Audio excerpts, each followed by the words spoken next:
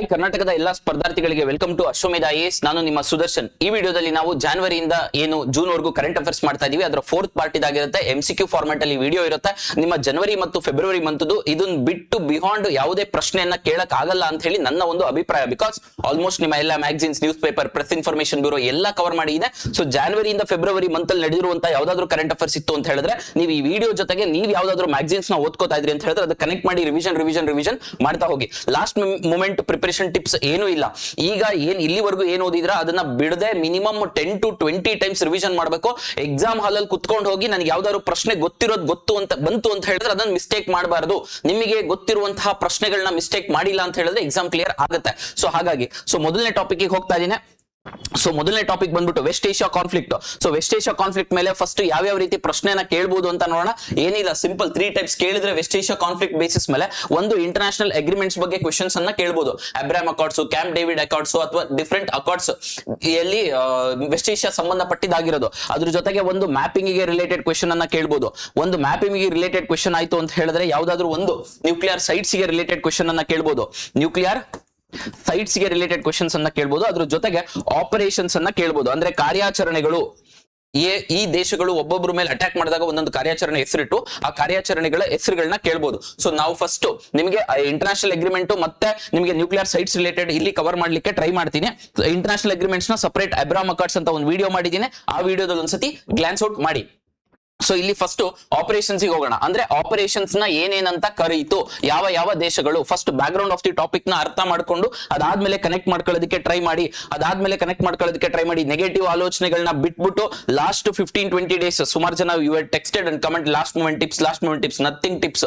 ಇಲ್ಲಿವರೆಗೂ ಓದಿರೋದನ್ನ ಬಿಡದೆ ಒಂದು 10-20 ಟೈಮ್ಸ್ ಎಷ್ಟು ಸತಿ ಆಗುತ್ತೆ ಅಷ್ಟು ಸತಿ ರಿವಿಷನ್ ಮಾಡಬೇಕು. ಎಲ್ಲಾದ್ರೂ ವಾಕ್ ಹೋಗ್ತಾ ಇದೀನಿ ಅಥವಾ ಬೇರೆ ಇನ್ನೇನಾದ್ರೂ ಕೆಲಸ ಮಾಡ್ತೀನಿ ಅಂತ ಹೇಳಿದ್ರು ಇಯರ್ಫೋನ್ ಹಾಕೊಂಡು ಕೇಳ್ತಾ ಇರಿ. ಮಲ್ಟಿಪಲ್ ಇನ್ಸ್ಟಿಟ್ಯೂಷನ್ಸ್ ನಡೆಸಿರುವಂತಹ ಕ್ವೆಶ್ಚನ್ ಪೇಪರ್ಸ್ ನ ತಗೊಳ್ಳಿ. ಆ ಕ್ವೆಶ್ಚನ್ ಪೇಪರ್ ನ ಸಾಲ್ವ್ ಮಾಡಿ ಏನೇನ್ ಮಿಸ್ಟೇಕ್ಸ್ ಮಾಡ್ತಿದ್ರ, ಈ ಕ್ವೆಶ್ಚನ್ ನನಗೆ ಗೊತ್ತಿದ್ರು ಯಾಕೆ ಮಿಸ್ಟೇಕ್ ಮಾಡಿದೆ, ಒಂದು ಸಪರೇಟ್ ಡೈರಿ ತಗೊಳ್ಳಿ, ಬರ್ದಿಡಿ. ಗುರು, every human being make mistakes. ಆ ಮಿಸ್ಟೇಕ್ಸ್ ನ ಸರಿಪಡಿಸ್ಕೊಂಡ್ರೆ ನೀವು ಉತ್ತಮರಾಗ್ತೀರಾ. ನಿಮ್ಮನ್ನ ನೀವು ಉತ್ತಮ ಪಡಿಸ್ಕೊಂಡು ಹೋಗೋದಕ್ಕೆ ಟ್ರೈ ಮಾಡಿ. ಕ್ವೆಶ್ಚನ್ ಪೇಪರ್ ತಗೊಳ್ಳಿ, ಸಾಲ್ವ್ ಮಾಡಿ. ಮಿಸ್ಟೇಕ್ ಆಯ್ತಾ, ಯಾಕೆ ಮಿಸ್ಟೇಕ್ ಆಯ್ತು ಅಂತ ಬರೀರಿ. ಆ ಮಿಸ್ಟೇಕ್ ಎಕ್ಸಾಮ್ ಅಲ್ಲಿ ಆಗಬಾರದು.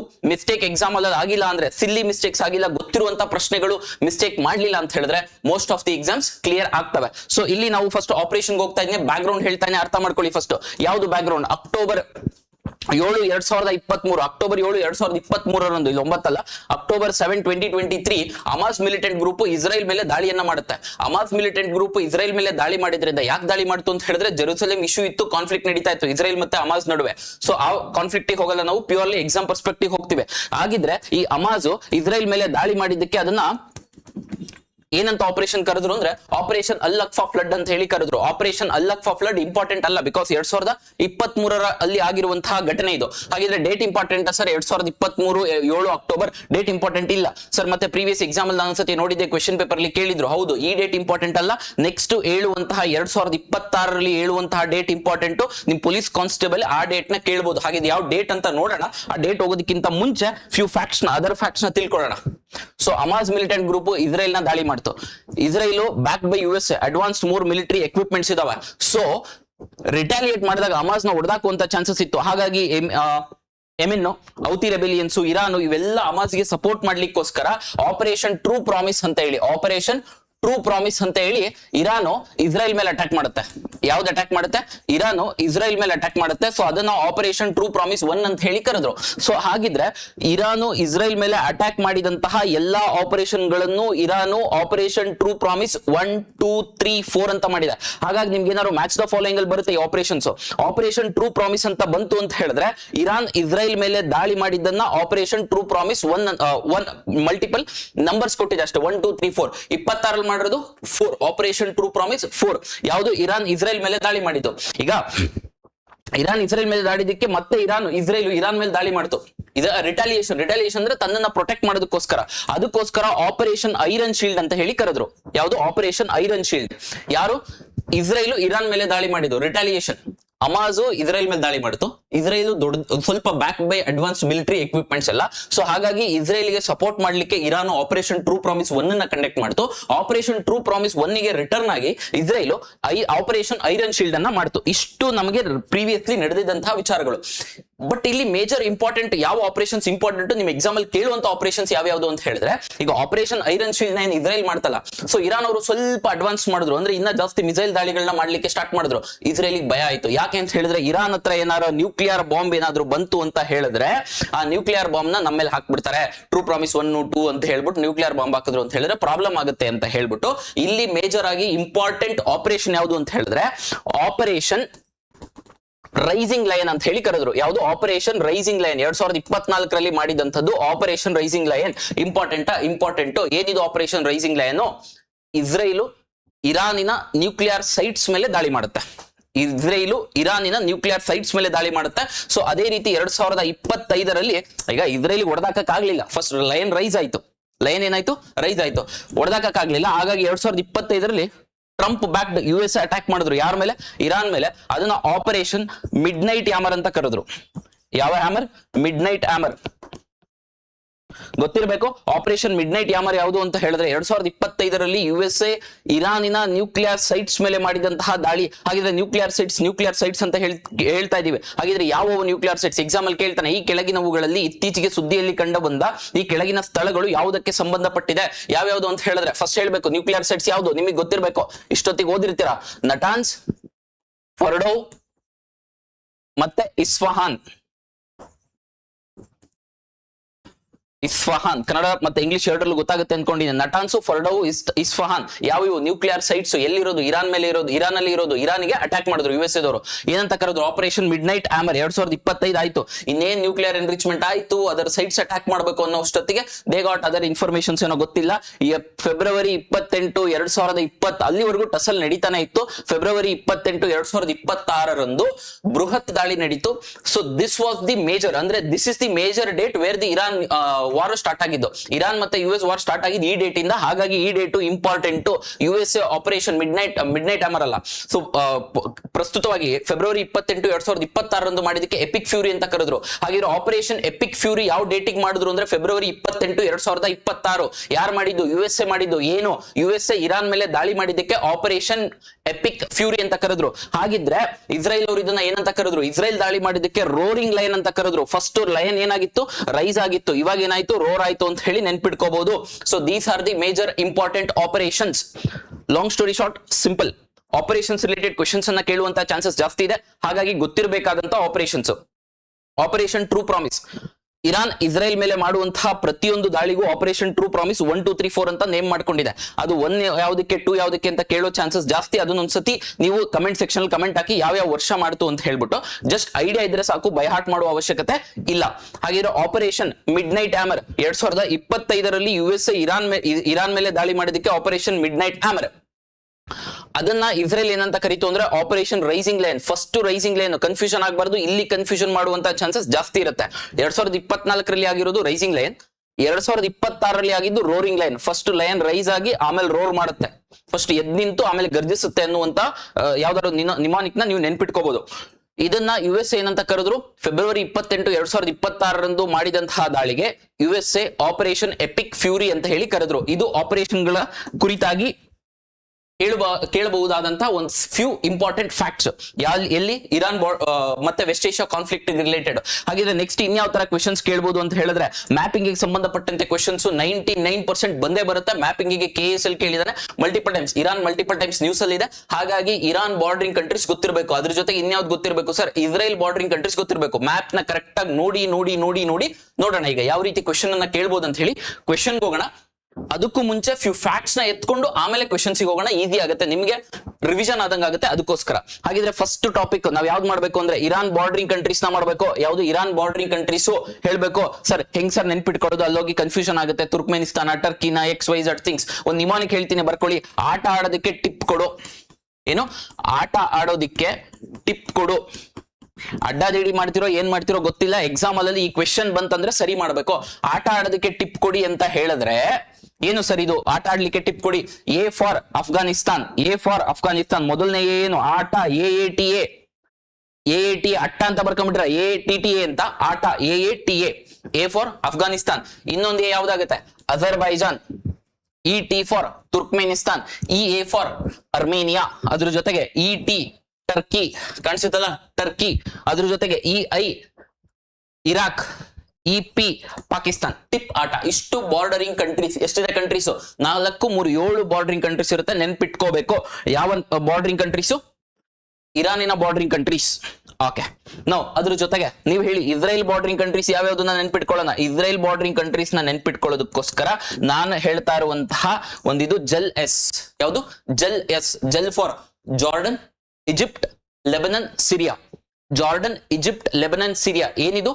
ಇಸ್ರೇಲ್ ನ bordering countries.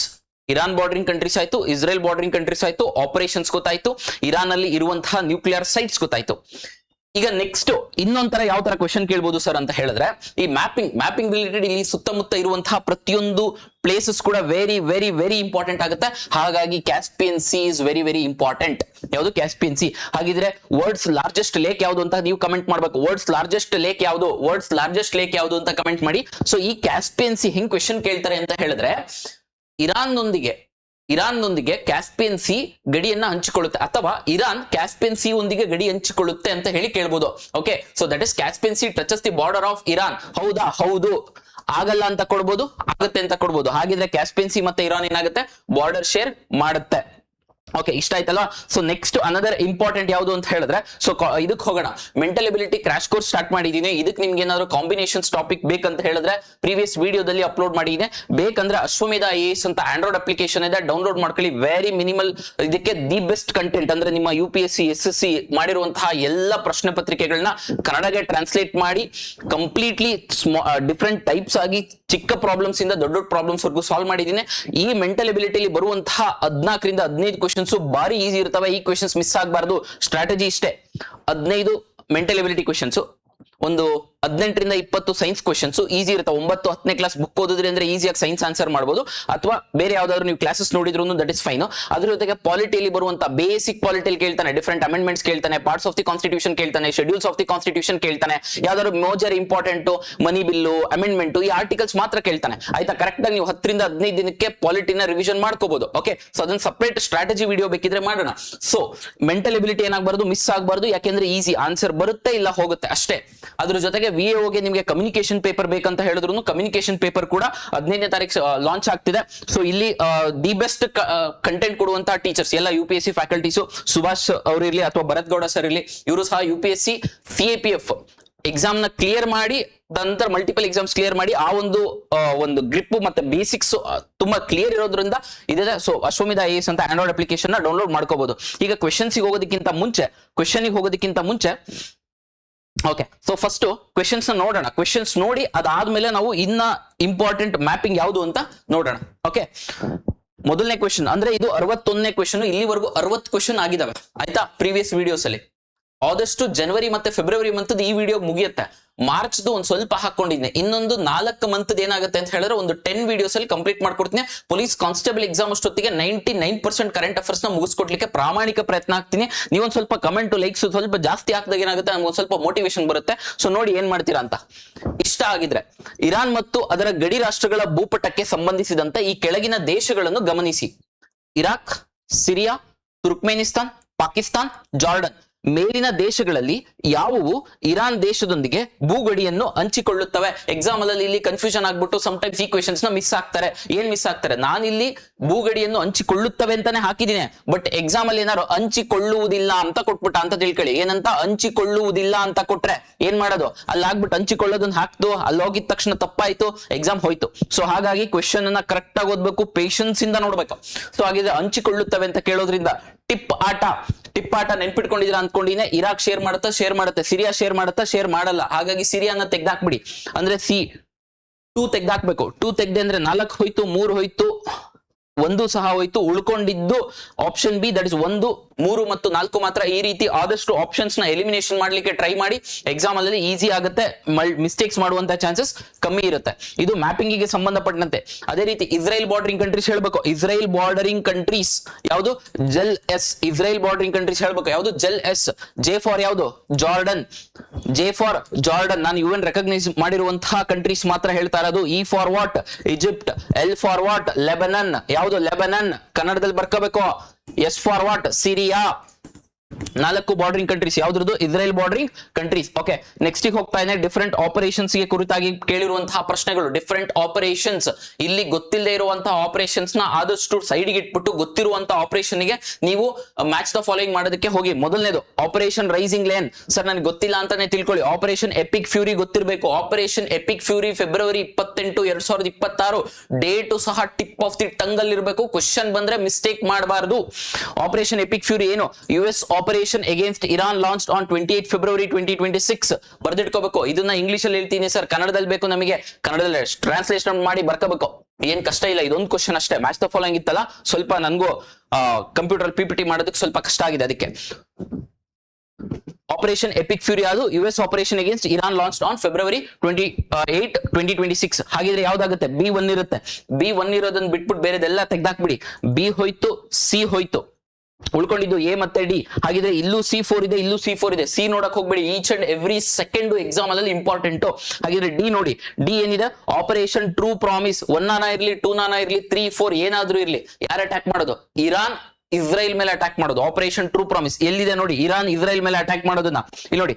ಇರಾನ್ಸ್ October 2024 missile attack on Israel. Iran's missile attack on Israel. So ಹಾಗಾಗಿ ಡಿ ಏನಾಗುತ್ತೆ? 3 ಆಗುತ್ತೆ. ಡಿ 3 ಆಯ್ತು ಅಂತ ಹೇಳಿದ್ರೆ ಇದು ಒಂದೇ ಇರೋದು option A, that is A2, B1, C4, D3. A2 is what? A2 ಅಂದ್ರೆ operation rising line. Operation rising line ಏನು? Israel 12-day campaign launched on 13th June 2025 targeting Iranian nuclear and missile infrastructure.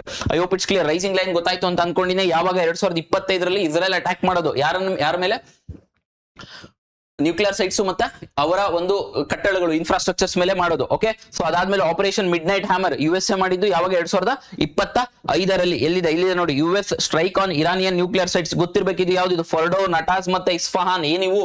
ಇರಾನಿನ nuclear sites. ಹಾಗಿದ್ರೆ uranium enrichment ಅಂದ್ರೆ ಏನು? Nuclear weapon ಗೆ ಬಳಸುವಂತಹ, nuclear ಎನರ್ಜಿಗೆ ಬಳಸುವಂತಹ ಯಾವ element, ಅದ್ರ ಜೊತೆಗೆ international atomic energy agency, Abraham accords, camp David accords, ಇವೆಲ್ಲವನ್ನ ಸಪರೇಟ್ ಇನ್ನೊಂದ್ಸತಿ ನೋಡೋಣ, ಹೇಳ್ಕೊಡ್ತೀನಿ. ಡೋಂಟ್ ವರಿ, ತಲೆ ಕೆಡಿಸ್ಕೊಬೇಡಿ. ಓಕೆ, ಸೊ ನೆಕ್ಸ್ಟ್ ಇನ್ನೊಂದು ನ್ಯೂಸ್ ಬಂದ್ಬಿಟ್ಟು strait of Hormuz. Strait of Hormuz ಬಾರಿ ನ್ಯೂಸ್ ಅಲ್ಲಿ ಇತ್ತು. ಕ್ವೆಶ್ಚನ್ ಬರುತ್ತಾ? 99% ಕೇಳಲೇಬೇಕು ಸ್ಟ್ರೇಟ್ ಆಫ್ ಹಾರ್ಮುಜ್ ಬಗ್ಗೆ. ಸ್ಟ್ರೇಟ್ ಬಗ್ಗೆ ಕೇಳ್ತಾನೆ ಇಲ್ಲ, ಸ್ಟ್ರೇಟ್ ಆಫ್ ಹಾರ್ಮುಜ್ ಬಗ್ಗೆ ಕೇಳ್ತಾನೆ. ಸೊ ಫಸ್ಟ್ ಇಲ್ಲಿ ನೋಡಿ. ಓಕೆ,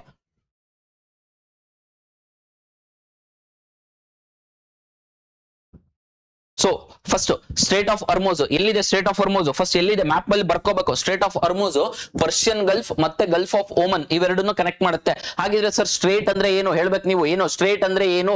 ಜಲಸಂಧಿ. ಕನ್ನಡ ಟ್ರಾನ್ಸ್ಲೇಷನ್ ಬೇಡ ನನಗೆ. ಏನು ಕನ್ನಡ ಟ್ರಾನ್ಸ್ಲೇಷನ್ ಬೇಡ, ಜಲಸಂಧಿ ಅಂತ. ಏನು ಸರ್ ಜಲಸಂಧಿ ಅಂದ್ರೆ? ಎರಡು ದೊಡ್ಡ ವಾಟರ್ ಬಾಡಿಗಳನ್ನ ಕನೆಕ್ಟ್ ಮಾಡೋದಕ್ಕೆ ಜಲಸಂಧಿ ಆರ್ ಸ್ಟ್ರೇಟ್ ಅಂತ ಹೇಳಿ ಕರಿತೀವಿ. ಸರ್ ಮಾನವ ನಿರ್ಮಿತ ಸ್ಟ್ರೇಟ್ ಕೂಡ ಇರಬಹುದಾ? ಹೌದು.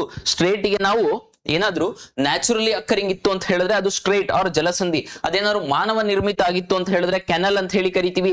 ನಿಮ್ಮ KA ರೀಸೆಂಟ್ಲಿ ಎಕ್ಸಾಮ್ ಅಲ್ಲಿ ಬೇಸಿಕ್ಸ್ ನ ಚೆಕ್ ಮಾಡಿದೆ, ಅಂದ್ರೆ ನೀವು ಎಷ್ಟರ ಮಟ್ಟಿಗೆ ಅರ್ಥ ಮಾಡ್ಕೊಂಡಿದ್ದೀರಾ ಅಂತ. ಕಾಂಪಿಟೇಷನ್ ಲೆವೆಲ್ ಜಾಸ್ತಿ ಇರೋದ್ರಿಂದ ಎಲ್ಲರೂ ಇದೆಲ್ಲ ಓದಿರ್ತಾರೆ. ಬಟ್ ಬಿಹಾಂಡ್ ಇನ್ನ ಡಿಫಿಕಲ್ಟ್ ಇರಲ್ಲ ಪೇಪರ್, ಸ್ವಲ್ಪ ಬೇಸಿಕ್ಸ್ ನ ಕೇಳ್ತಾನೆ ಅಷ್ಟೇ ಈ ಎಕ್ಸಾಮ್ಸ್ ಇರ್ತವೆ. ಸೊ ಹಾಗಿದ್ರೆ ಕೆನಾಲ್ ಅಂದ್ರೆ ಮಾನವ ನಿರ್ಮಿತ ಇತ್ತು ಅಂದ್ರೆ ಅದು ಕೆನಾಲ್. ನ್ಯಾಚುರಲ್ ಅಕ್ಕರಾಗಿತ್ತು ಅಂದ್ರೆ ಸ್ಟ್ರೇಟ್. ಅದರ ಅರ್ಥ ಸುಯೆಸ್ ಕೆನಾಲ್ ಅಂತ ಬರುತ್ತೆ ನೋಡಿ, ಅಥವಾ ಪನಾಮಾ ಕೆನಲ್. ಕೆನಾಲ್ ಅಂತ ಬಂತು ಅಂತ ಹೇಳಿದ್ರೆ ಮಾನವ ನಿರ್ಮಿತ ಕೆನಾಲ್. ಜಲಸಂಧಿ ಎರಡು ದೊಡ್ಡ ವಾಟರ್ ಬಾಡೀಸ್ ನ ಕನೆಕ್ಟ್ ಮಾಡುತ್ತೆ. ಸುಯೆಸ್ ಕೆನಾಲ್ ಯಾವ್ದನ್ನ ಕನೆಕ್ಟ್ ಮಾಡುತ್ತೆ? ಮೆಡಿಟರೇನಿಯನ್ ಸೀಗೆ ರೆಡ್ ಸಿ ನ ಕನೆಕ್ಟ್ ಮಾಡುತ್ತೆ. ಸೊ ಹಾಗಾಗಿ ಸುಯೆಸ್ ಕೆನಾಲ್ ಅಂತ ಹೇಳಿ ಕರಿತೀವಿ. ಸೊ ಸ್ಟ್ರೇಟ್ಗೂ ಮತ್ತು ಕೆನಾಲ್ಗೂ ಡಿಫ್ರೆನ್ಸ್ ಗೊತ್ತಾಯ್ತು. ಮಾನವ ನಿರ್ಮಿತ, ನ್ಯಾಚುರಲಿ ಅಕ್ಕರಿಂಗ್. ಜಲಸಂಧಿ ಅಂತ ಬಂತು strait. Bab el Mandeb strait, Palk strait, Gibraltar strait ಇವೆಲ್ಲ ಏನು? ಮಾನವ ನಿರ್ಮಿತ ಅಲ್ಲ, ನ್ಯಾಚುರಲಿ ಅಕ್ಕರಿಂಗ್. ಕೇಳ್ತಾನೆ ಈ ಕೆಳಗಿನವುಗಳಲ್ಲಿ ಯಾವುದು ನ್ಯಾಚುರಲಿ ಅಕ್ಕರಿಂಗ್, ನೈಸರ್ಗಿಕವಾಗಿ ಮೂಡಿ ಬರುವಂತಹ ಜಲಸಂಧಿಗಳು? ಯಾವ್ದ್ರ ಮುಂದೆ ಸ್ಟ್ರೇಟ್ ಇರುತ್ತೆ ಅವೆಲ್ಲ ನೈಸರ್ಗಿಕವಾಗಿ ಬರೋದು. ಯಾವ್ದ್ರ ಮುಂದೆ ಕೆನಲ್ ಇರುತ್ತೆ ತೆಗೆದು ಬಿಡ್ಬೇಕು. ಅಲ್ಲಿ ಹೋಗ್ಬಿಟ್ಟು ಬರುತ್ತಾ ಬರಲ್ವಾ ನೋಡಬಾರ್ದು. ಆದಷ್ಟು ಎಲಿಮಿನೇಟ್ ಮಾಡಿ ಆಪ್ಷನ್ ನೋಡ್ಲಿಕ್ಕೆ ಟ್ರೈ ಮಾಡ್ಬೇಕು. Got it, very good. ಹಾಗಿದ್ರೆ ಸ್ಟ್ರೇಟ್ ಆಫ್ ಹಾರ್ಮುಜ್ ಯಾವ ದೇಶನ, ಯಾವ ಎರಡು ವಾಟರ್ ಬಾಡೀಸ್ ನ ಕನೆಕ್ಟ್ ಮಾಡುತ್ತೆ?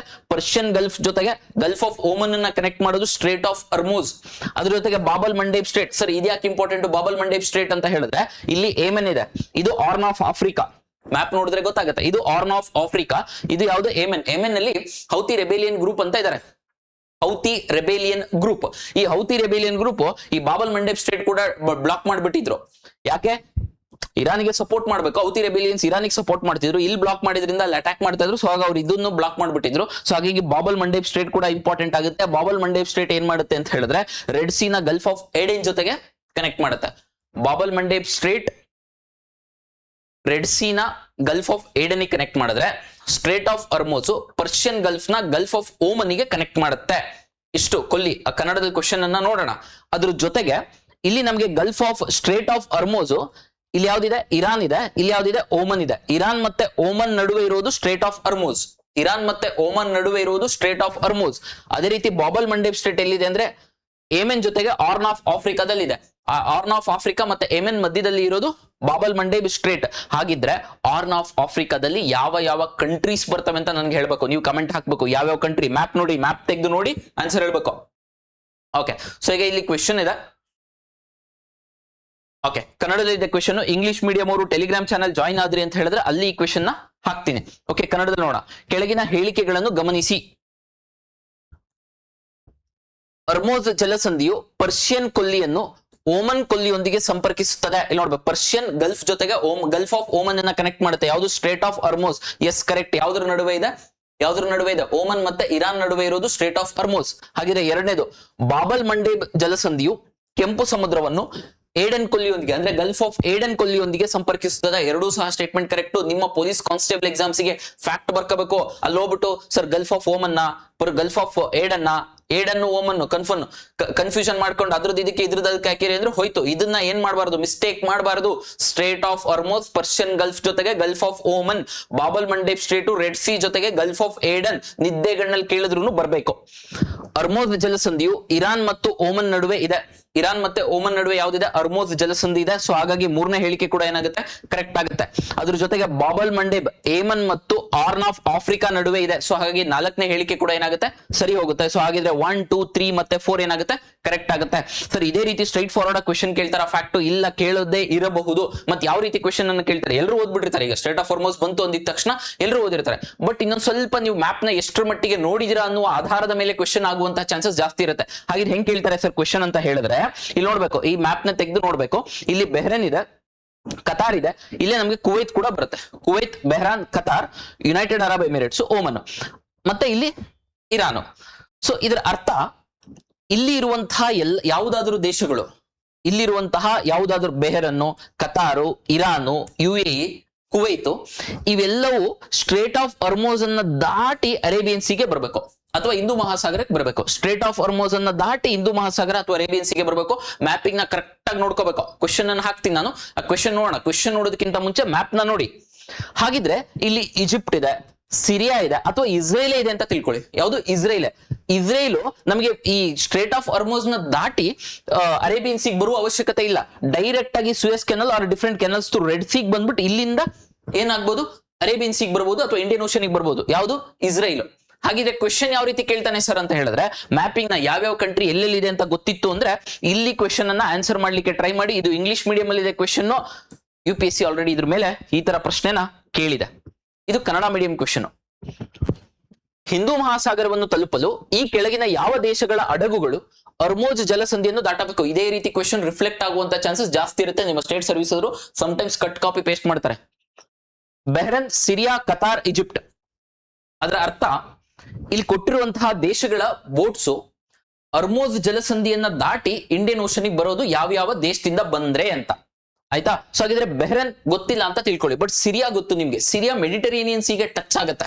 ಹಾಗಿದ್ರೆ ಮೆಡಿಟರೇನಿಯನ್ ಸಿ ಬಾರ್ಡರಿಂಗ್ ಕಂಟ್ರೀಸ್ ನನಗೆ ಕಮೆಂಟ್ ಹಾಕಿ. ಮೆಡಿಟರೇನಿಯನ್ ಸಿ ಬಾರ್ಡರಿಂಗ್ ಕಂಟ್ರೀಸ್ ಹಾಕ್ಬೇಕು. ಸಿರಿಯಾ ಏನಾಗಲ್ಲ, ಸ್ಟ್ರೇಟ್ ಆಫ್ ಸಿರಿಯಾ ಇಂದ ಯಾವ್ದಾದ್ರು ಅಡುಗು ಹೊರಡ್ತು ಅಂತ ಹೇಳಿದ್ರೆ ಸ್ಟ್ರೇಟ್ ಆಫ್ ಅರ್ಮೋಸ್ ನ ಕ್ರಾಸ್ ಮಾಡೋ ಅವಶ್ಯಕತೆ ಇಲ್ಲ, ರೆಡ್ ಸಿ ಥ್ರೂ ಬರ್ಬೋದು. ಹಾಗಾಗಿ ನಾನು ಸಿರಿಯಾ ತೆಗೆದು ಬಿಡ್ತೀನಿ. ಎರಡನೇದು ಹೋಯ್ತು. ಇನ್ನು ಉಳ್ಕೊಂಡಿದ್ದು 1, 3, 3 ಮತ್ತು 4. ಈಗ ಕತಾರ್ ಇದೆ, ಕತಾರ್ ಗೊತ್ತಿಲ್ಲ ಅಂತಾನೆ ತಿಳ್ಕೊಳ್ಳಿ. ಈಜಿಪ್ಟಿಗೆ ಬನ್ನಿ. ಯಾವುದು, ಈಜಿಪ್ಟ್ ಎಲ್ಲಿರೋದು? ಈಜಿಪ್ಟ್ ಗೊತ್ತು ತಾನೆ, ಇಸ್ರೇಲ್ ಹತ್ರ ಇರೋದು. ಹಾಗಾಗಿ ರೆಡ್ ಸಿಗೆ bordering country Egypt. Red C direct ಆಗಿ ಬಂದು ಇಂಡಿಯನ್ ಓಷನ್ ಬರ್ಬೋದಲ್ಲ. ಹಾಗಾಗಿ ಈಜಿಪ್ಟ್ ಕೂಡ ತೆಗೆದಾಕಿ. 3 ಮತ್ತೆ 4 ಕೂಡ ಹೋಗುತ್ತೆ. ಉಳ್ಕೊಂಡಿದ್ದು 1 ಮತ್ತು 3. ಅದರ ಅರ್ಥ ಬೆಹ್ರನ್ ಮತ್ತೆ ಕತಾರ್ ಈ ಎರಡೂ ದೇಶದಿಂದ ಬರುವಂತಹ ಹಡಗುಗಳು ಸ್ಟ್ರೇಟ್ ಆಫ್ ಅರ್ಮೋಸ್ ಅನ್ನ ಕ್ರಾಸ್ ಮಾಡಿ ಹಿಂದೂ ಮಹಾಸಾಗರ ಅಂದ್ರೆ ಇಂಡಿಯನ್ ಓಷನ್ ಗೆ ಬರಬೇಕು. ಮ್ಯಾಪಿಂಗ್ ಅರ್ಥ ಆಯ್ತು ಅಂತ ಅನ್ಕೊಂಡಿನಿ. ಅಲ್ಲಿ ಹೋಗ್ಬಿಟ್ಟು ಇದ್ರ ಮೇಲೆ ಕ್ವಶನ್ ಬಂದಾಗ ಬಂದಿರುತ್ತೆ, ತಪ್ಪು ಮಾಡಬಾರದು. Okay, I hope it's clear. Next another important current news ಯಾವುದು ಅಂತ ಹೇಳಿದ್ರೆ, India at BioFach. Country of the year India ಅಂದ್ರೆ ಬಯೋಫ್ಯಾಕ್ ಅಂತ ಹೇಳಿ ಜರ್ಮನ್ ನಲ್ಲಿ ಒಂದು ಆರ್ಗ್ಯಾನಿಕ್ ಫಾರ್ಮಿಂಗ್, ಜೈವಿಕ ಆಹಾರ ಮತ್ತು ಜೈವಿಕ ಕೃಷಿಗೆ ಸಂಬಂಧಪಟ್ಟಂತೆ ಒಂದು ಜಾತ್ರೆ ನಡೆದಿತ್ತು. ಅಲ್ಲಿ ಕಂಟ್ರಿ ಆಫ್ ದಿ ಇಯರ್ ಅಂತ ಭಾರತವನ್ನ ಕರೆದಿದೆ. ಜರ್ಮನ್ ನಲ್ಲಿ ನಡೆದಂತ, ಎಲ್ಲಿ? ನ್ಯೂರಂಬರ್ಗ್ ಜರ್ಮನಿಯಲ್ಲಿ ನಡೆದಂತಹ ಬಯೋಫ್ಯಾಕ್. ಏನಿದು ಬಯೋಫ್ಯಾಕ್ ಅಂತ ಹೇಳಿದ್ರೆ ಜೈವಿಕ ಆಹಾರ ಮತ್ತು ಜೈವಿಕ ಕೃಷಿಗೆ ಸಂಬಂಧಪಟ್ಟಂತೆ ಒಂದು ಜಾತ್ರೆ. ಕ್ಲಿಯರಾ? Very good. ಸೊ ಹಾಗಿದ್ರೆ ಎಲ್ಲಿ ನಡೀತು? ನ್ಯೂರಂಬರ್ಗ್ ಜರ್ಮನಿಯಲ್ಲಿ ನಡೀತು. ಯಾವ ಆರ್ಗನೈಸೇಷನ್ ಮಾಡಿದ್ದು ಅಂತ ಹೇಳಿದ್ರೆ APED. ಸರ್ ಫುಲ್ ಫಾರ್ಮ್ ಬರ್ಕೋಬೇಕು. ಯಾವ್ದ್ರದ್ದು? APED ಫುಲ್ ಫಾರ್ಮ್ ಬರ್ಕೋಬೇಕು. APEDA full form agricultural processed food products, agricultural processed food products export development authority. Sir ministry ಕೇಳ್ತಾನೆ, ಸರ್ ಅಗ್ರಿಕಲ್ಚರ್ ಅಂತ ಬಂದಿದ ತಕ್ಷಣ most of the times sir agriculture ಇದೆ, agriculture ministry ಅಂತ ಹಾಕ್ಬಿಡ್ತವೆ. ಇವು ಎಕ್ಸಾಮ್ ಟ್ರ್ಯಾಪ್. ಹಾಗಿದ್ರೆ APEDA ಯಾವ ಅಂಡರ್ ಬರುತ್ತೆ ಅಂದ್ರೆ ಕಾಮರ್ಸ್ ಮಿನಿಸ್ಟ್ರಿ ಅಂಡರ್ ಬರುತ್ತೆ. ಯಾವ ಮಿನಿಸ್ಟ್ರಿ? Commerce ministry. ಕನ್ಫ್ಯೂಷನ್ ಮಾಡ್ಕೋಬಾರ್ದು, ಇಲ್ಲಿ ಮಿಸ್ಟೇಕ್ ಆಗ್ತವೆ. ಏನಂತ ಮಿಸ್ಟೇಕ್? ಸರ್ ಅಗ್ರಿಕಲ್ಚರ್ ಬಂತು, ಅಗ್ರಿಕಲ್ಚರ್ ಮಿನಿಸ್ಟ್ರಿ ಹಾಕ್ಬಿಟ್ಟೆ ಎಕ್ಸಾಮ್ ಅಲ್ಲಿ, ಏನಾಯ್ತು? ಮಿಸ್ಟೇಕ್ ಆಯ್ತು. ಸೊ ಹಾಗಾಗಿ ಅಗ್ರಿಕಲ್ಚರ್ ಮಿನಿಸ್ಟ್ರಿ ಬರುತ್ತೆ. ಯಾವುದು? ಅಗ್ರಿಕಲ್ಚರ್ ಮಿನಿಸ್ಟ್ರಿ ಬರಲ್ಲ. APEDA ಅಗ್ರಿಕಲ್ಚರ್ ಮಿನಿಸ್ಟ್ರಿ ಬರಲ್ಲ. ಯಾವ ಮಿನಿಸ್ಟ್ರಿ ಬರುತ್ತೆ? ಕಾಮರ್ಸ್ ಮಿನಿಸ್ಟ್ರಿ ಬರುತ್ತೆ. ಬೇರೆ ಯಾವ್ದಾದ್ರು ಇಂಪಾರ್ಟೆಂಟ್ ಟಾಪಿಕ್ಸ್ ಬಿಟ್ಟಿದೀವಾ? ಇಲ್ಲ. ಓಕೆ. ಸೊ ಅದ್ರ ಜೊತೆಗೆ ಇಲ್ಲಿ 5 ವೆರೈಟೀಸ್ ಆಫ್ GI ಟ್ಯಾಗ್ಡ್ ಅಂದ್ರೆ ಗೊತ್ತಂತಂದ್ರೆ ಜಿಯೋಗ್ರಫಿಕಲ್ ಇಂಡಿಕೇಶನ್ ಟ್ಯಾಗ್ದು ರೈಸ್ ನ ಶೋಕೇಸ್ ಮಾಡಿದ್ವಿ 5. ಆ 5ರದ್ದು ಒಂದ್ ಸ್ವಲ್ಪ ಇತ್ತೀಚೆಗೆ ತಳಿಗಳು ಕಂಡು ಬಂದಿದ್ದು ನ್ಯೂಸ್ ಅಲ್ಲಿ ಬಂದ್ವಲ್ಲ, ಇದು ಯಾವ ತಳಿಗಳು ಅಂತ ಕೇಳ್ಬೋದು. ಇಂದ್ರಾಯಾಣಿ. ಯಾವ ತಳಿ ಅಂದ್ರೆ 5 ತಳಿ. ಒಂದು ಇಂದ್ರಯಾಣಿ, ಯಾವ ರಾಜ್ಯದ್ದು? ಮಹಾರಾಷ್ಟ್ರದು. ಅದ್ರ ಜೊತೆಗೆ ನವಾರ ರೈಸ್ ಇದು ಸಹ GI ಟ್ಯಾಗ್. ಯಾವ ರಾಜ್ಯದ್ದು? ಕೇರಳದು. ಅದ್ರ ಜೊತೆಗೆ ಗೋವಿಂದ ಭೋಗ್ ಯಾವ ರಾಜ್ಯದ್ದು? ವೆಸ್ಟ್ ಬೆಂಗಾಲ್ದು. ಅದ್ರ ಜೊತೆಗೆ ಚಾಕ್ ಔ. ಯಾವುದು? ಚಾಕ್ ಓ. ಇದನ್ನ ನಾವು ಬ್ಲಾಕ್ ರೈಸ್ ಅಂತ ಕೂಡ ಕರಿತೀವಿ. ಯಾವ ರೈಸು? Block rice. ಯಾವ ರಾಜ್ಯದ್ದು? ಮಣಿಪುರದು. ಇನ್ನು ಅದ್ ಬಂದ್ಬಿಟ್ಟು ರೆಡ್ ರೈಸ್. ಗೊತ್ತಾಯ್ತು ಅಂತ ಅನ್ಕೊಂಡಿನ. ಇಂದ್ರಯಾಣಿ GI ಟ್ಯಾಗ್ ಇರುವಂತಹ ರೈಸು. ಅದ್ರ ಜೊತೆಗೆ ಗೋವಿಂದ ಭೋಗು. ಅದ್ರ ಜೊತೆಗೆ ನವಾರ ರೈಸು ಕೇರಳದು, ಇಂದ್ರಯಾಣಿ ಮಹಾರಾಷ್ಟ್ರದು, ಗೋವಿಂದ ಭೋಗ್ ವೆಸ್ಟ್ ಬೆಂಗಾಲ್ದು, ಚಾಕ್ ಹೋ ಬ್ಲಾಕ್ ರೈಸು ಮಣಿಪುರದು. ಈ 5 GI ಟ್ಯಾಗ್ಡ್. ಕ್ವಶನ್ ಹೆಂಗ್ ಕೇಳ್ತಾರೆ ಅಂತ ಹೇಳಿದ್ರೆ, ಈ ಇತ್ತೀಚೆಗೆ ಸುದ್ದಿಯಲ್ಲಿ ಕಂಡು ಬಂತಹ ಇವು ಯಾವ ತಳಿ ಅಂತ ಕೇಳ್ತಾನೆ. ಭತ್ತ, ಗೋಧಿ, ರೈಸ್ ಅಂತ ಹೇಳಿ. ಸೊ ಯಾವ ತಳಿ? ರೈಸ್ ನ ತಳಿ. ರೈಸ್. Very good. ಸೊ ಹಾಗಿದ್ರೆ ಇಷ್ಟು ಅರ್ಥ ಆಯ್ತು ಅಂತ ಅನ್ಕೊಂಡಿದ್ದೀನಿ. ಸೊ ಇದ್ರ ಮೇಲೆ ಕ್ವೆಶನ್ ಅನ್ನ ಹೆಂಗ್ ಕೇಳ್ಬೋದು ಅಂತ ನೋಡೋಣ. ಇಲ್ಲಿದೆ ಇಂಗ್ಲಿಷ್ ಅಲ್ಲಿ ಇದೆ ಕ್ವೆಶನ್, ಇದು ಕನ್ನಡದಲ್ಲಿರುವಂತಹ ಕ್ವೆಶನ್. ಕನ್ನಡದಲ್ಲಿರುವಂತಹ ಪ್ರಶ್ನೆಗೆ ಉತ್ತರ ಮಾಡ್ಲಿಕ್ಕೆ ಟ್ರೈ ಮಾಡೋಣ. ಬಯೋಫ್ಯಾಕ್ಟ್ 2026 ಕುರಿತಾದ ಕೆಳಗಿನ ಹೇಳಿಕೆಗಳನ್ನು ಗಮನಿಸಿ. ಬಯೋಫ್ಯಾಕ್ 2026ರಲ್ಲಿ ಭಾರತವನ್ನು ವರ್ಷದ ರಾಷ್ಟ್ರ, ಕಂಟ್ರಿ ಆಫ್ ದಿ ಇಯರ್ ಎಂದು ಹೆಸರಿಸಲಾಯಿತು. ಸೊ ಹಾಗಾಗಿ 1ನೇ ಹೇಳಿಕೆ ಏನಾಗುತ್ತೆ? ಸರಿ ಹೋಗುತ್ತೆ. 2ನೇ ಹೇಳಿಕೆ, ಬಯೋಫ್ಯಾಕ್ 2026 ಜರ್ಮನಿಯ ನ್ಯೂರಂಬರ್ಗ್ ನಲ್ಲಿ ನಡೆಯಿತು. ಎಲ್ಲಿ ನಡೀತು ಅಂತ ಕೇಳ್ಬೋದು? ನ್ಯೂರಂಬರ್ಗ್ ಜರ್ಮನಿ. Constable students. 3ನೇ ಹೇಳಿಕೆ, ಕೃಷಿ ಮತ್ತು ರೈತ ಕಲ್ಯಾಣ ಸಚಿವಾಲಯದ ಅಡಿಯಲ್ಲಿ agricultural processing food products export development authority ಭಾರತದ ಭಾಗವಹಿಸುವಿಕೆಯನ್ನು ಆಯೋಜಿಸಿತ್ತು. ಇಲ್ಲಿ ಯಾವ ಮಿನಿಸ್ಟ್ರಿ? ಕೃಷಿ ಮತ್ತು ರೈತ ಕಲ್ಯಾಣ ಸಚಿವಾಲಯ ಅಲ್ಲ, ಹೇಳ್ಬೇಕು. ಯಾವ ministry? Commerce ministry. Commerce ministry ಅಂದ್ರೆ ಕನ್ನಡದಲ್ಲಿ ಏನಂತಾರೆ ನೀವು ಹೇಳ್ರಿ ನನಗೆ. ಯಾವುದು? Commerce ministry. ಅದ್ರ ಜೊತೆಗೆ 3ನೇ ಹೇಳಿಕೆ ಏನಾಗುತ್ತೆ? ತಪ್ಪಾಗುತ್ತೆ. 3ನೇ ಹೇಳಿಕೆನ ತೆಗ್ದಾಕ್ಬಿಡಿ. 3ನೇ ಹೇಳಿಕೆ ತೆಗ್ದೆ ಅಂದ್ರೆ 4 ಹೋಯ್ತು, 3 ಹೋಯ್ತು, 2 ಹೋಯ್ತು, ಉಳ್ಕೊಂಡಿದ್ದು 1, 2 ಮತ್ತು 4 ಮಾತ್ರ. 4ನೇದು ಬರ್ಕೊಳ್ಳಿ. ಬಯೋಫಿಕ್ ಸಾವಯವ ಅಥವಾ ಜೈವಿಕ ಆಹಾರ ಮತ್ತು ಸಾವಯವ ಕೃಷಿಗೆ ಸಂಬಂಧಿಸಿದೆ.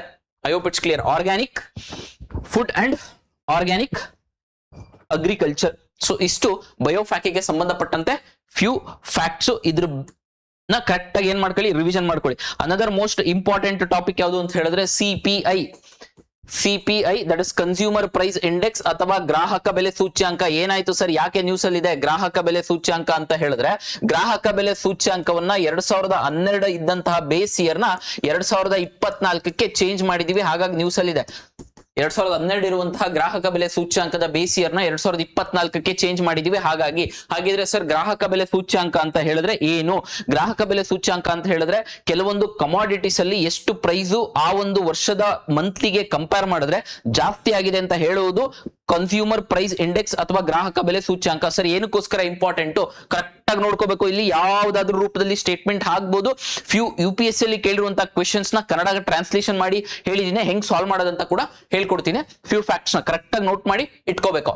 ಯಾವ್ದಿದು CPI, that is consumer price index. First CPI ನ ಏನ್ ಯೂಸ್ ಮಾಡುತ್ತೆ, ಯಾವ್ದು ಯೂಸ್ ಮಾಡ, ಫಸ್ಟ್ ಡಿಫ್ರೆಂಟ್ ಟೈಪ್ಸ್ ನ ನೋಡೋಣ. ಯಾವ್ದ್ರದ್ದು CPI ಇದು. CPI ನಮ್ಗೆ CPI urban, CPI rural, CPI combined ಅಂದ್ರೆ ಗ್ರಾಮೀಣ ಭಾಗಕ್ಕೆ ನಗರ ಭಾಗಕ್ಕೆ ಎರಡಕ್ಕೂ ಸೇರಿಸಿ ರಿಲೀಸ್ ಮಾಡುತ್ತೆ CPI ನ. ಹಾಗಿದ್ರೆ ಯಾವ ಆರ್ಗನೈಸೇಷನ್ ರಿಲೀಸ್ ಮಾಡೋದು ಗೊತ್ತಿರಬೇಕು. ಕೇಳ್ತಾನ ಮಲ್ಟಿಪಲ್ ಟೈಮ್ಸ್ ಎಕ್ಸಾಮ್ ಅಲ್ಲಿ ಕೇಳಿದಾನೆ.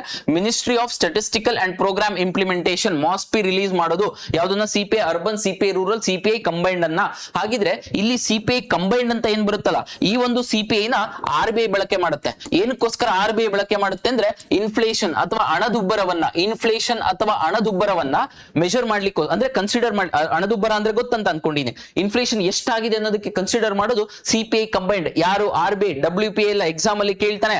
RBI ಈ ಕೆಳಗಿನವುಗಳಲ್ಲಿ ಯಾವುದನ್ನು ಬಳಸಿ ಇನ್ಫ್ಲೇಷನ್ ಹಣದುಬ್ಬರವನ್ನ ಮೆಜರ್ ಮಾಡುತ್ತೆ ಅಥವಾ ಹಣದುಬ್ಬರಕ್ಕೆ ಪಾಲಿಸಿಗಳನ್ನ ತರುತ್ತೆ, MPC ಪಾಲಿಸಿನ ತರುತ್ತೆ ಅಂತ ಕೇಳುವಂತ ಪ್ರಶ್ನೆಗಳು ಬರ್ತವೆ. ಸೊ ಹಾಗಾಗಿ RBI ಇನ್ಫ್ಲೇಷನ್ ಅನ್ನ ರಿಲೇಟೆಡ್ ಪಾಲಿಸೀಸ್ ನ ತರೋದಕ್ಕೆ CPI ಕಂಬೈನ್ಡ್ ಅನ್ನ ಕನ್ಸಿಡರ್ ಮಾಡುತ್ತೆ. CPI combined, CPI urban, CPI rural ನ ಯಾರು ರಿಲೀಸ್ ಮಾಡ್ತಾರೆ ಅಂದ್ರೆ MOSPI ರಿಲೀಸ್ ಮಾಡುತ್ತೆ. ಸರ್ ಇದೆಲ್ಲ ನಮಗೆ ಗೊತ್ತು, ಕರೆಂಟ್ ಹೇಳಿಕೊಡಿ, ಕರೆಂಟ್ ಅಫೇರ್ಸ್ ನ್ಯೂಸ್ ಅಲ್ಲಿ ಇದೆ, ಅದಕ್ಕೋಸ್ಕರ ಇಲ್ಲಿ ಕ್ವೆಶನ್ ಅನ್ನ ಕೇಳ್ತಾನೆ. ಹಾಗಿದ್ರೆ CPI ನ ಬೇರೆ ಯಾವ್ದಾದ್ರು ಇದಾವ ಸರ್? ಹೌದು, CPI ಯಾವ್ದಿದೆ ಅಂತ ಹೇಳಿದ್ರೆ ಇಂಡಸ್ಟ್ರಿಯಲ್ ವರ್ಕರ್ಸ್ ಅಂದ್ರೆ ಕಾರ್ಖಾನೆಯಲ್ಲಿ ಮಾಡುವಂತಹ ಕಾರ್ಮಿಕರು, ಅದರ ಜೊತೆಗೆ ಅಗ್ರಿಕಲ್ಚರಲ್ ಲೇಬರರ್ಸ್, ಅದ್ರ ಜೊತೆಗೆ ರೂರಲ್ ಲೇಬರರ್ಸ್, 3 ಜನ ಇರ್ತಾರೆ. ಇವು ಮೂರಕ್ಕೂ ಸಪರೇಟ್, ಈ 3 ಜನರಿಗೂ CPI ನ ರಿಲೀಸ್ ಮಾಡುತ್ತೆ. ಹಾಗಿದ್ರೆ CPI ಅಂದ್ರೆ ಹೇಳ್ತೀನಿ ಫಸ್ಟ್, CPI ನ ಫಸ್ಟ್ ಡಿಫ್ರೆಂಟ್ ಟೈಪ್ಸ್ ನೋಡಿ, ಹಂಗಂದ್ರೆ ಏನಂತ ಹೇಳ್ತೀನಿ ಆಯ್ತಾ. ಸರ್ ಫಸ್ಟ್ ನೀವು ಹಂಗಂದ್ರೆ ಅಂತ ಹೇಳಿ ಆಮೇಲೆ ಡಿಫ್ರೆಂಟ್ ಟೈಪ್ಸ್ ಹೇಳ್ಬೇಕಲ್ವಾ ಸರ್? ಇರ್ಲಿ ಆಯ್ತಾ. Industrial workers, agricultural labourers, rural labourers. Sir UPSC question ಯಾರು ರಿಲೀಸ್ ಮಾಡ್ತಾರೆ? ಲೇಬರ್ ಬ್ಯೂರೋ ರಿಲೀಸ್ ಮಾಡುತ್ತೆ. ಈ ಕೆಳಗಿನ ಯಾವ ಸಂಸ್ಥೆ CPI ಇಂಡಸ್ಟ್ರಿಯಲ್ ವರ್ಕರ್ಸ್ ಗೆ ರಿಲೀಸ್ ಮಾಡುತ್ತೆ, ಅಗ್ರಿಕಲ್ಚರ್ ಲೇಬರ್ಸ್ ಗೆ ರಿಲೀಸ್ ಮಾಡುತ್ತೆ, ಅಥವಾ ರೂರಲ್ ಲೇಬರ್ಸ್ ಗೆ ರಿಲೀಸ್ ಮಾಡುತ್ತೆ ಅಂತ ಹೇಳಿದ್ರೆ ಲೇಬರ್ ಬ್ಯೂರೋ. MOSPI ರಿಲೀಸ್ ಮಾಡೋದು ಬೇರೆ, ಲೇಬರ್ ಬ್ಯೂರೋ ರಿಲೀಸ್ ಮಾಡೋದು ಬೇರೆ. Each and every word, each and every CPI important, ಕೇಳ್ತಾನೆ ಎಕ್ಸಾಮ್ ಅಲ್ಲಿ. ಇದ್ರ ಮೇಲೆ ಕೇಳಿದ್ರೆ ಕ್ವೆಶನ್ ಈ ರೀತಿನೇ ಕೇಳಬೇಕು. ಹಾಗಿದ್ರೆ ಏನ್ ಮೆಜರ್ ಮಾಡುತ್ತೆ ಸರ್ CPI ಅಂತ ಹೇಳಿದ್ರೆ, CPI ಕೆಲವೊಂದು ಬಾಸ್ಕೆಟ್ಸ್ ಆಫ್ ಕಮಾಡಿಟೀಸ್ ನ ತಗೊಳುತ್ತೆ. ಅದರಲ್ಲಿ ಮೊದಲನೇದು ಫುಡ್ ಅಂಡ್ ಬೆವರೇಜಸ್. ಅಂದ್ರೆ ಈಗ ಬೆಲೆ ಹೆಚ್ಚಳ ಎಷ್ಟಾಗಿದೆ ಅಂತ ನೋಡ್ಬೇಕು ನಾನು, ಬೆಲೆ ಹೆಚ್ಚಳ ಎಷ್ಟಾಗಿದೆ ಅಂತ ನೋಡ್ಬೇಕು. ಸರ್ CPI ಗೆ ಇವಾಗ ಬೇಸ್ ಇಯರ್ ಎಷ್ಟು ಸ್ಟೇಟ್ಮೆಂಟ್ ಮೇಲೆ ಆಗುತ್ತೆ? CPI ನ 2012ರಿಂದ 2024ಕ್ಕೆ ಗ್ರಾಹಕ ಬೆಲೆ ಸೂಚ್ಯಾಂಕದ ಮೂಲ ವರ್ಷ ಬೇಸ್ ಇಯರ್ ನ ಚೇಂಜ್ ಮಾಡಿದ್ದಾರೆ. ಅಂದ್ರೆ ಆ ವರ್ಷಕ್ಕೆ ಕಂಪೇರ್ ಮಾಡ್ತಾನೆ, ಆಯ್ತಾ. ಆ ಆರ್ಗನೈಸೇಷನ್ ರಿಲೀಸ್ ಮಾಡುತ್ತೆ. ಎಷ್ಟು ತಿಂಗಳಿಗೆ ಒಂದ್ಸತಿ ರಿಲೀಸ್ ಮಾಡುತ್ತೆ? 1 ತಿಂಗಳಿಗೆ ಒಂದ್ಸತಿ ರಿಲೀಸ್ ಮಾಡುತ್ತೆ, ವರ್ಷಕ್ಕಲ್ಲ ಆಯ್ತಾ. ಎಷ್ಟು ತಿಂಗಳಿಗೆ ಒಂದ್ಸತಿ? 1 ತಿಂಗಳಿಗೆ ಒಂದ್ಸತಿ ರಿಲೀಸ್ ಮಾಡುತ್ತೆ. ಅದ್ರ CPI. RBI ಏನನ್ನ ಯೂಸ್ ಮಾಡ್ಕೊಳ್ಳುತ್ತೆ ಇನ್ಫ್ಲೇಷನ್ ನ ಮೆಜರ್ ಮಾಡೋದಕ್ಕೆ? CPI combined. Food and beverages ಅಂದ್ರೆ ಫುಡ್ ಅಂದ್ರೆ ನಿಮಗೆ ಗೊತ್ತು ಅಂದ್ಕೋತೀನಿ ಆಯ್ತಾ. ಆಹಾರ ಪದಾರ್ಥಗಳು ಗೊತ್ತು ತಾನೆ. ಈ ಆಹಾರ ಪದಾರ್ಥಗಳನ್ನ ಒಂದ್ ಸ್ವಲ್ಪ ವೈಟೇಜ್ ಅನ್ನ ಕೊಟ್ಟು, ತದನಂತರದಲ್ಲಿ ಹೌಸಿಂಗ್ ಅನ್ನ ವೈಟೇಜ್ ಅನ್ನ ಕೊಟ್ಟು, ಅಂದ್ರೆ ಕೆಲವೊಂದು ಊರುಗಳಲ್ಲಿ ಈಗ ಬ್ಯಾಂಗ್ಳೂರಲ್ಲಿ ರೆಂಟ್ ಎಷ್ಟಿದೆ ಅದನ್ನೆಲ್ಲ ಕ್ಯಾಲ್ಕುಲೇಷನ್ ಮಾಡಿ ಅದಕ್ಕೊಂದು ಸ್ವಲ್ಪ ವೈಟೇಜ್, ರೆಂಟಿಗೆ ಒಂದು ಸ್ವಲ್ಪ ವೈಟೇಜ್ ಅನ್ನ ಕೊಟ್ಟು, ಅದ್ರ ಜೊತೆಗೆ ಫ್ಯೂಯಲ್ ಗೆ ವೈಟೇಜ್ ಅನ್ನ ಕೊಟ್ಟು, ಮಲ್ಟಿಪಲ್ ಪ್ರಾಡಕ್ಟ್ಸ್ ಗೆ ವೈಟೇಜ್ ಅನ್ನ ಕೊಟ್ಟು, ಡಿಫ್ರೆಂಟ್ ವೈಟೇಜ್ ನ ಕೊಟ್ಟು ಇಷ್ಟು ಬೆಲೆ ಹೆಚ್ಚಳ ಆಗಿದೆ ಅಂತ ರಿಲೀಸ್ ಮಾಡ್ತಾರೆ. ಯಾವುದು? ಗ್ರಾಹಕ ಬೆಲೆ ಸೂಚ್ಯಂಕ. ಗ್ರಾಹಕರು ಯೂಸ್ ಮಾಡುವಂತಹ ದಿನನಿತ್ಯದ ಕಮಾಡಿಟೀಸ್. ಇಲ್ಲವೆಲ್ಲ ಬೈಹಾಟ್ ಮಾಡೋ ಅವಶ್ಯಕತೆ ಇಲ್ಲ. ಬಟ್ ಈ ಗ್ರಾಹಕರಿಗೆ ಮೇನ್ ಇಂಪಾರ್ಟೆಂಟ್ ಯಾವ್ದ್ರಿ? ಊಟ. ವೆರಿ ಇಂಪಾರ್ಟೆಂಟ್ ಊಟ. ಸೊ ಹಾಗಾಗಿ ವೈಟೇಜ್ ಫುಡ್ ಅಂಡ್ ಬಿವರೇಜಸ್ ಗೆ ಜಾಸ್ತಿ ಕೊಡ್ತಾರೆ. That is important. 36.75% ಅಂದ್ರೆ ಫೈನಾನ್ಸ್ ಕಮಿಷನ್ ವೈಟೇಜ್ ಏನ್ ಹೇಳಿದ್ನಲ್ಲ ಅದೇ ರೀತಿ ಫುಡ್ ಅಂಡ್ ಬೆವರೇಜಸ್ ಗೆ ಅತಿ ಹೆಚ್ಚು ವೈಟೇಜ್. ಸೆಕೆಂಡ್ ವೈಟೇಜ್ ಯಾವುದು ಅಂದ್ರೆ ಮನೆ ಇರಕ್ಕೆ. ಫಸ್ಟ್ ಊಟ ಬಂದ್ಮೇಲೆ ಆಮೇಲೆ ಸೂರ್ ಬರುತ್ತೆ, ಅದಕ್ಕೋಸ್ಕರ. ಸೊ ಹಾಗಾಗಿ ಇದು ಗೊತ್ತಿರಬೇಕು. ಫುಡ್ ಅಂಡ್ ವೈಟೇಜ್ ಗೆ ಜಾಸ್ತಿ ವೈಟೇಜ್, ಫುಡ್ ಅಂಡ್ ಬೆವರೇಜಸ್ ಗೆ ಜಾಸ್ತಿ ವೈಟೇಜ್, ಹೌಸಿಂಗ್ ಗೆ ಅದಕ್ಕಿಂತ ಸ್ವಲ್ಪ ಕಡಿಮೆ ವೈಟೇಜ್. ಬಟ್ ಇಲ್ಲಿ ಮೇಜರ್ ಇಂಪಾರ್ಟೆಂಟ್ ಗೊತ್ತಿರಬೇಕಾದಂತ ವಿಚಾರ ಯಾವುದು ಅಂದ್ರೆ, ಮುಂಚೆ 2012ರಲ್ಲಿ ಸ್ವಲ್ಪ ಜಾಸ್ತಿ ಇತ್ತು ವೈಟೇಜ್. ಯಾವ್ದಕ್ಕೆ? ಫುಡ್ ಅಂಡ್ ಬೆವರೇಜಸ್ ಗೆ 45.86% ಇತ್ತು. ಈಗ 36.75% ಇದೆ. ಹಾಗಿದ್ರೆ ಸ್ಟೇಟ್ಮೆಂಟ್ ಅಲ್ಲಿ ಯಾವ ರೀತಿ ಹೇಳಿಕೆ ಆಗ್ಬಹುದು ಸರ್ ಅಂತ ಹೇಳಿದ್ರೆ, ಗ್ರಾಹಕ ಬೆಲೆ ಸೂಚ್ಯಾಂಕದಲ್ಲಿ ಪ್ರಸ್ತುತವಾಗಿ ಆಹಾರ ಮತ್ತು ಪಾನೀಯಗಳಿಗೆ ಇರುವಂತಹ ವೈಟೇಜ್ ಅನ್ನ ಸರ್ಕಾರ ಕಡಿಮೆಗೊಳಿಸಿದೆ ಅಥವಾ ಹೆಚ್ಚುಗೊಳಿಸಿದೆ ಅಂತ ಕೇಳ್ಬೋದು. ಸೊ ಇಲ್ಲಿ ಏನ್ ಮಾಡಿದ್ದಾರೆ, ಕಡಿಮೆ ಮಾಡಿದ್ದಾರೆ. ಹೆಚ್ಚು ಮಾಡಿದ್ದಾರೆ ಅಂದ್ರೆ ತಪ್ಪಾಗುತ್ತೆ, ಕಡಿಮೆ ಮಾಡಿದ್ದಾರೆ. ನೆಕ್ಸ್ಟ್ ವೇಟೇಜ್ ಹೌಸಿಂಗಿಗೆ. ಇದು ನಮಗೆ ಯಾವುದಕ್ಕೆ ಸಂಬಂಧಪಟ್ಟಿದ್ದು, ಕನ್ಸ್ಯೂಮರ್ ಪ್ರೈಸ್ ಇಂಡೆಕ್ಸ್ ಅಥವಾ ಗ್ರಾಹಕ ಬೆಲೆ ಸೂಚ್ಯಾಂಕಕ್ಕೆ. ನೆಕ್ಸ್ಟ್ ಇನ್ನೊಂದು ಯಾವುದು, ಸಗಟು ಬೆಲೆ ಸೂಚ್ಯಾಂಕ ಅಥವಾ WPI. ಇದ್ರದ್ದು ಸಹ ಬೇಸ್ ಇಯರ್ ಎಷ್ಟಿದೆ ಅಂದ್ರೆ 2022-23 ಇದೆ. ಫೈನಾನ್ಷಿಯಲ್ ಇಯರ್ ಕೊಡ್ತಾನೆ, ಅದಕ್ಕೆ ಸಪರೇಟ್ ಇಂಡಿವಿಜುವಲ್ ಇಯರ್ ಅನ್ನ ಕೊಡ್ತಾನೆ. ಹಾಗಿದ್ರೆ WPI ನ ರಿಲೀಸ್ ಮಾಡೋದು ಯಾರು ಹೇಳ್ಬೇಕು, ಪಟ್ಟಣ ಹೇಳ್ಬೇಕು. WPI ನ ರಿಲೀಸ್ ಮಾಡೋದು ಯಾರು, ಕಾಮರ್ಸ್ ಮಿನಿಸ್ಟ್ರಿ. ಯಾವ ministry, commerce ministry. Ministry of statistical and programme implementation ಅಲ್ಲ, ಅದ್ರ ಕೆಳಗಡೆ ಯಾವ department, DPIIT. DPIIT full form ಹೇಳಿ. DPIIT ಏನಿದು, DPIIT department for promotion of industry and internal trade. Department of promotion of industry and internal trade. ಈ department under ministry of commerce WPI ನ release ಮಾಡುತ್ತೆ. WPI ಅಲ್ಲಿ ಏನೇನನ್ನ consider ಮಾಡ್ತಾರೆ sir ಹೇಳ್ಬೇಕು. ಈಗ WPI wholesale price index ಅಂದ್ರೆ wholesale ಅಂಗಡಿಗಳು ಏನು ದುಡ್ಡು ತಗೋತಾವಲ್ಲ ಅದು ಹೋಲ್ಸೇಲ್ ಪ್ರೈಸ್ ಇಂಡೆಕ್ಸ್. ಗ್ರಾಹಕರು ತಗೊಳ್ಳೋ ಅಂತ ಬೆಲೆಯಲ್ಲಿ ಕೌಂಟ್ ಮಾಡಲ್ಲ ಸರ್. ಅದಕ್ಕೂ ಇದಕ್ಕೂ ಏನ್ ಡಿಫ್ರೆನ್ಸ್ ಆಗುತ್ತೆ ಸರ್ ಅಂತ ಹೇಳಿದ್ರೆ, wholesale price index usually wholesale price ಗಳು ಏನಿರ್ತಾವೆ ಕಮ್ಮಿ ಇರ್ತವೆ. ಯಾಕೆಂದ್ರೆ ಅಲ್ಲಿ ಟ್ಯಾಕ್ಸಸ್ ಕಮ್ಮಿ ಆಗ್ತಾ ಬರುತ್ತೆ. ಯಾವ್ಯಾವ ಟ್ಯಾಕ್ಸ್ ಅಂತ ಹೇಳಿ ನಿಮ್ಗೆ ಎಕಾನಮಿಯಲ್ಲಿ ಹೇಳ್ಕೊಡ್ತೀನಿ ನಾನು, ನಿಮ್ಗೆ ಸಪರೇಟ್ ಮಾಡಿದಾಗ. ಪ್ರಾಡಕ್ಟ್ ಟ್ಯಾಕ್ಸ್, ಪ್ರೊಡಕ್ಷನ್ ಟ್ಯಾಕ್ಸ್ ಇವೆಲ್ಲ ಬರ್ತವೆ. ಸೊ ಹಾಗಾಗಿ ಗ್ರಾಹಕರಿಗೆ ಐಟಮ್ ಬರೋಷ್ಟಿಗೆ ಸ್ವಲ್ಪ ಬೆಲೆ ಜಾಸ್ತಿ ಇರುತ್ತೆ. ಸೊ ಹಾಗಾಗಿ ಯಾವಾಗ್ಲೂ ಗ್ರಾಹಕರಿಗೆ ಮನಸ್ಸಲ್ಲನ್ನೇ ಇಟ್ಕೊಂಡು RBI ಇನ್ಫ್ಲೇಷನ್ ನೀತಿಗಳನ್ನ ತರಬೇಕು. ಸೊ ಹಾಗಾಗಿ ಗ್ರಾಹಕ ಬೆಲೆ ಸೂಚ್ಯಾಂಕಕ್ಕಿಂತ WPI ಬೆಲೆ ಕಮ್ಮಿ ಇರುತ್ತೆ. ಇದನ್ನ ಯಾರು ರಿಲೀಸ್ ಮಾಡೋದು, ಕಾಮರ್ಸ್ ಮಿನಿಸ್ಟ್ರಿ. ಹಾಗಿದ್ರೆ ಯಾವ್ಯಾವನ್ನ ಕನ್ಸಿಡರ್ ಮಾಡುತ್ತೆ ಅಂತ ಹೇಳಿದ್ರೆ, ಒಂದು ಮ್ಯಾನುಫ್ಯಾಕ್ಚರ್ಡ್ ಪ್ರಾಡಕ್ಟ್ಸ್. ಏನು ಸರ್ ಮ್ಯಾನುಫ್ಯಾಕ್ಚರ್ಡ್ ಪ್ರಾಡಕ್ಟ್ಸ್ ಅಂದ್ರೆ ಹೇಳ್ಬೇಕು, ಮ್ಯಾನುಫ್ಯಾಕ್ಚರ್ಡ್ ಪ್ರಾಡಕ್ಟ್ಸ್ ಗೆ ಅತಿ ಹೆಚ್ಚು ವೈಟೇಜ್ ಅನ್ನ ಕೊಟ್ಟಿದೆ. ಅದಾದ್ಮೇಲೆ primary article. Sir manufactured products ಅಂದ್ರೆ ಆಲ್ರೆಡಿ ಮ್ಯಾನುಫ್ಯಾಕ್ಚರರ್. ಎಕ್ಸಾಂಪಲ್, ಈಗ ಕಿತ್ಲೆ ಹಣ್ಣು ಕೊಟ್ರೆ ಅದು ಪ್ರೈಮರಿ ಆರ್ಟಿಕಲ್. ಆ ಕಿತ್ಲೆ ಹಣ್ಣನ್ನ ಜ್ಯೂಸ್ ಮಾಡ್ರೆ ಮ್ಯಾನುಫ್ಯಾಕ್ಚರ್ಡ್ ಪ್ರಾಡಕ್ಟ್.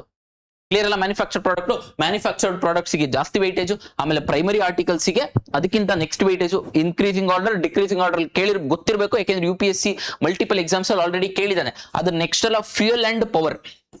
ಯಾವುದು, ಫ್ಯೂಯಲ್ ಅಂಡ್ ಪವರ್ ಜಾಸ್ತಿ ವೈಟೇಜ್.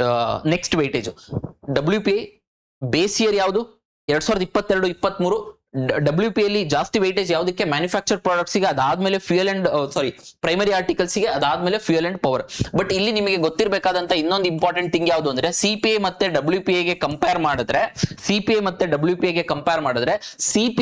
CPI ಅಲ್ಲಿ ಆಹಾರ ಅಂದ್ರೆ ಫುಡ್ ಅಂಡ್ ಬಿವರೇಜಸ್ ಗೆ ಜಾಸ್ತಿ ವೈಟೇಜ್ ಅನ್ನ ಕೊಡುತ್ತೆ CPI ಅಲ್ಲಿ. ಯಾಕೆ ಅಂದ್ರೆ ಗ್ರಾಹಕರಿಗೆ ಅತಿ ಇಂಪಾರ್ಟೆಂಟ್ ಇರೋದು ಫುಡ್, ಅದಕ್ಕೋಸ್ಕರ. I hope it's clear. ಇಲ್ಲಿ ಮಿಸ್ಟೇಕ್ ಆಗಬಾರ್ದು. ಲಾಂಗ್ ಸ್ಟೋರಿ ಶಾರ್ಟ್ ಒಂದ್ಸತಿ ಕ್ರಿಸ್ಪ್ ಮಾಡ್ತಾ ಇದ್ದೀನಿ ಸರ್.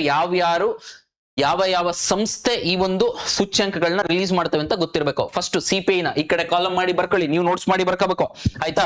CPI ನ ಏನಂತ ಮಾಡ್ತಾರೆ, CPI ಅಂದ್ರೆ ಗೊತ್ತಾಗಿದೆ ಅಂತ ಅನ್ಕೊಂಡಿನಿ. CPI ನ ಯಾರು ರಿಲೀಸ್ ಮಾಡೋದು ಸರ್, ಮಾಸ್ಪಿ ಜೊತೆಗೆ labour bureau. Sir labour bureau ಯಾವ್ದು ರಿಲೀಸ್ ಮಾಡುತ್ತೆ, ವರ್ಕರ್ಸ್ ಗೆ ರಿಲೀಸ್ ಮಾಡೋದು ಲೇಬರ್ ಬ್ಯೂರೋ. ಮಾಸ್ಪಿ ಯಾವ್ದಕ್ಕೋಸ್ಕರ ರಿಲೀಸ್ ಮಾಡುತ್ತೆ, ministry of statistical and programme implementation. ಯಾವ್ದಕ್ಕೆ ರಿಲೀಸ್ ಮಾಡುತ್ತೆ ಅಂತ ಹೇಳಿದ್ರೆ, ರೂರಲ್, ಅರ್ಬನ್ ಮತ್ತೆ ಕಂಬೈಂಡ್ ಆಯ್ತಾ. ಬೇಸ್ ಇಯರ್ ಯಾವುದು, 2024. ಎಲ್ಲಿಂದ ಜಾಸ್ತಿ ಮಾಡಿದೆ, 2012ರಿಂದ ಜಾಸ್ತಿ ಮಾಡಿದೆ. ಅತಿ ಹೆಚ್ಚು ವೈಟೇಜ್ ಇರೋದು ಯಾವ್ದಕ್ಕೆ, ಫುಡ್ ಅಂಡ್ ಬೆವರೇಜಸ್ ಗೆ. ಇಂದಿನ ಸೀರೀಸ್ ಗೆ ಹೋಲಿಕೆ ಮಾಡಿದ್ರೆ, 2012 ಹೋಲಿಕೆ ಮಾಡಿದ್ರೆ ಫುಡ್ ಅಂಡ್ ಬೆವರೇಜಸ್ ಗೆ ಇರುವಂತಹ ವೈಟೇಜ್ ಅನ್ನ ಕಡಿಮೆ ಮಾಡಿದೆ, ಜಾಸ್ತಿ ಮಾಡಿಲ್ಲ. ಹೇಳಿಕೆ ರೂಪದಲ್ಲಿ ಆಗ್ತವೆ, ಪ್ರತಿಯೊಂದು ಗೊತ್ತಿರಬೇಕು. ಅದ್ರ ಜೊತೆಗೆ ಇಷ್ಟ ಆಯ್ತು. ಸೊ ನೆಕ್ಸ್ಟ್ ಯಾವುದು, WPI ಬೇಸ್ ಇಯರ್ ಯಾವುದು, 2022-23 ಬೇಸ್ ಇಯರ್. ಯಾರು ರಿಲೀಸ್ ಮಾಡೋದು, department of promotion of industry and internal trade. ಯಾವ ಮಿನಿಸ್ಟ್ರಿ, ಕಾಮರ್ಸ್ ಮಿನಿಸ್ಟ್ರಿ. ಹಾಗಿದ್ರೆ ಇಲ್ಲಿ ಯಾವ್ಯಾವ್ದನ್ನ ಕನ್ಸಿಡರ್ ಮಾಡ್ತಾರೆ, ಮ್ಯಾನುಫ್ಯಾಕ್ಚರ್ಡ್ ಪ್ರಾಡಕ್ಟ್ಸ್, ಉತ್ಪಾದನೆಗೊಂಡಂತಹ ವಸ್ತುಗಳು, ಅದ್ರ ಜೊತೆಗೆ ಪ್ರಾಥಮಿಕ ವಸ್ತುಗಳು, ಅದ್ರ ಜೊತೆಗೆ ಜೈವಿಕ ಇಂಧನ, ಕೋಲು ಅವು ಎಲ್ಲ ಬರ್ತಾವಲ್ಲ, ಪೆಟ್ರೋಲು, ಅವೆಲ್ಲ ಕನ್ಸಿಡರ್ ಮಾಡ್ತಾರೆ. ಸೊ ಇಲ್ಲಿ WPI ಗೆ ಕಂಪೇರ್ ಮಾಡಿದ್ರೆ CPI ಅಲ್ಲಿ ಫುಡ್ ಗೆ ಜಾಸ್ತಿ ವೈಟೇಜ್ ಅನ್ನ ಕೊಟ್ಟಿದೆ. ಹಾಗಿದ್ರೆ RBI ತನ್ನ ಇನ್ಫ್ಲೇಷನ್ ದರದ ಪಾಲಿಸೀಸ್ ನ ತರ್ಲಿಕ್ಕೋಸ್ಕರ ಯಾವ್ದನ್ನ ಕನ್ಸಿಡರ್ ಮಾಡುತ್ತೆ ಅಂದ್ರೆ, CPI ಕಂಬೈಂಡ್ ಅನ್ನ ಕನ್ಸಿಡರ್ ಮಾಡುತ್ತೆ, ಅಂದ್ರೆ ರೂರಲ್ ಮತ್ತೆ ಅರ್ಬನ್ ಕಂಬೈಂಡ್ ಅನ್ನ. ಈಗ ಹೋಗೋಣ ಕ್ವೆಶನ್ಸ್ ಗೆ ನೀವು ಟಕ್ ಅನ್ನಂಗೆ ಏನ್ ಮಾಡ್ಬೇಕು, ಉತ್ತರನ ಹೇಳ್ಬೇಕು. ಇಂಗ್ಲಿಷ್ ಅಲ್ಲಿ ಇದೆ ಕ್ವೆಶನ್. ಇಂಗ್ಲಿಷ್ ಮೀಡಿಯಂ ಅವರು ಟೆಲಿಗ್ರಾಮ್ ಚಾನಲ್ ಜಾಯಿನ್ ಆದ್ರಿ ಅಂತ ಹೇಳಿದ್ರೆ ನಿಮಗೆಲ್ಲ ಆನ್ಸರ್ ಸಿಗುತ್ತೆ. ಮೊದಲನೇದು, ಭಾರತಕ್ಕೆ ಸಂಬಂಧಿಸಿದಂತೆ ಕೆಳಗಿನ ಹೇಳಿಕೆಗಳನ್ನು ಗಮನಿಸಿ. 2010 UPSC ಕೇಳಿದಾನೆ ಸರ್. ಇದನ್ನ ಈ ಸತಿ ಕೇಳುವಂತ ಚಾನ್ಸಸ್ ಜಾಸ್ತಿ. ಯಾಕೆಂದ್ರೆ CPI ಸಾಕಷ್ಟು ನ್ಯೂಸ್ ಅಲ್ಲಿ ಇದೆ. ನಿಮಗೆ CPI ನ್ಯೂಸ್ ಪೇಪರ್ ತೆಗೆದ್ರೆ CPI WPI ಇಷ್ಟು ಅರ್ಥ ಆಯ್ತಂತ ಅನ್ಕೊಂಡಿದೆ. ಇದ್ರ ಬಿಹಾಂಡ್ 90% CPI ಮತ್ತೆ WPI ಕೇಳಿದ್ರು ಅಂದ್ರೆ ಕ್ವಶನ್ ತೆಗಿಯಕ್ ಆಗಲ್ಲ. ಭಾರತದಲ್ಲಿ ಸಗಟು ಬೆಲೆ ಸೂಚ್ಯಾಂಕವು ಮಾಸಿಕ ಆಧಾರದ ಮೇಲೆ ಮಾತ್ರ ಲಭ್ಯವಿದೆ. ಮಾಸಿಕ ಅಂದ್ರೆ ಏನು, ಮಂತ್ಲಿ. ಹೌದು, ಅಲ್ಲಿ ಹೋಗ್ಬಿಟ್ಟು ಇಯರ್ಲಿ ಅಂತ ಕನ್ಫ್ಯೂಷನ್ ಮಾಡ್ಕೊಂಡ್ಬಿಟ್ಟಿರಾ, ತಿಂಗಳ ಕೊಡೋದು. ಹಾಗಾಗಿ ಒಂದನೇ ಹೇಳಿಕೆ ಸರಿ ಹೋಗುತ್ತೆ. ಎರಡನೇ ಹೇಳಿಕೆ, ಕೈಗಾರಿಕಾ ಕಾರ್ಮಿಕರ ಗ್ರಾಹಕ ಬೆಲೆ ಸೂಚ್ಯಾಂಕ CPI ಹೋಲಿಸಿದರೆ WPI ಆಹಾರ ಪದಾರ್ಥಗಳಿಗೆ ಕಡಿಮೆ ತೂಕವನ್ನು ನೀಡುತ್ತದೆ. ಅಂದ್ರೆ CPI ಇಂಡಸ್ಟ್ರಿಯಲ್ ವರ್ಕರ್ಸ್ ಇರ್ಲಿ, ಯಾವ್ದಕ್ಕೆ ಕಂಪೇರ್ ಮಾಡಿದ್ರು WPI ನಲ್ಲಿ ಆಹಾರ ಪದಾರ್ಥಗಳಿಗೆ ಕಡಿಮೆ ವೇಟೇಜ್ ಇರುತ್ತೆ, CPI ನಲ್ಲಿ ಜಾಸ್ತಿ ವೇಟೇಜ್ ಇರುತ್ತೆ. ಸೊ ಹಾಗಾಗಿ ಎರಡನೇ ಹೇಳಿಕೆ ಕೂಡ ಏನಾಗುತ್ತೆ, ಸರಿ ಹೋಗುತ್ತೆ. ಸೊ ಹಾಗಿದ್ರೆ ಉತ್ತರ ಆಪ್ಷನ್ ಸಿ, ದಟ್ ಇಸ್ 1 ಮತ್ತು 2 ಸರಿ ಹೋಗುತ್ತೆ. ಸೊ ನೆಕ್ಸ್ಟ್ ಕ್ವೆಶನ್ ಹೋಗ್ತಾ ಇದ್ದೀನಿ. ಇದ್ರ ರಿಲೇಟೆಡ್, ಇದು ಇಂಗ್ಲಿಷ್ ಮೀಡಿಯಂ ಅಲ್ಲಿ ಇದೆ ಕ್ವೆಶನ್. ಇಂಗ್ಲಿಷ್ ಮೀಡಿಯಂ ಅಲ್ಲಿ ಕ್ವೆಶನ್ ಬೇಕಂದ್ರೆ ಟೆಲಿಗ್ರಾಮ್ ಚಾನಲ್ ಜಾಯ್ನ್ ಆಗಿ, ಅಲ್ಲಿ ಮಲ್ಟಿಪಲ್ ಇನ್ನೊಂದ್ ಸ್ವಲ್ಪ ಕರೆಂಟ್ ಅಫೇರ್ಸ್ ನ ಹಾಕ್ತಾ ಹೋಗ್ತೀನಿ. ಇಲ್ಲಿ ಕನ್ನಡದಲ್ಲಿ ಇದೆ ಕ್ವೆಶನ್. ಕೆಳಗಿನ ಹೇಳಿಕೆಗಳನ್ನು ಗಮನಿಸಿ. ಈಗೇನ್ 2020 UPSC ಅಲ್ಲಿ ಕೇಳಿರುವಂತಹ ಪ್ರಶ್ನೆ, ಸಗಟು ಬೆಲೆ ಸೂಚ್ಯಾಂಕ ದಟ್ ಇಸ್ WPI ಗಿಂತ ಗ್ರಾಹಕ ಬೆಲೆ ಸೂಚ್ಯಾಂಕದಲ್ಲಿ ಆಹಾರದ ತೂಕ ಹೆಚ್ಚಾಗಿದೆ. ಇಲ್ಲಿ ನೋಡ್ಬೇಕು, ಇಲ್ಲಿ ನೋಡಿ, ಇಲ್ಲಿ ಕನ್ಫ್ಯೂಷನ್ ಮಾಡ್ಲಿಕ್ಕೆ ಆಹಾರದ ತೂಕ ಮಲ್ಟಿಪಲ್ ಟೈಮ್ಸ್ ಕೇಳ್ತಾ ಇದ್ದಾನೆ. ಇಲ್ಲೂ ಸಹ ಕೇಳುವಂತ ಚಾನ್ಸಸ್ ಜಾಸ್ತಿ ಇರುತ್ತೆ. ಏನಂತ ಅಲ್ಲಿ WPI ಗಿಂತ CPI ದಲ್ಲಿ ಆಹಾರದ ತೂಕ ಹೆಚ್ಚಾಗಿದೆ. ಹೌದು, WPI ಗಿಂತ CPI ಆಹಾರದ ತೂಕ ಜಾಸ್ತಿ ಇದೆ. ಯಾಕೆ ಸರ್? ಗ್ರಾಹಕ ಬೆಲೆ ಸೂಚ್ಯಾಂಕ ಅಂದ್ರೆ ಏನು? ನಮ್ಮಂತವ್ರು ನಿಮ್ಮಂತವ್ರು ಬಳಸುವಂತಹ ಪ್ರತಿನಿತ್ಯದ ವಸ್ತುಗಳಿಗೆ ಕೊಡುವಂತಹ ಬೆಲೆಯನ್ನ ಅಳತೆ ಮಾಡುತ್ತೆ. ಯಾವುದು? ಗ್ರಾಹಕ ಬೆಲೆ ಸೂಚ್ಯಾಂಕ. That is consumer price index will measure the consumers ಇರುವಂತಹ ಬೆಲೆನ ಮೆಜರ್ ಮಾಡುತ್ತೆ. ಸೊ ಹಾಗಾಗಿ ಅಲ್ಲಿ ನಮಗೆ ಮೇಜರ್ ಇಂಪಾರ್ಟೆಂಟ್ ಯಾವುದು? ಊಟ ಇಂಪಾರ್ಟೆಂಟ್. ಸೊ ಹಾಗಾಗಿ ಊಟಕ್ಕೆ ಜಾಸ್ತಿ ವೈಟೇಜ್ ಅನ್ನ ಕೊಟ್ಟಿರುತ್ತೆ. ಸೊ ಒಂದನೇ ಹೇಳಿಕೆ ಸರಿ ಹೋಗುತ್ತೆ. ಎರಡನೇ ಹೇಳಿಕೆಗೆ ಬರ್ತಾ ಇದೆ, WPI ಸೇವೆಗಳ ಬೆಲೆಗಳಲ್ಲಿನ ಬದಲಾವಣೆಗಳನ್ನು ಸೆರೆ ಹಿಡಿಯುವುದಿಲ್ಲ, ಆದರೆ CPI ಅದನ್ನು ಸೆರೆ ಹಿಡಿಯುತ್ತದೆ. ಅದರ ಅರ್ಥ WPI ಸರ್ವಿಸಸ್ ಅಲ್ಲಿ ಆಗುವಂತಹ ಪ್ರೈಸಸ್ ಚೇಂಜಸ್ ನ it will not count measure ಅಂತ. ಹೌದು, WPI ಜಸ್ಟ್ ಸರ್ವಿಸಸ್ ನ ಕೌಂಟ್ ಮಾಡಲ್ಲ, CPI ಸರ್ವಿಸಸ್ ನ ಕೌಂಟ್ ಮಾಡುತ್ತೆ. ಹೌದು, ನಮಗ್ ಬೇಕ್ರಿ, ಹಾಸ್ಪಿಟ್ಲಿಗೆ ಹೋಗ್ಬೇಕು, ಸ್ಕೂಲಿಗೆ ಬೇಕು, ಇದಕ್ಕೆ ಕೊಡುವಂತದ್ದು ನಾವು ಹೋಲ್ಸೇಲ್ ಅಲ್ಲಿ ತಗೊಂಡು ಅವ್ರ ಹತ್ರ ದುಡ್ಡಿರೋರು ಯಾರು ಜಾಸ್ತಿ ಇದ್ ಮಾಡಕ್ ಹೋಗಲ್ಲ. ಸೊ ಹಾಗಾಗಿ consumer price index very very important. Services, education ಎಷ್ಟು ಖರ್ಚಾಗ್ತಿದೆ, ನಾವು ಪ್ಲಾನ್ ಮಾಡ್ತೀವಿ, ಹಾಸ್ಪಿಟ್ಲಿಗೆ ಎಷ್ಟು ಕೊಡಬೇಕು, ಇವೆಲ್ಲ ಸರ್ವಿಸಸ್ ನ ಕೌಂಟ್ ಮಾಡುತ್ತೆ. ಯಾವುದು? CPI. ಹಾಗಿದ್ರೆ ಎರಡನೇ ಹೇಳಿಕೆ, WPI ಸೇವೆಗಳ ಬೆಲೆಗಳಲ್ಲಿನ ಬದಲಾವಣೆಗಳನ್ನು ಸೆರೆ ಹಿಡಿಯುವುದಿಲ್ಲ. ಹೌದು, CPI ಸೆರೆ ಹಿಡಿಯುತ್ತದೆ. ಹಾಗಾದ್ರೆ ಎರಡನೇ ಹೇಳಿಕೆ ಕೂಡ ಸರಿ ಹೋಗುತ್ತೆ. 1, 2 ಇರಬೇಕು. 1, 2 ಇರೋದನ್ನ ಇವೆರಡು ತೆಗ್ದಾಕ್ಬಿಡಿ, 2 ಮಾತ್ರ ಉಳ್ಕೊಳ್ಳುತ್ತೆ. ಮೂರನೇ ಹೇಳಿಕೆಗೆ ಬನ್ನಿ. ಭಾರತೀಯ ರಿಸರ್ವ್ ಬ್ಯಾಂಕ್ RBI ಈಗ ಹಣದುಬ್ಬರವನ್ನು ಅಳೆಯುವ ಪ್ರಮುಖ ಮಾಪನವಾಗಿ ಮತ್ತು ಪ್ರಮುಖ ನೀತಿ ದರಗಳನ್ನು ಬದಲಾಯಿಸುವ ನಿರ್ಧಾರವನ್ನು ತೆಗೆದುಕೊಳ್ಳಲು WPI ಅನ್ನು ಅಳವಡಿಸಿಕೊಂಡಿದೆ. WPI ಅಲ್ಲ, ಯಾವುದು? CPI. ಹಾಗಿದ್ರೆ RBI ಪಾಲಿಸಿಗೆ ಯಾವುದನ್ನ ಮೆಜರ್ ಮಾಡುತ್ತೆ ಅಂದ್ರೆ ಗೊತ್ತಿರ್ಬೇಕು ನಿಮಗೆ. CPI. ಮೂರನೇ ತಪ್ಪಾಗುತ್ತೆ. ಮೂರನೇದು ಹೋಯ್ತು ಅಂದ್ರೆ ನಾಲ್ಕನೇ ಆಪ್ಷನ್ ಕೂಡ ಹೋಗುತ್ತೆ. ಉಳ್ಕೊಳ್ಳೋದು option A, that is 1 and 2 ಮಾತ್ರ. ಅಯೋಪ್ ಇಷ್ಟು ಅರ್ಥ ಆಯ್ತಂತ ಭಾವಿಸಿದ್ದೀನಿ. ನೆಕ್ಸ್ಟ್ ಕ್ವೆಶನ್ ಹೋಗ್ತಾ ಇದ್ದೀನಿ. Next question yes, India Brazil sign MOU on rare earth and critical minerals. Brazil ಬಂದಿತ್ತು, we have sign multiple agreements. So ಇಲ್ಲೊಂದು ಸ್ವಲ್ಪ ಕಾನ್ಸೆಪ್ಚುಯಲ್ ಕ್ಲಾರಿಟಿ ಇದ್ದು ಆನ್ಸರ್ ಮಾಡ್ಲಿಕ್ಕೆ ಟ್ರೈ ಮಾಡೋಣ. ಸೊ ಕ್ರಿಟಿಕಲ್ ಮಿನರಲ್ಸ್ ಮತ್ತೆ ರೇರ್ ಅರ್ತ್ ಎಲಿಮೆಂಟ್ಸ್ ಗೆ MOU ನ sign ಮಾಡ್ಕೊಂಡಿದ್ದಾರೆ. Every country is emphasising on critical minerals and rare earth. ಯಾಕೆ ಅಂತ ಹೇಳಿದ್ರೆ ಇವು ಬಾರಿ important. Emerging technologies, AI, semiconductor, ಇದೆಲ್ಲದಕ್ಕೂ ಅತಿ ಮುಖ್ಯವಾಗಿರುವಂತದ್ದು ರೇರ್ ಅರ್ತ್ ಎಲಿಮೆಂಟ್ಸ್ ಮತ್ತೆ ಕ್ರಿಟಿಕಲ್ ಮಿನರಲ್ಸ್.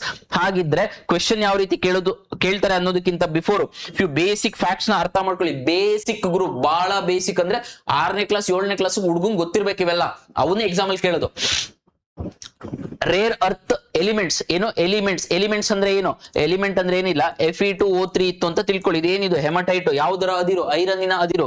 ಇಲ್ಲಿ ಬರೀ Fe ಐರನ್ ತಕೊಂಡೆ ಅಂತ ಹೇಳಿದ್ರೆ ಅದು ಎಲಿಮೆಂಟ್. ಪೂರ್ತಿ ಎಂಟೈರ್ ಇತ್ತು ಅಂದ್ರೆ ಅದು ಏನು? ಮಿನರಲ್. ಅಂದ್ರೆ ಒಂದು ಯಾವ್ದಾದ್ರು ಒಂದು ಖನಿಜ, ಅದನ್ನ ಎತ್ಕೊಂಡು ಅದನ್ನ ಪ್ಯೂರಿಫೈ ಮಾಡ್ಬೇಕು, ಮೈನಿಂಗ್ ಮಾಡ್ಬೇಕು, ಇದು ಮಾಡಿದ್ರೆ ಯಾವ್ದು? ಮಿನರಲ್. ನ್ಯಾಚುರಲ್ ಫಾರ್ಮಲ್ ಇತ್ತು ಅಂತ ಹೇಳಿದ್ರೆ, ಅಂದ್ರೆ ಒಂದೇ ಒಂದಿತ್ತು ಅಂತ ಹೇಳಿದ್ರೆ ಅದು ಎಲಿಮೆಂಟ್. ಎಲಿಮೆಂಟ್ ಯಾವ್ಯಾವುದು? Hydrogen, helium, lithium, boron, beryllium, carbon, nitrogen, oxygen, neon, ಇವೆಲ್ಲ ಏನು? ಎಲಿಮೆಂಟ್ಸ್. Fe2O3 ಏನು? Mineral. I hope it's clear ಅಂತ ಭಾವಿಸ್ತೀನಿ. ಹಾಗಿದ್ರೆ ನಾವು 2025ರಲ್ಲಿ ನ್ಯಾಷನಲ್ ಕ್ರಿಟಿಕಲ್ ಮಿನರಲ್ ಮಿಷನ್ ಅಂತ ಹೇಳಿ ತಂದಿದ್ವಿ. 2025ರಲ್ಲಿ ನ್ಯಾಷನಲ್ ಕ್ರಿಟಿಕಲ್ ಮಿನರಲ್ ಮಿಷನ್ ಅಂತ ಹೇಳಿ. ಇದರ ಪ್ರಕಾರ ನಮ್ಮ ದೇಶದಲ್ಲಿ 30 ಕ್ರಿಟಿಕಲ್ ಮಿನರಲ್ಸ್ ನ ಐಡೆಂಟಿಫೈ ಮಾಡಿದೀವಿ. ಸರ್ 30 ಇಂಪಾರ್ಟೆಂಟಾ? ಗೊತ್ತಿರ್ಬೇಕು. ಹಾಗೆ ಕ್ರಿಟಿಕಲ್ ಮಿನರಲ್ಸ್ ನ ಭಾರತ ಸರ್ಕಾರ ಎಷ್ಟು ಐಡೆಂಟಿಫೈ ಮಾಡಿದೆ ಅಂದ್ರೆ 30 ಕ್ರಿಟಿಕಲ್ ಮಿನರಲ್ಸ್ ಅಂತ ಹೇಳಿ ಕರಿತೀವಿ. ಸರ್ ಹಂಗಿದ್ರೆ ಏನು ಸರ್ ಕ್ರಿಟಿಕಲ್ ಮಿನರಲ್ಸ್ ಅಂದ್ರೆ? ಕ್ರಿಟಿಕಲ್ ಮಿನರಲ್ಸ್ ಅಂದ್ರೆ ಆ ಒಂದು ಖನಿಜವನ್ನ, ಆ ಒಂದು ಮಿನರಲ್ ನ ಮೈನ್ ಮಾಡಿ, ಪ್ಯೂರಿಫೈ ಮಾಡಿ, ಯೂಸ್ ಮಾಡ್ಲಿಕ್ಕೆ ತುಂಬಾ ಕಷ್ಟಕರವಾಗಿರುತ್ತೆ, ಈಸಿಯಾಗಿ ಸಿಗಲ್ಲ. ಸೊ ಅದನ್ನ ನಾವು ಕ್ರಿಟಿಕಲ್ ಮಿನರಲ್ ಅಂತ ಹೇಳಿ ಕರಿತೀವಿ. ಎಷ್ಟಿದೆ ಭಾರತದಲ್ಲಿ ಕ್ರಿಟಿಕಲ್ ಮಿನರಲ್? 30 ಗೊತ್ತಿರ್ಬೇಕಾ? ಗೊತ್ತಿರ್ಬೇಕು. ಸೊ ಈ ಕ್ರಿಟಿಕಲ್ ಮಿನರಲ್ಸ್ ಗೆ 90% ಕ್ವೆಶನ್ ಬಂದೇ ಬರುತ್ತೆ. ಅರ್ಥ ಆಯ್ತು ಅಂತ ಭಾವಿಸ್ತೀನಿ. 30 ಇದೆ. ಸೊ ಓಕೆ, ಹಾಗಿದ್ರೆ ಇಲ್ಲಿ ಲೂಲಾ ಡಿ ಸಿಲ್ವಾ ಯಾರು? ಇವರು ಬ್ರೆಜಿಲ್ನ ಪ್ರೆಸಿಡೆಂಟ್ ಯಾರು? ಲೂಲಾ ಡಿ ಸಿಲ್ವಾ. ಕೇಳಬಹುದು. ಇವ್ರು ಬಂದ್ಬಿಟ್ಟು ಕ್ರಿಟಿಕಲ್ ಮಿನರಲ್ಸ್ ಜೊತೆಗೆ ರೇರ್ ಅರ್ತ್ ಎಲಿಮೆಂಟ್ಸ್ ಗೆ ಸೈನ್ ಮಾಡಿದೀವಿ. ಹಾಗಿದ್ರೆ ರೇರ್ ಅರ್ತ್ ಎಲಿಮೆಂಟ್ಸ್ ಎಷ್ಟಿದಾವೆ ಅಂದ್ರೆ 17 ಇದಾವೆ. Rare earth elements ಎಷ್ಟಿದಾವೆ? 17 ಇದಾವೆ. ಯಾವ ಸರ್ ಅಂತ ಹೇಳಿದ್ರೆ 15 ಲ್ಯಾಂಥನೈಟ್ಸ್. ಸರ್ ಲ್ಯಾಂಥನೈಟ್ಸ್ ಅಂದ್ರೆ ಏನು? ನಿಮ್ಮ ಸೈನ್ಸ್ ಅಲ್ಲಿ ಆಲ್ರೆಡಿ ಓದಿರ್ತೀರಾ ನೀವು. ಪೀರಿಯಾಡಿಕ್ ಟೇಬಲ್ ಅಂಡ್ ಕ್ಲಾಸಿಫಿಕೇಶನ್ಸ್ ಅಲ್ಲಿ ಕೆಳಗಡೆ ಒಂದು ದೊಡ್ಡ ಬಾರಲ್ ಕೊಟ್ಟಿರ್ತಾನೆ, ಗ್ರೂಪ್ ಆಫ್ ಲ್ಯಾಂಥನೈಟ್ಸ್ ಅಂತ ಹೇಳಿ. ಅದನ್ನ ಬೇಕಿದ್ರೆ ಕೆಮಿಸ್ಟ್ರಿಯಲ್ಲಿ ಹೇಳ್ಕೊಡ್ತೀನಿ ಇನ್ನೊಂದ್ಸತಿ, ಕೆಮಿಸ್ಟ್ರಿ ಕ್ಲಾಸ್ ಮಾಡಿದಾಗ. ಆ 15 ಲ್ಯಾಂಥನೈಟ್ಸ್ ಜೊತೆಗೆ ಸ್ಕಾಂಡಿಯಂ ಜೊತೆಗೆ ಎಟ್ರಿಯಂ, ಈ 15 ಲ್ಯಾಂಥನೈಟ್ಸ್, ಒಂದು ಸ್ಕಾಂಡಿಯಂ, ಒಂದು ಎಟ್ರಿಯಂ, ಈ 17 ನಾವು ರೇರ್ ಅರ್ತ್ ಎಲಿಮೆಂಟ್ಸ್ ಅಂತ ಹೇಳಿ ಕರಿತೀವಿ. ಸರ್ ಬಟ್ಟು ಎಷ್ಟು ರೇರ್ ಅರ್ತ್ ಎಲಿಮೆಂಟ್ಸ್ ಇದಾವೆ ಅಂತ ಏನಾರ ಎಕ್ಸಾಮ್ ಅಲ್ಲಿ ಕ್ವಶನ್ ಬಂತಂದ್ರೆ ನಿದ್ದೆಗಣ್ಣಲ್ಲಿ ಕೇಳಿದ್ರು 17 ಅಂತ OMR ಅಲ್ಲಿ ಹಾಕ್ಬೇಕು. ಅಲ್ಲೋಗ್ಬಿಟ್ಟು 15, 13, 12 ಅಂತ ಮಿಸ್ಟೇಕ್ ಮಾಡಬಾರ್ದು. ಕ್ರಿಟಿಕಲ್ ಮಿನರಲ್ಸ್ ನ according to national critical mineral mission ಪ್ರಕಾರ ಭಾರತ ಸರ್ಕಾರ ಎಷ್ಟು ಖನಿಜಗಳನ್ನ ಕ್ರಿಟಿಕಲ್ ಮಿನರಲ್ಸ್ ಅಂತ ಐಡೆಂಟಿಫೈ ಮಾಡಿದೆ ಅಂದ್ರೆ 30. ಇಷ್ಟು ಕ್ಲಿಯರ್ ಆಯ್ತಂತ ಅಂದ್ಕೊಂಡಿದ್ದೀನಿ. ಸೊ ಇನ್ನ ಮರ್ಕಾಸುರ್ ಅಂತ ಹೇಳಿ ಫ್ಯೂ ಅಗ್ರಿಮೆಂಟ್ ಬರ್ತವೆ. ಸೊ ಅದನ್ನ ಇನ್ನೊಂದ್ಸತಿ ಸಪರೇಟ್ ಆಗಿ ನೋಡೋಣ. ಕ್ವೆಶನ್ ಗೆ ಹೋಗ್ತಾ ಇದ್ದೀನಿ. ಇಂಗ್ಲಿಷ್ ಮೀಡಿಯಂ ಅಲ್ಲಿ ಕ್ವೆಶನ್ ಇದೆ, ಇಲ್ಲಿ ನಾವು ಕನ್ನಡ ಮೀಡಿಯಂ ಕ್ವೆಶನ್ ಅನ್ನ ನೋಡೋಣ. ಭಾರತ ಬ್ರೆಜಿಲ್ ನಿರ್ಣಾಯಕ ಖನಿಜಗಳ ಒಪ್ಪಂದ. ಕ್ರಿಟಿಕಲ್ ಮಿನರಲ್ಸ್ ಅಂದ್ರೆ ಏನು? ನಿರ್ಣಾಯಕ ಖನಿಜಗಳು. ಸರ್ ಟ್ರಾನ್ಸ್ಲೇಷನ್ ಹಿಂಗೆ ಇದೆಯಲ್ಲ sir, most of your Kannada translation ಹಿಂಗೆ ಇದೆ ಆಯ್ತಾ. ಅದಕ್ಕೆ ನಾನು ಹುಡುಕಾಡದೆ ಕ್ರಿಟಿಕಲ್ ಮಿನರಲ್ಸ್ ನಿರ್ಣಾಯಕ ಖನಿಜಗಳು ಹಂಗೆ ಇದೆ, ಕ್ವಶನ್ ಪೇಪರ್ ಹಂಗೆ ಬರ್ಬೋದು. ಸಂಬಂಧಿಸಿದಂತೆ ಕೆಳಗಿನ ಹೇಳಿಕೆಗಳನ್ನು ಗಮನಿಸಿ. ಇದು ಅಪರೂಪದ ಮೃತ್ತಿಕೆಗಳು ಅಂದ್ರೆ ರೇರ್ ಅರ್ತ್ ಮತ್ತು ನಿರ್ಣಾಯಕ ಖನಿಜಗಳಲ್ಲಿ ಸಹಕಾರವನ್ನು ಬಲಪಡಿಸುವ ಉದ್ದೇಶವನ್ನು ಹೊಂದಿದೆ. ಜನರಲಿಸ್ಟಿಕ್ ಸ್ಟೇಟ್ಮೆಂಟ್. ಈ ಕ್ವೆಶನ್ ಗೆ ಆನ್ಸರ್ ಮಾಡ್ಲಿಕ್ಕೆ ಟ್ರೈ ಮಾಡಬೇಕು. ಜನರಲಿಸ್ಟಿಕ್. ಹೌದು, ಇಲ್ಲಿ ನೋಡ್ರಿ, ಕ್ರಿಟಿಕಲ್ ಮಿನರಲ್ಸ್ ಅಗ್ರಿಮೆಂಟ್ ಅಂತ ಹೇಳಿದ್ರೆ ಸೊ ಸ್ಟ್ರೆಂಥನ್ ಮಾಡೋದಕ್ಕೋಸ್ಕರ, ಸಪ್ಲೈ ಚೈನ್ ಅನ್ನ ಸ್ಟ್ರೆಂಥನ್ ಮಾಡೋದಕ್ಕೋಸ್ಕರ ತಾನೇ ಯಾವ್ದಾದ್ರು MOU ಅಥವಾ ಏನಾದ್ರು ಅಗ್ರಿಮೆಂಟ್ ಮಾಡ್ಕೊಳ್ಳೋದು. ಹಾಗಾಗಿ ಒಂದನೇ ಹೇಳಿಕೆ ಏನಾಗುತ್ತೆ? ಸರಿ ಹೋಗುತ್ತೆ. ಸೊ ಎರಡನೇ ಹೇಳಿಕೆಗೆ ಬರ್ತಾ ಇದ್ದೀನಿ. ಇದು ಪ್ರಮುಖ ಖನಿಜಗಳ ಲಭ್ಯತೆಯನ್ನು ಸುಧಾರಿಸುವ ಮೂಲಕ ಭಾರತದ ಶುದ್ಧ ಇಂಧನ ಮತ್ತು ಸುಧಾರಿತ ಉತ್ಪಾದನಾ ವಲಯಗಳನ್ನು ಬೆಂಬಲಿಸಬಹುದು. ಇಲ್ಲಿ ನೋಡಿ, ಜನರಲಿಸ್ಟಿಕ್ ಸ್ಟೇಟ್ಮೆಂಟ್ ಮಾಡಬಹುದು. ಇಟ್ ಕ್ಯಾನ್, ಇಟ್ ವಿಲ್ ಅಂದ್ರಲ್ಲ, ಇಟ್ ಕ್ಯಾನ್ ಓನ್ಲಿ. ಬಹುದು ಅಂದ್ರೆ ಏನ್ ಬೇಕಿರೋ ಮಾಡ್ಬೋದಪ್ಪ. ಸೊ ಬಹುದು ಅಂತ ಇತ್ತಂದ್ರೆ ಮೋಸ್ಟ್ ಆಫ್ ದಿ ಟೈಮ್ಸ್ ಆ ಸ್ಟೇಟ್ಮೆಂಟ್ಸ್ ಕರೆಕ್ಟ್ ಇರುತ್ತೆ. ಇಟ್ ಕ್ಯಾನ್ ಅಂತ ನಿಮ್ಮ ಇಂಗ್ಲಿಷ್ ಅಲ್ಲಿ ಏನಾದ್ರು ಸ್ಟೇಟ್ಮೆಂಟ್ ಇತ್ತು ಅಂತ ಹೇಳಿದ್ರೆ ಆ ಹೇಳಿಕೆಗಳು ಸರಿಯಾಗುವಂತಹ ಚಾನ್ಸಸ್ ಜಾಸ್ತಿ ಇರುತ್ತೆ. ಸರಿ ಇರ್ತವೆ ಅಂತಲ್ಲ, ಚಾನ್ಸಸ್ ಜಾಸ್ತಿ ಇರುತ್ತೆ. ನೀವಲ್ಲಿ ರಿಸ್ಕ್ ತಗೊಂಡು ಆನ್ಸರ್ ನ ಹಾಕ್ಬೇಕು. ಯಾವಾಗ ಕ್ಯಾನ್ ಅಂತ ಹೊರಡಿತ್ತು ಅಂತ ಹೇಳಿದ್ರೆ, ಕನ್ನಡ ಮೀಡಿಯಂ ಅವರು ಬಹುದು ಅಂತ ಇತ್ತಂದ್ರೆ ಜನರಲಿಸ್ಟಿಕ್ ಸ್ಟೇಟ್ಮೆಂಟ್ ಎರಡನೇ ಹೇಳಿಕೆ ಕೂಡ ಏನಾಗುತ್ತೆ? ಸರಿ ಹೋಗುತ್ತೆ. ಮೂರನೇದು, ಇದು ಭಾರತದ ಎಥನಾಲ್ ಮಿಶ್ರಣ ಕಾರ್ಯಕ್ರಮಕ್ಕೆ, that is ethanol blending programme, ನೇರವಾಗಿ ಸಂಪರ್ಕ ಹೊಂದಿದೆ. ಇಲ್ಲಿ ನೋಡಿ, ನೇರವಾಗಿ ಡೈರೆಕ್ಟ್ಲಿ. ಇಲ್ಲಿ ನೋಡಿದ್ರೆ ಕ್ರಿಟಿಕಲ್ ಮಿನರಲ್ಸ್, ಇಲ್ಲಿ ನೋಡಿದ್ರೆ ಎಥನಾಲ್ ಬ್ಲೆಂಡಿಂಗ್ ಪ್ರೋಗ್ರಾಮ್. ಒಂದಕ್ಕೊಂದಕ್ಕೆ ಸಂಬಂಧ ಇಲ್ಲ. ಇಲ್ಲಿ ಸ್ವಲ್ಪ ರ್ಯಾಷನಲ್ ಥಿಂಕಿಂಗ್ ಮಾಡಬೇಕು. ಹಾಗಾಗಿ ಮೂರನೇ ಹೇಳಿಕೆ ಏನಾಗುತ್ತೆ? ತಪ್ಪಾಗುತ್ತೆ. ನಾಲ್ಕನೇದು, ಇದು ನಿರ್ಣಾಯಕ ಖನಿಜಗಳ ಪೂರೈಕೆ ಸರಪಳಿಯ ಸ್ಥಿತಿ ಸ್ಥಾಪಕತ್ವಕ್ಕೆ, ಸಪ್ಲೈ ಚೈನ್ ರೆಸಿಲಿಯನ್ಸ್ ಕೊಡುಗೆ ನೀಡಬಲ್ಲದು. ಅಥವಾ ಮೂರನೇ ಹೇಳಿಕೆ ತಪ್ಪಾಯ್ತು ಅಂದ್ರೆ ಮೂರನೇ ತೆಗೆದೆ ಅಂತ ಹೇಳಿದ್ರೆ ನಾನು ಉಳ್ಕೊಳ್ಳೋದು 1, 2 ಮತ್ತು 4 ಮಾತ್ರ. Few basics about rare earth elements, ಅದ್ರ ಜೊತೆಗೆ ಕ್ರಿಟಿಕಲ್ ಮಿನರಲ್ಸ್ ನ ನೀಟಾಗಿ ನೋಡಿದ್ರ ಅಂತ ಭಾವಿಸಿದೀನಿ. ಅಷ್ಟು ಆಯ್ತು ಅಂತ ಹೇಳಿದ್ರೆ that would be more than sufficient. ಇದು ನಿಮ್ಮ 2026 UPSC ಅಲ್ಲಿ ಕೇಳಿರುವಂತಹ ಕ್ವೆಶನ್. ಯಾವುದು? ಕ್ರಿಟಿಕಲ್ ಮಿನರಲ್ಸ್ ಮತ್ತೆ ರೇರ್ ಅರ್ತ್ ಎಲಿಮೆಂಟ್ಸ್ ಬಗ್ಗೆ. ಈ ಕ್ವೆಶನ್ ಅನ್ನ ಹೆಂಗ್ ಸಾಲ್ವ್ ಮಾಡೋದು ಎಕ್ಸಾಮ್ ಅಲ್ಲಿ ನನಗೆ ಗೊತ್ತೇ ಇಲ್ಲ. ಬೇಸಿಕ್ಸ್ ಇಟ್ಕೊಂಡು ಹೆಂಗ್ ಸಾಲ್ವ್ ಮಾಡೋದು ಅಂತ ಹೇಳ್ಕೊಡ್ತೀನಿ. ಇದು ಇಂಗ್ಲಿಷ್ ಮೀಡಿಯಂ ಅಲ್ಲಿ ಇದೆ ಕ್ವೆಶನ್. ನೀವು ಕನ್ನಡ ಇದನ್ನ ಟೆಲಿಗ್ರಾಮ್ ಚಾನಲ್ ಹಾಕಿರ್ತೀನಿ, ಜಾಯಿನ್ ಆದ್ರೆ ಅಲ್ಲಿ ನೋಡೋಣ. ಈಗ ಕನ್ನಡ ಮೀಡಿಯಂ ಅಲ್ಲಿ ಹುಡುಗರು ನೋಡ್ಬೇಕಿತ್ತು. UPSC 2026 ಅಂದ್ರೆ ಮೊನ್ನೆ ಮೇ 24ನೇ ತಾರೀಕು ಏನ್ ಎಕ್ಸಾಮ್ ನಡೆದಿದೆ ಅಲ್ಲಿ ಕೇಳಿರುವಂತ ಕ್ವಶನ್. ಹಾಗಾಗಿ ಬರುವಂತ ಚಾನ್ಸಸ್ ಜಾಸ್ತಿ ಇದೆ. Critical minerals, rare earth elements news ಅಲ್ಲಿ ಇದೆ. ರೇರ್ ಅರ್ತ್ ಎಲಿಮೆಂಟ್ಸ್ ಮತ್ತು ನಿರ್ಣಾಯಕ ಖನಿಜಗಳ ಕುರಿತಾದ ಈ ಕೆಳಗಿನ ಹೇಳಿಕೆಗಳು ಇಲ್ಲಿ ನೋಡ್ಬೇಕು. ಯಾವಾಗ್ಲೂ ಸರಿಯಾಗಿವೆ ಅಥವಾ ಸರಿಯಾಗಿಲ್ಲ ನೋಡ್ಬೇಕು. ಇಲ್ಲಿ ಏನ್ ಕೇಳಿದಾರೆ? ಸರಿಯಾಗಿವೆ ಕೇಳಿದ್ದಾರೆ. ಕೃತಕ ಬುದ್ಧಿಮತ್ತೆ, ರೋಬೋಟಿಕ್ಸ್ ಮತ್ತು ಬಾಹ್ಯಾಕಾಶ ಪರಿಶೋಧನೆ ಸೇರಿದಂತೆ ಆಧುನಿಕ ತಾಂತ್ರಿಕ ಆವಿಷ್ಕಾರಗಳು ರೇರ್ ಅರ್ತ್ ಎಲಿಮೆಂಟ್ಸ್ ವ್ಯಾಪಕವಾಗಿ ಬಳಸುತ್ತದೆ. ಜನರಲಿಸ್ಟಿಕ್ ಸ್ಟೇಟ್ಮೆಂಟ್. ಅದರ ಅರ್ಥ ಸ್ಪೇಸ್ ಎಕ್ಸ್ಪ್ಲೋರೇಷನ್, ಆರ್ಟಿಫಿಷಿಯಲ್ ಇಂಟೆಲಿಜೆನ್ಸ್ ಮತ್ತೆ ರೋಬೋಟಿಕ್ಸ್, ಈ ಎಲ್ಲದಕ್ಕೂ ರೇರ್ ಅರ್ತ್ ಎಲಿಮೆಂಟ್ಸ್ ನ ಬಳಸ್ತೀವಂತೆ. ಹೌದು, ಬಳಸ್ತೀವಿ. ಗೊತ್ತಾಯ್ತಲ್ಲ, ಎಲ್ಲೆಲ್ಲಿ ಬಳಸ್ತೀವಿ ಅಂದ್ರೆ ಇದೆಲ್ಲದಕ್ಕೂ ಬಳಸ್ತೀವಿ. ಹಾಗಾಗಿ ಒಂದನೇ ಹೇಳಿಕೆ ಏನಾಗುತ್ತೆ? ಸರಿ ಹೋಗುತ್ತೆ. ರೇರ್ ಅರ್ತ್ ಎಲಿಮೆಂಟ್ಸ್ ಗಳ ಗಣಿಗಾರಿಕೆಯಲ್ಲಿ ಚೀನಾ ಅತಿ ಹೆಚ್ಚು ಪಾಲನ್ನು ಹೊಂದಿದೆ. ಅದರ ನಂತರದ ಸ್ಥಾನದಲ್ಲಿ ಭಾರತವಿದೆ. ಅದರ ನಂತರದ ಸ್ಥಾನದಲ್ಲಿ ಭಾರತ ಇಲ್ಲ. ನಿಮ್ಗೊಂದ್ ಸ್ವಲ್ಪ ಐಡಿಯಾ ಬರಬೇಕು. ಯಾಕೆ ಅಂತ ಹೇಳಿದ್ರೆ, ಹಂಗಿದ್ದಿತ್ತು ಅಂತ ಹೇಳಿದ್ರೆ ವಿ ವುಡ್ ಹ್ಯಾವ್ ಬೀನ್ ವಿಶ್ವಗುರು ಬೈ ದಿಸ್ ಟೈಮ್. ಇಷ್ಟೊತ್ತಿಗೆ ವಿಶ್ವಗುರು ಆಗಿರ್ತಿದ್ವಿ. ಈ Australia, few other nations second third USA, ಇವೆಲ್ಲ ರೇರ್ ಅರ್ತ್ ಮೈನಿಂಗ್ ಅಲ್ಲಿ ಅಡ್ವಾನ್ಸ್ಡ್ ಟೆಕ್ನಾಲಜೀಸ್ ನ ಇದೆ ಅದರಲ್ಲಿ, ನಮ್ಮ ಹತ್ರ ಇನ್ನ ಇಲ್ಲ, we are just still developing. So ಹಾಗಾಗಿ ಎರಡನೇ ಹೇಳಿಕೆ ಏನಾಗುತ್ತೆ, ತಪ್ಪಾಗುತ್ತೆ. ನೀವು ಎಕ್ಸಾಮ್ ಅಲ್ಲಿ ಏನ್ ಮಾಡ್ಬೇಕು ಗೊತ್ತಾ, ಈ ಅತಿ ಹೆಚ್ಚು ಪಾಲು, ನಂತರದ ಸ್ಥಾನ, ಎರಡನೇ ಸ್ಥಾನ ಈ ತರ ಕೊಟ್ಟಿದ್ರು ಅಂತ ಹೇಳಿದ್ರೆ ಫ್ಯಾಕ್ಟ್ಸ್ ಜಾಸ್ತಿ ಇತ್ತಂದ್ರೆ ಆ ಸ್ಟೇಟ್ಮೆಂಟ್ ನ ತಪ್ಪು ಅಂತ ಕನ್ಸಿಡರ್ ಮಾಡ್ಲಿಕ್ಕೆ ಟ್ರೈ ಮಾಡಿ. ಸೊ ಹಾಗಾಗಿ ಎರಡನೇ ತಪ್ಪಾಯ್ತು ಅಂತ ಹೇಳಿದ್ರೆ ಆಪ್ಷನ್ ಡಿ ಏನಾಗುತ್ತೆ, ಹೋಗುತ್ತೆ. ಇನ್ನು ಉಳ್ಕೊಳ್ಳೋದು 3, 1, 2 ಮತ್ತೆ 3. ಈಗ ಮೂರನೇ ಹೇಳಿಕೆಗೆ ಹೋಗ್ತಾ ಇದ್ದೀನಿ.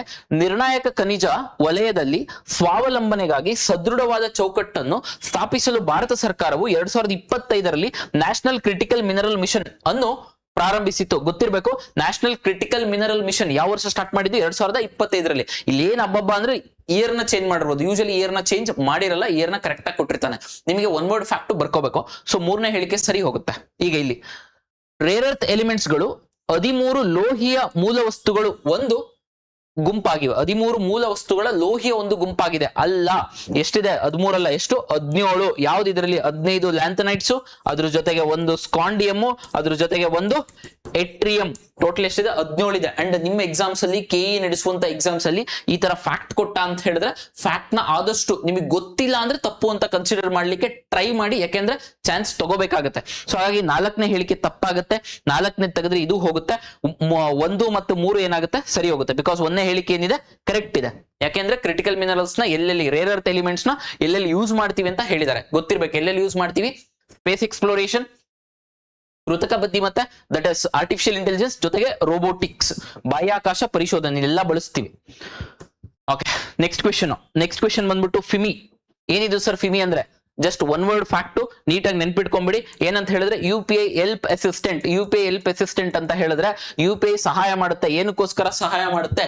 ನಿಮ್ಗೆ ಏನಾದ್ರೂ 500 ರೂಪಾಯಿ 1000 ರೂಪಾಯಿ ದುಡ್ಡು ಕಳಿಸಿದ್ರಿ, ಹೋಗ್ಲಿಲ್ಲ, ಆ ದುಡ್ಡು ಯಾಕೆ ಹೋಗಿಲ್ಲ, ಏನು ಆಯ್ತು ಅಂತ ಹೇಳಿ ನೀವು ಗಾಬರಿಯಾಗಿ ಕಸ್ಟಮರ್ ಕೇರಿಗೆಲ್ಲ ಫೋನ್ ಮಾಡ್ತಿರಲ್ಲ, ಅದರ ಅವಶ್ಯಕತೆ ಇಲ್ಲ.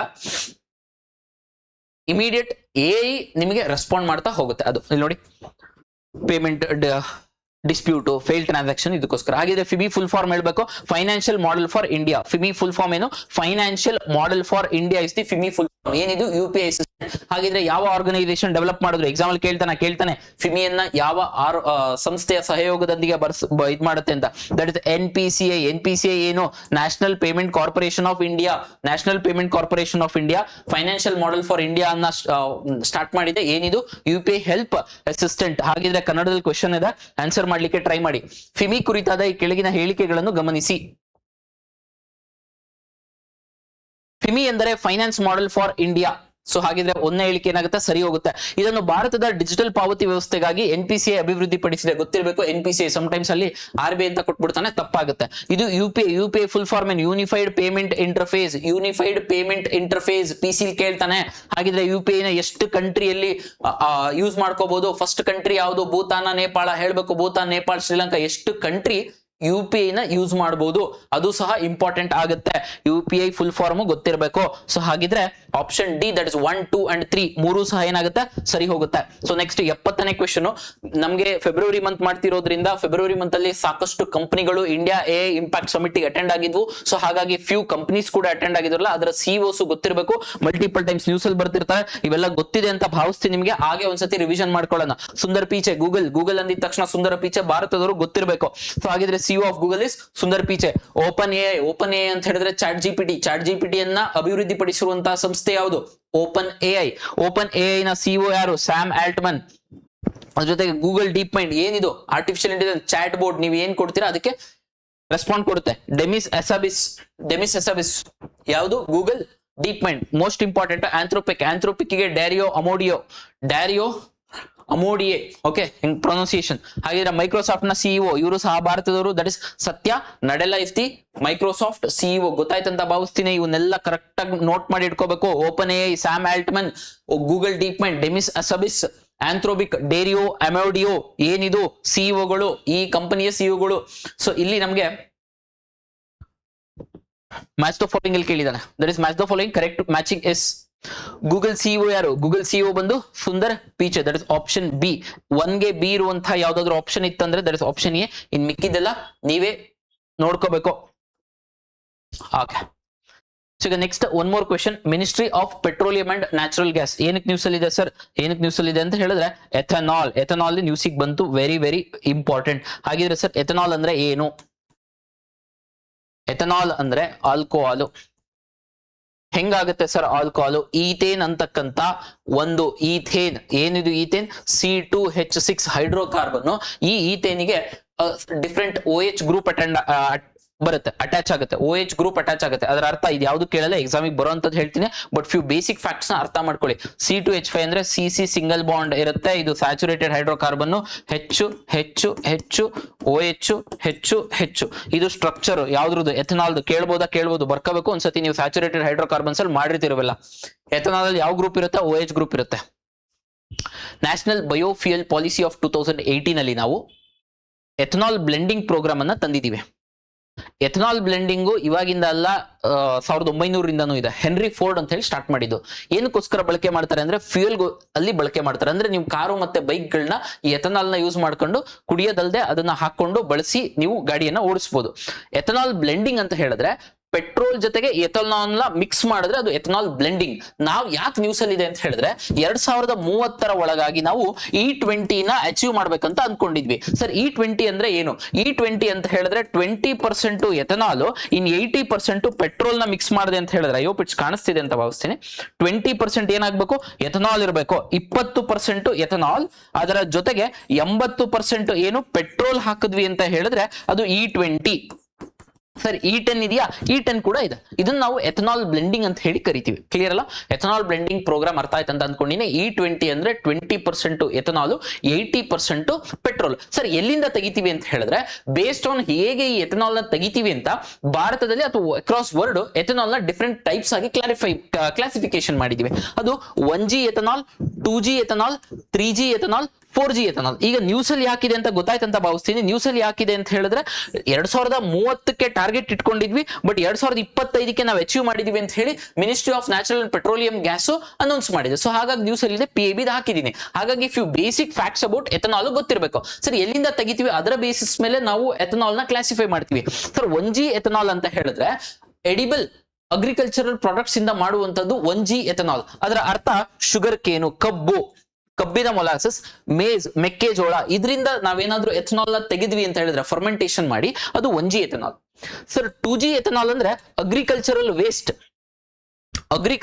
ವೇಸ್ಟ್ ಇಂದ ನಾವೇನಾದ್ರು ಎಥನಾಲ್ ನ ತೆಗೆದ್ವಿ ಅಂತ ಹೇಳಿದ್ರೆ ಅದು 2G ಎಥನಾಲ್. ಅಗ್ರಿಕಲ್ಚರಲ್ ವೇಸ್ಟ್ ಅಂತ ಹೇಳಿದ್ರೆ ಸ್ಟಬಲ್. ಯಾವುದು? ಸ್ಟಬಲ್. ಈಗ ಭತ್ತ ಬರುತ್ತೆ, ಅದರ ಸ್ಟ್ರಾ ಇರುತ್ತಲ್ಲ, ರೈಸ್ ಸ್ಟ್ರಾ, ಇವನ್ನೆಲ್ಲ ಬಳಸಿ ನಾನು ಎಥನಾಲ್ ನ ತೆಗೆದೆ ಅಂತ ಹೇಳಿದ್ರೆ ಅದು 2G ethanol. Sir 3G ethanol ಅಂತ ಹೇಳಿದ್ರೆ ಆಲ್ಗೆಯನ್ನ ಬೆಳೆಸಿ ಮಾಡೋದು 3G ಎಥನಾಲ್. ಸರ್ ಯಾಕೆ ಎಥನಾಲ್ ಬೇಕಂತ ಹೇಳ್ತೀನಿ. ಆಲ್ಗೆಯನ್ನ ಬೆಳೆಸ್ಬಿಟ್ಟು ಅದ್ರ ಥ್ರೂ ನಾನು ಏನಾದ್ರೂ ಎಥನಾಲ್ ನ ತೆಗೆದೆ ಅಂದ್ರೆ, ಯಾಕೆಂದ್ರೆ ಆಲ್ಗೆ ಬೆಳೆಯೋದು ಈಸಿ, ಬೇಗ ಬೆಳೆದ್ ಬಿಡುತ್ತೆ ಆಲ್ಗೆ. ಸೊ ಹಾಗೆ ಸರ್ 4G ಎಥನಾಲ್ ಅಂತ ಹೇಳಿದ್ರೆ ಜೆನೆಟಿಕಲಿ ಮಾಡಿಫೈ ಮಾಡಿ ತೆಗೆಯೋದು. ಯಾವುದು? ಜೆನೆಟಿಕಲಿ ಮಾಡಿಫೈ, ಜೈವಿಕ ತಂತ್ರಜ್ಞಾನವನ್ನ ಬಳಸಿ ಎಥನಾಲ್ ಅನ್ನ ತೆಗೆದೆ ಅಂತ ಹೇಳಿದ್ರೆ ಅದು 4G ಎಥನಾಲ್. ಎಥನಾಲ್ ಬ್ಲೆಂಡಿಂಗ್ ಅಂತ ಹೇಳಿದ್ರೆ ಎಥನಾಲ್ ಜೊತೆಗೆ ಪೆಟ್ರೋಲ್ ನ ಮಿಕ್ಸ್ ಮಾಡಿದ್ರೆ ಅದು ಎಥನಾಲ್ ಬ್ಲೆಂಡೆಡ್ ಪೆಟ್ರೋಲ್. E20 ಅಂದ್ರೆ 20% ಎಥನಾಲ್, 80% ಪೆಟ್ರೋಲ್. E10 ಅಂದ್ರೆ 10% ಎಥನಾಲ್, 90% ಪೆಟ್ರೋಲ್. ನಾವು E85 ನ ಅಚೀವ್ ಮಾಡ್ಬೇಕಂತ ಅನ್ಕೊಂಡಿದೀವಿ. ಏನನ್ನ ಅಚೀವ್ ಮಾಡ್ಬೇಕಂತ? E85 ನ ಅಚೀವ್ ಮಾಡ್ಬೇಕಂತ ಅನ್ಕೊಂಡಿದೀವಿ. E85 ಅಂದ್ರೆ 15% ಪೆಟ್ರೋಲ್, 85% ಎಥನಾಲ್. ಅಂದ್ರೆ 100 ಲೀಟರ್ಗೆ 85 ಲೀಟರ್ ಎಥನಾಲ್ ಹಾಕ್ತೀನಿ, 15 ಲೀಟರ್ ಪೆಟ್ರೋಲ್ ಹಾಕ್ತೀನಿ. ಇದನ್ನ ಅಚೀವ್ ಮಾಡ್ಬೇಕಂತ ಇದೀವಿ, ಇನ್ನ ಅಚೀವ್ ಮಾಡಿಲ್ಲ. ಸರ್ ಇದರಿಂದ ಅಡ್ವಾಂಟೇಜ್ ಏನಾಗುತ್ತೆ ಸರ್? ಯಾಕೆ ಅಂತ ಹೇಳಿದ್ರೆ ನಾವೀಗ ಕ್ರೂಡ್ ಆಯಿಲ್ ನ ಇಂಪೋರ್ಟ್ ಮಾಡ್ಕೊಳ್ಳೋದು ಕಮ್ಮಿ ಆಗುತ್ತೆ. ಈಗ ನಾವು ಪೆಟ್ರೋಲ್ ಬೇಕು ಅಂದ್ರೆ ಕ್ರೂಡ್ ಆಯಿಲ್ ತರಿಸ್ಕೋಬೇಕಲ್ಲ. ಕ್ರೂಡ್ ಆಯಿಲ್ ನ ತರಿಸ್ಕೊಂಡ್ವಿ ಅಂತ ಹೇಳಿದ್ರೆ ನಾವು ಅದನ್ನ ಡಾಲರ್ ಅಲ್ಲಿ ಪೇ ಮಾಡ್ಬೇಕಾ? ಡಾಲರ್ ಅಲ್ಲಿ ಪೇ ಮಾಡ್ಬೇಕು ಅಂತ ಹೇಳಿದ್ರೆ ಫಾರೆಕ್ಸ್ ರಿಸರ್ವ್ಗೆ ಬರ್ಡನ್ ಆಗುತ್ತಾ? ಅವಾಗ ಬ್ಯಾಲೆನ್ಸ್ ಆಫ್ ಪೇಮೆಂಟ್ ಕ್ರೈಸಿಸ್ ಎಲ್ಲ ಆಗುತ್ತಾ? ಕರೆಂಟ್ ಅಕೌಂಟ್ ಡೆಫಿಸಿಟ್ ಆಗುತ್ತಾ? ಇವೆಲ್ಲ ಎಕಾನಮಿಯಲ್ಲಿ ಓದಿರ್ತೀರಾ. ಸೊ ಹಾಗಾಗಿ ನಾವು ಕ್ರೂಡ್ ಆಯಿಲ್ ಇಂಪೋರ್ಟ್ ನ ಕಮ್ಮಿ ಮಾಡಿದ್ವಿ ಅಂತ ಹೇಳಿದ್ರೆ ನಮ್ಮ ರುಪಿ ಏನಾಗುತ್ತೆ? ಅಪ್ರಿಶಿಯೇಟ್ ಆಗುತ್ತಾ? ನಮ್ಮ ರುಪಿ ಅಪ್ರಿಶಿಯೇಟ್ ಆಯ್ತು ಅಂದ್ರೆ ಬೇರೆ ಅದರ್ ದೇಶದ ಇನ್ವೆಸ್ಟರ್ಸ್ ನಮ್ಮ ದೇಶದ ಸ್ಟಾಕ್ ಮಾರ್ಕೆಟ್ ಅಲ್ಲಿ ಇನ್ವೆಸ್ಟ್ಮೆಂಟ್ ಮಾಡ್ತಾರೆ. ರುಪಿ ಅಪ್ರಿಶಿಯೇಟ್ ಆದ್ರೆ ಇನ್ವೆಸ್ಟ್ಮೆಂಟ್ ಮಾಡಿದಾಗ ಇಲ್ಲಿ ಎಕನಾಮಿಕ್ ಗ್ರೋತ್ ಆಗುತ್ತಾ? ಅದ್ರ ಜೊತೆಗೆ ಜಾಬ್ ಕ್ರಿಯೇಷನ್ಸ್ ಆಗುತ್ತಾ? ಸೊ ಇದು ಎಲ್ಲದಕ್ಕೋಸ್ಕರ ನಾವು ಆದಷ್ಟು ಇಂಪೋರ್ಟ್ ನ ಕಡಿಮೆ ಮಾಡ್ಕೊಂಡು ಎಕ್ಸ್ಪೋರ್ಟ್ ನ ಜಾಸ್ತಿ ಮಾಡ್ಬೇಕಂತ ನಮ್ಮ ಎಕನಾಮಿಕ್ ಪಾಲಿಸೀಸ್ ಇರ್ತವೆ. ಸೊ ಅದರಲ್ಲಿ ನಾವು ಕ್ರೂಡ್ ಆಯಿಲ್ ಇಂಪೋರ್ಟ್ ನ ಕಮ್ಮಿ ಮಾಡ್ಬೇಕು. ಅದ್ರ ಜೊತೆಗೆ ಈಗ ರೈತರಿಂದ ನಾನು ಇದನ್ನೆಲ್ಲ ಎಲ್ಲಿಂದ ಎತ್ಕೋತೀನಿ? ನಾನು ರೈತರಿಂದ ಎತ್ಕೋತಾ ಇದೀನಿ ಅಂತ ಹೇಳಿದ್ರೆ, ಈಗ ಶುಗರ್ ಕೇನ್ ನಾನು ರೈತರಿಂದ ಖರೀದಿ ಮಾಡಿದೆ, ಅದರಿಂದ ಎಥನಾಲ್ ಮಾಡಿದೆ, ನಾನು ಅದನ್ನ ಎಕ್ಸ್ಪೋರ್ಟ್ ಮಾಡಿದೆ ಅಂತ ಹೇಳಿದ್ರೆ ರೈತರಿಗೆ ದುಡ್ಡು ಕೊಡ್ತೀವಾ? ಅದ್ರ ಜೊತೆಗೆ ಅಗ್ರಿಕಲ್ಚರ್ ವೇಸ್ಟ್ ನಾನೇನಾದ್ರು ಬಳಸಿ ಎಥನಾಲ್ ನ ತೆಗೆದೆ ಅಂತ ಹೇಳಿದ್ರೆ ಅದರಲ್ಲಿ ಬರುವಂತಹ ಎಥನಾಲ್ ಇಂದ ನಾನು ಎಕ್ಸ್ಪೋರ್ಟ್ ಮಾಡಬಹುದು. ಅದ್ರ ಜೊತೆಗೆ ಈ ಪಂಜಾಬ್ ಮತ್ತೆ ಹರಿಯಾಣ ರೀಜನ್ ಅಲ್ಲಿ ಈ ಸ್ಟಬಲ್ ಬರ್ನಿಂಗ್ ಅಂತ ಮಾಡ್ತಾರೆ. ಅಂದ್ರೆ ಅಲ್ಲಿ ರೈಸ್ ಎತ್ಕೊಂಡ್ಬಿಟ್ಟು ಅದನ್ನೆಲ್ಲ ಕಟಾವ್ ಮಾಡೋದು ಯಾರು ಅಂತ ಬೆಂಕಿ ಹಚ್ಬಿಡ್ತಾರೆ. ಬೆಂಕಿ ಹಚ್ಚಿದಾಗ ಅದೆಲ್ಲ ಪೊಲ್ಯೂಷನ್ ಸೀದಾ ಡೆಲ್ಲಿಗೆ ಬರುತ್ತೆ. ಅದಕ್ಕೆ ಮೋಸ್ಟ್ ಪೊಲ್ಯೂಟೆಡ್ ಸಿಟಿ ಡೆಲ್ಲಿ ಆಗಿದೆ. ಸೊ ಹಾಗಾಗಿ ಕಾರ್ಬನ್ ಡೈಆಕ್ಸೈಡ್ ಎಮಿಷನ್ ಕೂಡ ಕಮ್ಮಿ ಆಗುತ್ತೆ. ರೈತರು ಆ ಸ್ಟಬಲ್ ಬರ್ನಿಂಗ್ ಮಾಡಲ್ವಾ, ಯಾಕೆಂದ್ರೆ ಅದನ್ನ ಮಾರಿದ್ರೆ ಅವ್ರಿಗೆ ದುಡ್ಡು ಬರುತ್ತೆ ಅಂದ್ರೆ ಅದನ್ನೆಲ್ಲ ಕಟ್ ಮಾಡಿ ಮಾರಕ್ ಸ್ಟಾರ್ಟ್ ಮಾಡ್ತಾರೆ. ಈಗ ಮಾರ್ಬೇಕು ಅಂದ್ರೆ ಅದರಿಂದ ಏನಾದ್ರು ಯೂಸ್ ಇರಬೇಕು. ಅದರಿಂದ ಹೆಂಗ್ ಮಾಡೋದು, ಎಥನಾಲ್ ಬ್ಲೆಂಡಿಂಗ್ ಮಾಡೋದು. ಓಕೆ, ಸೊ ಹಾಗಾಗಿ ಇಷ್ಟು ಇಂಪಾರ್ಟೆನ್ಸ್ ಇರುತ್ತೆ. ಹಾಗಾಗಿ ethanol blending is very very very important. ಅದ್ರ ಜೊತೆಗೆ ನಾವು ನೆಟ್ ಜೀರೋ ಬೇರೆ ಅಚೀವ್ ಮಾಡ್ಬೇಕಂತ ಇದೀವಿ. ಸೊ ಹಾಗಾಗಿ ಇಷ್ಟು ಅರ್ಥ ಆಯ್ತಂತ ಭಾವಿಸ್ತೀನಿ. E20 ಆಯ್ತು. E20 ಅದೇ ಹೇಳಿದೀನಿ, ಎಥನಾಲ್ ಬ್ಲೆಂಡಿಂಗ್ ಹೇಳಿದೀನಿ, ಡಿಫ್ರೆಂಟ್ ಟೈಪ್ಸ್ ಆಫ್ ಎಥನಾಲ್ ಹೇಳಿದೀನಿ, 1G 2G 3G 4G ethanol ಹೇಳಿದೀವಿ. ಇಷ್ಟು ಸಾಕು. ಎಥನಾಲ್ ಅಂದ್ರೆ ಏನಂತ ಕೂಡ ಹೇಳಿದೀವಿ. ಆಲ್ಡಿಹೈಡ್ ಕೀಟೋನ್ ಗ್ರೂಪ್ಸ್ ಬರುತ್ತವಲ್ಲ, ಅದೇ ರೀತಿ ಆಲ್ಕೋಹಾಲ್ ಗ್ರೂಪ್ ಅಟ್ಯಾಚ್ ಆಗಿತ್ತು ಅಂತ ಹೇಳಿದ್ರೆ ಅದು ethanol blending. Ethanol blending programme ಯಾವ policy, national bio policy of 2018 ಅಲ್ಲಿ ತಂದಿದ್ದು. ಸೊ ಈಗ ಕ್ವೆಶನ್ ಅನ್ನ ನೋಡೋಣ. ಈ ಕ್ವೆಶನ್ ಗೆ ಆನ್ಸರ್ ಮಾಡಿ. ಈ ಕ್ವೆಶನ್ ಅಲ್ಲಿ ಬರುವಂತಹ ಫ್ಯಾಕ್ಟ್ಸ್ ನೀಟಾಗಿ ಬರೆದಿಟ್ಕೊಳ್ಳಿ. ಭಾರತದ ಎಥನಾಲ್ ಮಿಶ್ರಿತ ಪೆಟ್ರೋಲ್ ಕಾರ್ಯಕ್ರಮಕ್ಕೆ ಎಥನಾಲ್ ಬ್ಲೆಂಡೆಡ್ ಪೆಟ್ರೋಲ್ ಪ್ರೋಗ್ರಾಂ ಸಂಬಂಧಿಸಿದಂತೆ ಈ ಕೆಳಗಿನ ಹೇಳಿಕೆಗಳನ್ನು ಗಮನಿಸಿ. E20 ಪೆಟ್ರೋಲ್ 20% ಎಥನಾಲ್ ಮತ್ತು 80% ಪೆಟ್ರೋಲ್ ಅನ್ನು ಹೊಂದಿರುತ್ತದೆ. ಕರೆಕ್ಟ್ ಇದೆ. E20 ಇಲ್ಲಿ ಏನಾದ್ರು E30 ಅಂತ ಕೊಟ್ಟ ಅಂತ ಹೇಳಿದ್ರೆ ಅಲ್ಲ, 30% ಎಥನಾಲ್ 70% ಪೆಟ್ರೋಲ್. ಈ ಕಾರ್ಯಕ್ರಮವು ಕಚ್ಚಾ ತೈಲ ಆಮದನ್ನು ಕಡಿತಗೊಳಿಸುವ ಮತ್ತು ದೇಶೀಯ ಜೈವಿಕ ಇಂಧನ ಬಳಕೆಯನ್ನು ಉತ್ತೇಜಿಸುವ ಗುರಿಯನ್ನು ಹೊಂದಿರುತ್ತೆ. ಗೊತ್ತಿರಬೇಕು ಯಾವುದು ಎಥನಾಲ್ ಬ್ಲೆಂಡಿಂಗ್ ಅಂದ್ರೆ ಗೊತ್ತಿರಬೇಕು. ಹೌದು, ಕ್ರೂಡ್ ಆಯಿಲ್ ಇಂಪೋರ್ಟ್ ನ ಕಡಿಮೆ ಮಾಡಿ ನಾವು ಜೈವಿಕ ಇಂಧನ ಬಯೋಫಿಯಲ್ ನ ಎನ್ಕರೇಜ್ ಮಾಡ್ಬೇಕಂತ ಗ್ಲೋಬಲ್ ಬಯೋಫಿಯಲ್ ಅಲೈನ್ಸ್ ಕೂಡ ಮಾಡ್ಕೊಂಡಿದೀವಿ ನಾವು G20 ಜೊತೆಗೆ. Brazil is leading producer of sugar cane ಕೂಡ ಹೌದಾ. ಸೊ ಹಾಗೆ ಎರಡನೇ ಹೇಳಿಕೆ ಕೂಡ ಏನಾಗುತ್ತೆ, ಸರಿ ಹೋಗುತ್ತೆ. ಮೂರನೇ ಹೇಳಿಕೆಗೆ ಬರ್ತಾ ಇದ್ದೀನಿ. ಭಾರತದಲ್ಲಿ ಎಥನಾಲ್ ಅನ್ನು ಕೇವಲ ಕಬ್ಬಿನ ಕಾಕಂಬಿಯಿಂದ ಶುಗರ್ ಮೊಲಾಸಸ್ ಮಾತ್ರ ಉತ್ಪಾದಿಸಲಾಗುತ್ತದೆ. ನಿಮ್ ಕನ್ನಡ ಮೀಡಿಯಂ ಹುಡುಗರು ಗೊತ್ತಿರಬೇಕು. ಇಲ್ಲಿ ನೋಡಿ, ಇಲ್ಲಿ ಮಾತ್ರ, ಕೇವಲ ಮಾತ್ರ ಅಂತ ಕೊಟ್ರು ಅಂದ್ರೆ ಆ ಹೇಳಿಕೆ ಏನಾಗಿರುತ್ತೆ, ತಪ್ಪಾಗಿರುತ್ತೆ. ಕೇವಲ ಮಾತ್ರ ಅಂತ ಕೊಟ್ರೆ ಹೇಳಿಕೆ ತಪ್ಪಾಗಿರುತ್ತೆ. ಯಾಕೆಂದ್ರೆ ನಾನು ಇವಾಗ 1G 2G 3G 4G ಎಂದೆ. ಆಲ್ಗೆಯಿಂದ ಬರುತ್ತೆ, ಮೆಕ್ಕೆಜೋಳದಿಂದ ಬರುತ್ತೆ, ಅಗ್ರಿಕಲ್ಚರ್ ವೇಸ್ಟ್ ಇಂದ ಬರುತ್ತೆ. ಇಲ್ಲಿ ಏನ್ ಹೇಳ್ತಾನೆ, ಕೇವಲ ಶುಗರ್ ಮೊಲಾಸಸ್ ಇಂದ ಬರುತ್ತೆ ಅಂತ ಹೇಳ್ತೇನೆ. ಹಾಗಾಗಿ ಮೂರನೇ ಹೇಳಿಕೆ ಏನಾಗುತ್ತೆ, ತಪ್ಪಾಗುತ್ತೆ. ಮೂರನೇ ಹೇಳಿಕೆ ತೆಗೆದು ಬಿಡಿ, ಆನ್ಸರ್ ಬಂದ್ಬಿಡುತ್ತೆ ನೋಡಿ. 1, 2 ಮತ್ತೆ 4 ಹಿಂಗೆ ಎಕ್ಸಾಮ್ ಅಲ್ಲಿ ಏನ್ ಮಾಡ್ಬೇಕು, ಸಾಲ್ವ್ ಮಾಡೋದಕ್ಕೆ ಟ್ರೈ ಮಾಡ್ಬೇಕು. ಎಥನಾಲ್ ಐಗ್ರೋಸ್ಕೋಪಿಕ್ ಗುಣವನ್ನು ಹೊಂದಿದ್ದು ಇದು ತೇವಾಂಶವನ್ನು ಹೀರಿಕೊಳ್ಳಬಹುದು. ಸರ್, ಐಗ್ರೋಸ್ಕೋಪಿಕ್ ಅಂತ ಹೇಳಿದ್ರೆ ವಾತಾವರಣದಲ್ಲಿ ಇರುವಂತಹ ವಾಟರ್ ಕಂಟೆಂಟ್, ನೀರಿನ ಅಂಶವನ್ನ, ತೇವಾಂಶವನ್ನ ಅಬ್ಸರ್ವ್ ಮಾಡ್ಕೊಂತು ಅಂತ ಹೇಳಿದ್ರೆ ಅದನ್ನ ಐಗ್ರೋಸ್ಕೋಪಿಕ್ ಅಂತ ಹೇಳಿ ಕರಿತೀವಿ. ಆಗಿದ್ರೆ ಎಥನಾಲ್ ಐಗ್ರೋಸ್ಕೋಪಿಕ್? ಹೌದು, ಎಥನಾಲ್ ಇಸ್ ಐಗ್ರೋಸ್ಕೋಪಿಕ್. ನೀವೇನಾದ್ರೂ ಆಲ್ಕೋಹಾಲ್ ನ ಕುಡಿದ್ರಿ ಅಂತ ಹೇಳಿದ್ರೆ ನಿಮ್ ಬಾಡಿ ಸ್ವಲ್ಪ ಡಿಹೈಡ್ರೇಟ್ ಆದಂಗ ಅನಿಸ್ತಾ ಇರುತ್ತೆ, ಮಾರನೇ ದಿನ ಸುಸ್ತಾಗೋದೆಲ್ಲ ಆಗ್ತಿರುತ್ತೆ, ಬಿಕಾಸ್ ಡಿಹೈಡ್ರೇಟ್ ಆಗಿರುತ್ತೆ. It is hygroscopic. ಯಾವುದು, ethanol. Okay, next one more news. ಯಾವುದು, India inaugurates Airbus H125 final assembly line. ಅಂದ್ರೆ ಈ ಹೆಲಿಕಾಪ್ಟರ್ ನ ಅಸೆಂಬ್ಲಿ ಲೈನ್ ಮಾಡೋದಕ್ಕೆ, ಎಲ್ಲ ಪಾರ್ಟ್ಸ್ ನ ಎತ್ಕೊಂಡ್ಬಂದು ಜೋಡಿಸೋದಕ್ಕೆ ಮೊದಲ ಬಾರಿಗೆ ಪ್ರೈವೇಟ್ ಸೆಕ್ಟರ್ದು ನಾವು ಸೆಟಪ್ ಮಾಡಿದೀವಿ. ಎಲ್ಲಿ, ವೇಮಗಲ್, ಕೋಲಾರಲ್ಲಿ. ಹಾಗಾಗಿ very very very very important place ಗೊತ್ತಿರಬೇಕು. ಯಾವುದು, ವೇಮಗಲ್, ಕೋಲಾರ ಜಿಲ್ಲೆಯ ಕರ್ನಾಟಕ ರಾಜ್ಯದಲ್ಲಿದೆ. ವೇಮಗಲ್ ಏನಿದು, ಅಸೆಂಬ್ಲಿ ಲೈನ್. ಏನು, ಹೆಲಿಕಾಪ್ಟರ್. ಯಾವ helicopter, H125. One word question, simple by heart ಮಾಡಿ ಇಟ್ಕೊಂಡ್ರೆ ಆಗೋಯ್ತು. ಹಾಗಿದ್ರೆ ಯಾವ ಕಂಪನಿ ಸ್ಟಾರ್ಟ್ ಮಾಡಿರೋದು, Tata advanced systems plus Airbus. ಇವೆರಡು ಏನು ಕಂಪನಿ, ಪ್ರೈವೇಟ್ ಸೆಕ್ಟರ್. ಸರ್, ಮುಂಚೆ ಇರ್ಲಿಲ್ವಾ? ಇದು ಫಸ್ಟ್ ಭಾರತದಲ್ಲಿ private sector first assembly line. ಹಾಗಾಗಿ ಇಲ್ವಾ, HAL ಎಲ್ಲ ಗವರ್ಮೆಂಟ್ ಓನ್ಡ್. ಓಕೆ, HAL ಎಲ್ಲ ಏನು ಗವರ್ಮೆಂಟ್ ಓನ್ಡ್. ಸೊ ಹಾಗಾಗಿ ಫಸ್ಟ್ ಅಸೆಂಬ್ಲಿ ಲೈನ್ ಭಾರತದಲ್ಲಿ ಎಲ್ಲಿ ಸ್ಟಾರ್ಟ್ ಮಾಡಿದ್ದಾರೆ, ವೇಮಗಲ್, ಕೋಲಾರದಲ್ಲಿ. ಯಾವ ಕಂಪನಿಗಳು ಸ್ಟಾರ್ಟ್ ಮಾಡಿರೋದು, ಟಾಟಾ ಅಡ್ವಾನ್ಸ್ಡ್ ಸಿಸ್ಟಮ್ಸ್ ಜೊತೆಗೆ ಏರ್ಬಸ್. ಇತ್ತೀಚೆಗೆ ಸುದ್ದಿಯಲ್ಲಿ ಕಂಡು ಬಂದಂತಹ H125 ಯಾವುದಕ್ಕೆ ಸಂಬಂಧಪಟ್ಟಿದೆ ಅಂದ್ರೆ ಪ್ರೈವೇಟ್ ಹೆಲಿಕಾಪ್ಟರ್ ಗೆ ಸಂಬಂಧಪಟ್ಟಿದೆ. ಗೊತ್ತಿರಬೇಕು. H125 ಯಾವ ವರ್ಷ ಕೊಡ್ತೀವಿ ಅಂತ ಹೇಳಿದ್ದಾರೆ ಅಂದ್ರೆ 2027 ಒಳಗಾಗಿ ನಾವು ಭಾರತಕ್ಕೆ ಕೊಡ್ತೀವಿ ಅಂತ ಹೇಳಿದಾವೆ. ಇದು ಮೇಡ್ ಇನ್ ಇಂಡಿಯಾನ ಉತ್ತೇಜನ ಮಾಡ್ಲಿಕ್ಕೋಸ್ಕರ, ಎನ್ಕರೇಜ್ ಮಾಡ್ಲಿಕ್ಕೋಸ್ಕರ ತಂದಿರುವಂತಹ ಒಂದು ಮೇಜರ್ ಇನಿಷಿಯೇಟಿವ್ ಅಂತ ಕೂಡ ಹೇಳ್ಬೋದು. ಸರಿ, ಯಾವ ಪರ್ಪಸ್ ಕೊಡ್ತಾರೆ, ಸಿವಿಲ್ ಏವಿಯೇಷನ್ ಪರ್ಪಸ್ ಗೆ ಕೊಡ್ತಾರೆ, ಮಿಲಿಟರಿ ಕೊಡಲ್ಲ. ಸೇ ಫಾರ್ ಎಕ್ಸಾಂಪಲ್ ರಫೇಲ್, ಇದಕ್ಕೆಲ್ಲ ಇಲ್ಲ. ಇನ್ನ ರಫೇಲ್ ಗೆ ಅಂದ್ರೆ ಮಿಲಿಟರಿ ಪರ್ಪಸ್ ಗೆ ಯೂಸ್ ಮಾಡುವಂತ ಹೆಲಿಕಾಪ್ಟರ್ ನ ಅಪ್ಕಮಿಂಗ್ ಡೇಸ್ ಅಲ್ಲಿ ರೆಡಿ ಮಾಡ್ತೀವಿ ಪ್ರೈವೇಟ್ ಸೆಕ್ಟರ್ ಅಲ್ಲಿ. ಪ್ರಸ್ತುತವಾಗಿ ಸಿವಿಲ್ ಏವಿಯೇಷನ್ ಗೆ ಸಂಬಂಧಪಟ್ಟಂತೆ ನಾವು ಹೆಲಿಕಾಪ್ಟರ್ ನ ರೆಡಿ ಮಾಡ್ತೀವಿ. H125 ಟಾಟಾ ಅಡ್ವಾನ್ಸ್ಡ್ ಸಿಸ್ಟಮ್ಸ್ ಜೊತೆಗೆ ಏರ್ಬಸ್ ನ ಸಹಯೋಗದೊಂದಿಗೆ ವೇಮಗಲ್, ಕೋಲಾರದಲ್ಲಿ ಭಾರತದ ಮೊಟ್ಟ ಮೊದಲ ಖಾಸಗಿ ಹೆಲಿಕಾಪ್ಟರ್ ಅನ್ನ ಕ್ರೋಢೀಕರಿಸಿ ಅಸೆಂಬ್ಲಿ ಲೈನ್ ನ ಸೆಟಪ್ ಮಾಡಿದೀವಿ. ಸೊ ಕ್ವೆಶನ್ ಗೆ ಹೋಗ್ತಾ ಇದೀವಿ. ಮೊದಲನೇ ಪ್ರಶ್ನೆ, ಭಾರತದಲ್ಲಿ ಏರ್ಬಸ್ H125 ಹೆಲಿಕಾಪ್ಟರ್ ಅಂತಿಮ ಜೋಡಣಾ ಘಟಕಕ್ಕೆ ಸಂಬಂಧಿಸಿದಂತೆ ಈ ಕೆಳಗಿನ ಹೇಳಿಕೆಗಳನ್ನು ಗಮನಿಸಿ. ಇದು ಕರ್ನಾಟಕದ ಕೋಲಾರ ಜಿಲ್ಲೆಯ ವೇಮಗಲ್ ನಲ್ಲಿದೆ. ಒನ್ ವರ್ಡ್ ಕರೆಕ್ಟ್ ಗೊತ್ತಿರಬೇಕು, ಬೈ ಹಾರ್ಟ್ ಮಾಡಬೇಕು. ವೇಮಗಲ್ ಇದನ್ನು ಟಾಟಾ ಅಡ್ವಾನ್ಸ್ ಸಿಸ್ಟಮ್ಸ್ ಲಿಮಿಟೆಡ್ ಮತ್ತು ಏರ್ ಬಸ್ ಅಭಿವೃದ್ಧಿಪಡಿಸಿ. ನಾನು ಇಲ್ಲಿ ಫ್ಯಾಕ್ಟ್ ಕೊಟ್ಟಿದ್ದೇನೆ, ಟಾಟಾ ಅಡ್ವಾನ್ಸ್ ಸಿಸ್ಟಮ್ಸ್ ಜೊತೆಗೆ ಏರ್ ಬಸ್ ಬಿಟ್ಬಿಟ್ಟು ಬೇರೆ ಯಾವ್ದಾದ್ರು ಇಂಡಿಗೋ ಅಂತ ಕೊಡ್ಬೋದು. ಸೊ ಅದೇನಾಗುತ್ತೆ, ತಪ್ಪಾಗುತ್ತೆ. ಏರ್ ಬಸ್ ಮತ್ತೆ ಯಾವುದು ಟಾಟಾ ಅಡ್ವಾನ್ಸ್ ಸಿಸ್ಟಮ್ಸ್. ಸೊ ಒಂದನೇ ಹೇಳಿಕೆ ಏನು ಸರಿ, 1, 2 ಕರೆಕ್ಟ್. ಇದು ಏರ್ ಬಸ್ H125 ಹಾಗಾಗಿ ಭಾರತದ ಮೊದಲ ಖಾಸಗಿ ವಲಯದ ಹೆಲಿಕಾಪ್ಟರ್ ಅಂತಿಮ ಜೋಡಣೆ ಘಟಕವಾಗಿದೆ. ಇಂಡಿಯಾ ಫಸ್ಟ್, ಹೌದು. ಹಾಗಾಗಿ 3ನೇ ಹೇಳಿಕೆ ಕೂಡ ಏನಾಗುತ್ತೆ, ಸರಿ ಹೋಗುತ್ತೆ. ಮೇಡ್ ಇನ್ ಇಂಡಿಯಾ ಯೋಜನೆಯಡಿ ಮೊದಲ H125 ಹೆಲಿಕಾಪ್ಟರ್ ಅನ್ನು 2027ರ ಆರಂಭದಲ್ಲಿ ವಿತರಿಸುವ ನಿರೀಕ್ಷೆ ಇದೆ. ಹಾಗಾಗಿ ಆಪ್ಷನ್ ಡಿ ಕೂಡ ಏನಾಗುತ್ತೆ, ಸರಿ ಹೋಗುತ್ತೆ. ಆಪ್ಷನ್ ಡಿ ಕೂಡ ಕರೆಕ್ಟ್. ದಟ್ ಇಸ್ 1, 2, 3 ಮತ್ತು 4 ಕೂಡ ಏನಾಗುತ್ತೆ, ಕರೆಕ್ಟ್ ಆಗುತ್ತೆ ಈ ಕ್ವೆಶ್ಚನ್ಗೆ. I hope it's clear. Next question ಹೋಗ್ತಾ ಇದ್ದೀನಿ, ಅರ್ಥ ಆಯ್ತಲ್ಲ?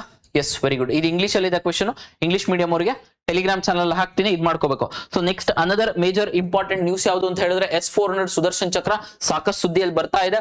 So we have defence ministry ಒಂದ್ ಸ್ವಲ್ಪ ಜಾಸ್ತಿ ಬಜೆಟ್ ಅನ್ನು ಅಪ್ರೂವ್ ಮಾಡಿದೆ ಅಂತ ಫೆಬ್ರವರಿಯಲ್ಲಿ ಬಜೆಟ್ ನ್ಯೂಸ್ ಅಲ್ಲಿ ಇದ್ದಿದ್ರಿಂದ ಇದು ಸಹ ನ್ಯೂಸ್ ಅಲ್ಲಿ ಇತ್ತು. ಎಕ್ಸಾಮ್ ಅಲ್ಲಿ ಕೇಳುವಂತ ಚಾನ್ಸಸ್ ಜಾಸ್ತಿ ಯಾವುದು S-400 because it's air defence mechanism. ಅದನ್ನ ನಾವೇನಂತ ಕರಿತೀವಿ, ಈಗ ಫುಲ್ ಕತೆ ಪುರಾಣ ಬೇಡ, ಎಕ್ಸಾಮಿಗೆ ಹೆಂಗ್ ಕೇಳ್ತಾರೆ ಹಂಗ್ ಮಾತ್ರ ನೋಡ್ಕೊಂಡು ಹೋಗೋಣ, ನಿಮ್ಗೂ ಟೈಮ್ ಕಮ್ಮಿ ಇದೆ. S-400 ನ ನಾವೇನಂತ ಕರಿತೀವಿ, ಸುದರ್ಶನ್ ಚಕ್ರ ಅಂತ ಭಾರತದಲ್ಲಿ ಕರಿತೀವಿ. ಸರ್ S-400 ನ ಸುದರ್ಶನ್ ಚಕ್ರ ಅಂತ ಕರಿತೀವ ಅಥವಾ ಏರ್ ಡಿಫೆನ್ಸ್ ಸಿಸ್ಟಮ್ ನ ಸುದರ್ಶನ್ ಚಕ್ರ ಅಂತ ಕರಿತೀವ ಅಂದ್ರೆ ಏರ್ ಡಿಫೆನ್ಸ್ ಸಿಸ್ಟಮ್ ನ ಸುದರ್ಶನ್ ಚಕ್ರ ಅಂತ ಹೇಳಿ ಕರಿತೀವಿ. S-400 ಮಾತ್ರ ಅಲ್ಲ. ಹಾಗಿದ್ರೆ ಈ S-400 ಜೊತೆಗೆ ಯಾವ್ಯಾವ ಇದಾವೆ ಸರ್ ಅಂತ ಹೇಳಿದ್ರೆ, ಆಕಾಶ್ ಇದೆ, ಅದ್ರ ಜೊತೆಗೆ medium range air defence system ಇದೆ, ಅದ್ರ ಜೊತೆಗೆ very short range air defence system ಕೂಡ ಇದೆ. ಇವೆಲ್ಲವನ್ನು ಒಟ್ಟಿಗೆ ನಾವು ಏನಂತ ಕರಿತೀವಿ, ಸುದರ್ಶನ್ ಚಕ್ರ ಅಂತ ಹೇಳಿ ಕರಿತೀವಿ. ಈ S-400 ಇಲ್ಲೂ ಇದೆ ನೋಡಿ, ಈ S-400 ಯಾವ ದೇಶದಿಂದ ಬಂದಿದ್ದು, ರಷ್ಯಾ ದೇಶದಿಂದ ಬಂದಿದ್ದು. ಏನ್ ಮಾಡುತ್ತೆ ಸರ್, ಏರ್ ಡಿಫೆನ್ಸ್ ಮಾಡುತ್ತೆ ಅಂತ ಹೇಳಿದ್ರೆ ಮೇಲ್ಗಡೆಯಿಂದ ಡ್ರೋನ್ಸ್ ಹೆಲಿಕಾಪ್ಟರ್ಸ್ ಎಲ್ಲ ಬಂದ್ರೆ ಅವನ್ನೆಲ್ಲ ಹೊಡೆದಾಕತ್ತೆ, ಯಾವ ಕಡೆಯಿಂದ, ಕೆಳಗಡೆಯಿಂದ. ಹಾಗಾಗಿ ನಾವು ಮಿಸೈಲ್ ಗಳನ್ನ ಮಲ್ಟಿಪಲ್ ಟೈಪ್ಸ್ ಕ್ಲಾಸಿಫಿಕೇಶನ್ ಮಾಡ್ತೀವಿ. ಬಟ್ ನಮಗೆ ಎಕ್ಸಾಮಿಗೆ ಇದನ್ನ ಯಾವ ರೀತಿ ಕ್ಲಾಸಿಫೈ ಮಾಡೋಣ ಅಂತ ತಿಳ್ಕೊಳ್ಳೋಣ. ಒಂದು ಮೀಡಿಯಂ ರೇಂಜ್ ಅಂತ ಮಾಡ್ತೀವಿ, ಒಂದು ಲಾಂಗ್ ರೇಂಜ್ ಅಂತ ಹೇಳಿ ಮಾಡ್ತೀವಿ. ಸ್ಮಾಲ್ ರೇಂಜ್, ಶಾರ್ಟ್ ರೇಂಜ್ ಅವೆಲ್ಲ ನೋಡೋಣ. ಬಟ್ ಇಲ್ಲಿ ಇಂಪಾರ್ಟೆಂಟ್ ಯಾವುದು, ಮೀಡಿಯಂ ರೇಂಜ್ ಮತ್ತೆ long range. Sir long range ಅಂದ್ರೆ ಜಾಸ್ತಿ ದೂರ ಕೊಡಿದ್ರೆ ಅದು ಲಾಂಗ್ ರೇಂಜ್. ಹಾಗಿದ್ರೆ S-400 ಏನು ಲಾಂಗ್ ರೇಂಜ್, ಎಲ್ಲಿವರೆಗೂ ಅಂತ ಹೇಳಿದ್ರೆ 400 ಕಿಲೋಮೀಟರ್ ವರೆಗೂ ಹೊಡಿಬಹುದು. ಅಂದ್ರೆ ಕೆಳಗಡೆಯಿಂದ 400 ಕಿಲೋಮೀಟರ್ ಅಲ್ಲಿ ಏನಾದ್ರು ಡ್ರೋನ್ ಕಾಣ್ತು ಅಂತ ಹೇಳಿದ್ರೆ S-400 ಹೊಡೆದಾಕತ್ತೆ.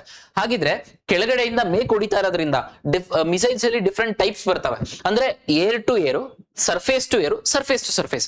ಅಂದ್ರೆ ಭೂಮಿ ಮೇಲಿಂದ ಭೂಮಿ ಮೇಕ್ಕೆ ಹೊಡೆಯೋದು, ಭೂಮಿಯಿಂದ ಗಾಳಿ ಹೊಡೆಯೋದು, ಗಾಳಿಯಿಂದ ಭೂಮಿ ಹೊಡೆಯೋದು. ಹಾಗಿದ್ರೆ S-400 ಗೊತ್ತಿರಬೇಕು, ನೆಲದ ಮೇಲೆ ನಿಲ್ಸ್ ಗಾಳಿ ಹೊಡೆಯೋದ್ರಿಂದ ಇದು ಏನು ಸರ್ಫೇಸ್, ಮೇಲ್ಗಡೆ ಏನು air, surface to air missile. S-400 long range, surface to air missile. ಇದನ್ನ ನಾವು ಸುದರ್ಶನ್ ಚಕ್ರ ಅಂತ ಹೇಳಿ ಕರಿತೀವಿ, ನಮ್ಮ air defence mechanism system. Very good. ಇಷ್ಟಿತ್ತು ಅಂತ ಹೇಳಿದ್ರೆ ನಾವು ಸೀದಾ ಕ್ವೆಶ್ಚನ್ಸ್ ಹೋಗೋಣ. ಯಾವ ದೇಶದೊಂದಿಗೆ ನಾವು ಅಭಿವೃದ್ಧಿ ಪಡಿಸಿ ತಗೊಂಡಿರೋದು ಅಂತ ಹೇಳಿದ್ರೆ ರಷ್ಯಾ ದೇಶದೊಂದಿಗೆ. S-400 ಸಿಕ್ಕಾಬಟ್ಟೆ ಕ್ರಿಟಿಸೈಸ್ ಮಾಡಿದ್ವು. ಅಂಡ್ S-400 ನ ರಷ್ಯಾದಿಂದ ಏನಾದ್ರು ಖರೀದಿ ಮಾಡ್ತೀವಿ ಅಂತ ಹೇಳಿದ್ರೆ US ಸ್ಯಾಂಕ್ಷನ್ ಆಗ್ತೀವಿ ಅಂತ ಹೇಳಿ it had been too much in news. S-400 Sudarshan ಚಕ್ರ ಎಕ್ಸಾಮ್ ಅಲ್ಲಿ ಕೇಳಬೇಕು. ಓಕೆ, ಸೊ ಕ್ವೆಶ್ಚನ್ ಹೋಗ್ತಾ ಇದ್ದೀನಿ. ಇಂಗ್ಲಿಷ್ ಮೀಡಿಯಂ ಅಲ್ಲಿ ಇದೆ ಕ್ವೆಶ್ಚನ್, ನಾನು ಕನ್ನಡ ಮೀಡಿಯಂ ಹೋಗ್ತಾ ಇದ್ದೀನಿ ಕ್ವೆಶ್ಚನ್. ಓಕೆ, ಮಿಷನ್ ಸುದರ್ಶನ್ ಚಕ್ರದ ಕುರಿತಾದ ಈ ಕೆಳಗಿನ ಹೇಳಿಕೆಗಳನ್ನು ಗಮನಿಸಿ. ಸುದರ್ಶನ್ ಚಕ್ರ ನಾನಲ್ಲ, ಸುದರ್ಶನ್ ಚಕ್ರ ವಿಷ್ಣುವಿನ ಒಂದು ಆಯುಧ, ಅನ್ಡಿಫೀಟೇಬಲ್. ಸುದರ್ಶನ ಡಿಫೀಟ್ ಮಾಡಕ್ ಆಗಲ್ಲ ಅಂತ. ಸೊ ಸುದರ್ಶನ ಚಕ್ರ ಆ ಆಯುಧದ ಎಗೇನ್ಸ್ಟ್ ವಜ್ರಾಯುಧ ಇರಲಿ ಅಥವಾ ಶಿವನ ತ್ರಿಶೂರ ಇರಲಿ, ಯಾವ್ದನ್ನು ಸುದರ್ಶನ ಚಕ್ರ.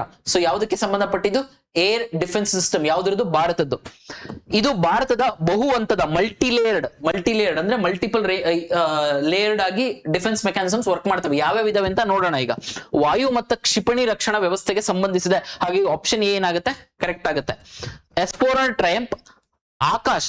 ಇಲ್ಲಿ ನೋಡಿ, medium range surface to air missile. Medium range surface to air missile ಯಾವ ದೇಶದೊಂದಿಗೆ ಮಾಡ್ಕೊಂಡಿರೋದು ನಾವು ಅಂತ ಹೇಳಿದ್ರೆ ಇಸ್ರೇಲ್ ಮತ್ತೆ ಇಂಡಿಯಾ. ಈ ಎರಡೂ ದೇಶದ ಸಹಯೋಗದೊಂದಿಗೆ DRDO ಮತ್ತೆ ಇಸ್ರೇಲ್ ಎರಡು ಸೇರಿ ಮಾಡಿರೋದು medium range surface to air missile. ಯಾವುದರ ಭಾಗ ಇದು, ಸುದರ್ಶನ್ ಚಕ್ರದ ಭಾಗ. ಸುದರ್ಶನ್ ಚಕ್ರ ಏರ್ ಡಿಫೆನ್ಸ್ ಸಿಸ್ಟಮ್. S-400 ಮಾತ್ರ ಸುದರ್ಶನ್ ಚಕ್ರ ಅಲ್ಲ, ಮಲ್ಟಿ ಲೇಯರ್ಡ್ ಇದೆ, ಒಂದೇ ಲೇಯರ್ಡ್ ಅಲ್ಲ. ಅಂದ್ರೆ ಫಸ್ಟ್ ಮೇಲ್ಗಡೆದು, ಕೆಳಗಡೆದು, ಅದ್ರ ಕೆಳಗಡೆದು. ಅದ್ರ ಜೊತೆಗೆ ಆಕಾಶ್ ನಮ್ಮ ಮೇಡ್ ಇನ್ ಇಂಡಿಯಾನೇ ಯಾವ ಸಂಸ್ಥೆ? DRDO, defence research and development organisation ಮಾಡಿರೋ. ಹಾಗಿದ್ರೆ ಇದೇನು? Very short range air defence system. Very short range air defence system. ಇದೇನಾಗುತ್ತೆ? ಮ್ಯಾನ್ ಪ್ಯಾಡ್ಸ್ ಆಗಿರುತ್ತೆ, ಅಂದ್ರೆ ಮ್ಯಾನ್ ಪೋರ್ಟೇಬಲ್, ಅಂದ್ರೆ ಹೆಗ್ಲ ಮೇಲೆ ಇಟ್ಕೊಂಡು ಹೋಗ್ಬೋದು. ಯಾವುದು? Very short range air defence system ಅನ್ನ ಇವೆಲ್ಲವೂ ಸೇರಿ ಅಂದ್ರೆ very short range air defence system, medium range surface to air missile, ಇದರ full form. Medium range surface to air missile ನ ಯಾರು ಡೆವಲಪ್ ಮಾಡಿರೋದು ಅಂತ ಹೇಳಿದ್ರೆ ಇಸ್ರೇಲ್ ಮತ್ತೆ ಇಂಡಿಯಾ ಡೆವಲಪ್ ಮಾಡಿರೋದು. ಅದ್ರ ಜೊತೆಗೆ ಆಕಾಶ DRDO ಭಾರತದ್ದು, S4 ಟ್ರಯಂಪ್ ರಷ್ಯಾದು, it is also developed by Russia, ಇದು ಸಹ ಸುದರ್ಶನ್ ಚಕ್ರದ ಭಾಗ. ಸೊ ಹಾಗಿದ್ರೆ ಎರಡನೇ ಹೇಳಿಕೆ ಕೂಡ ಏನಾಗುತ್ತೆ? ಸರಿ ಹೋಗುತ್ತೆ. ಸೊ ಈಗ ಮೂರನೇದಕ್ಕೆ ಹೋಗ್ತಾ ಇದೀನಿ. S400 ಟ್ರಿಯಂಪ್ ಅನ್ನು ಫ್ರಾನ್ಸ್ ಅಭಿವೃದ್ಧಿ ಪಡಿಸಿದೆ. ಫ್ರಾನ್ಸ್ ಅಲ್ಲ, ಯಾವುದು? ರಷ್ಯಾ. ಸೊ ಹಾಗಾಗಿ ಮೂರನೇ ಹೇಳಿಕೆ ಹೋಯ್ತು ಅಂತ ಹೇಳಿದ್ರೆ 1 ಮತ್ತು 2 ಮಾತ್ರ. ಆಪ್ಷನ್ ಬಿ ಸರಿಯಾದ ಉತ್ತರ ಆಗಿರುತ್ತೆ. ಆಕಾಶ್ ಮತ್ತೆ very short range air defence systems ನ DRDO ಭಾರತ ಮಾಡಿರೋದು.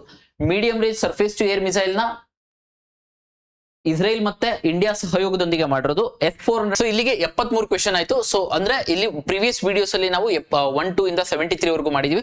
ಸೊ ನೆಕ್ಸ್ಟ್ ಕ್ವೆಶನ್ ನೋಡ್ತಾ ಇದೀವಿ. ನೆಕ್ಸ್ಟ್ ಕ್ವೆಶನ್ ನಿಮ್ಮ ಸೈನ್ಸ್ ಅಂಡ್ ಟೆಕ್ನಾಲಜಿಗೆ ಸಂಬಂಧಪಟ್ಟಿದ್ದು. ಚಂದ್ರಯಾನ 4 ಮತ್ತೆ ಚಂದ್ರಯಾನ 5 ಸಾಕಷ್ಟು ಸುದ್ದಿಯಲ್ಲಿದೆ, ಹಾಗಾಗಿ ಇಂಪಾರ್ಟೆಂಟ್ ಆಗುತ್ತೆ. ಚಂದ್ರಯಾನ 4 ಮತ್ತೆ ಚಂದ್ರಯಾನ 5 ಬೇಸಿಕ್ಸ್ ನ ಅರ್ಥ ಮಾಡ್ಕೊಂಡು ಹೋದ್ರೆ that would be more than sufficient. ಈ ಚಂದ್ರಯಾನ 4 ನ ನಾವೇನಕ್ಕೋಸ್ಕರ ಆರ್ಗನೈಸ್ ಮಾಡಿರೋದು? ಚಂದ್ರಯಾನ 3 ನಲ್ಲಿ ನಮಗೆ ಮೊಟ್ಟ ಮೊದಲ ಬಾರಿಗೆ ಸಿಕ್ಕಂತಹ ಎಲಿಮೆಂಟ್ ಯಾವುದು ಅಂದ್ರೆ ಸಲ್ಫರ್. ಅವನ್ನೆಲ್ಲ ಸಿಕ್ಕಂತ ಎಲಿಮೆಂಟ್ ನ ವಾಪಸ್ ಭೂಮಿಗೆ ತರಬೇಕು ಅಂತಕ್ಕಂತ ಮಾಡ್ತಾ ಇರೋದು ಚಂದ್ರಯಾನ 4. ಇದು ಇಸ್ರೋ ಅಲೋನ್ ಕಂಡಕ್ಟ್ ಮಾಡ್ತಾ ಇರೋದು. ಯಾವುದು? ಇಸ್ರೋ ಅಲೋನ್ ಕಂಡಕ್ಟ್ ಮಾಡ್ತಾ ಇರೋದು ಯಾವುದು? ಚಂದ್ರಯಾನ 4 ನ. ಹಾಗಿದ್ರೆ ಚಂದ್ರಯಾನ 5 ನ JAXA, that is Japan aerospace exploration agency ಜೊತೆಗೆ ನಮ್ಮ ISRO Indian space research organisation H324 ಅಂತಕ್ಕಂತ ಲಾಂಚ್ ವೆಹಿಕಲ್ ನ ಯೂಸ್ ಮಾಡಿಕೊಂಡು. ಸರ್ H324 ಗೊತ್ತಿರಬೇಕು.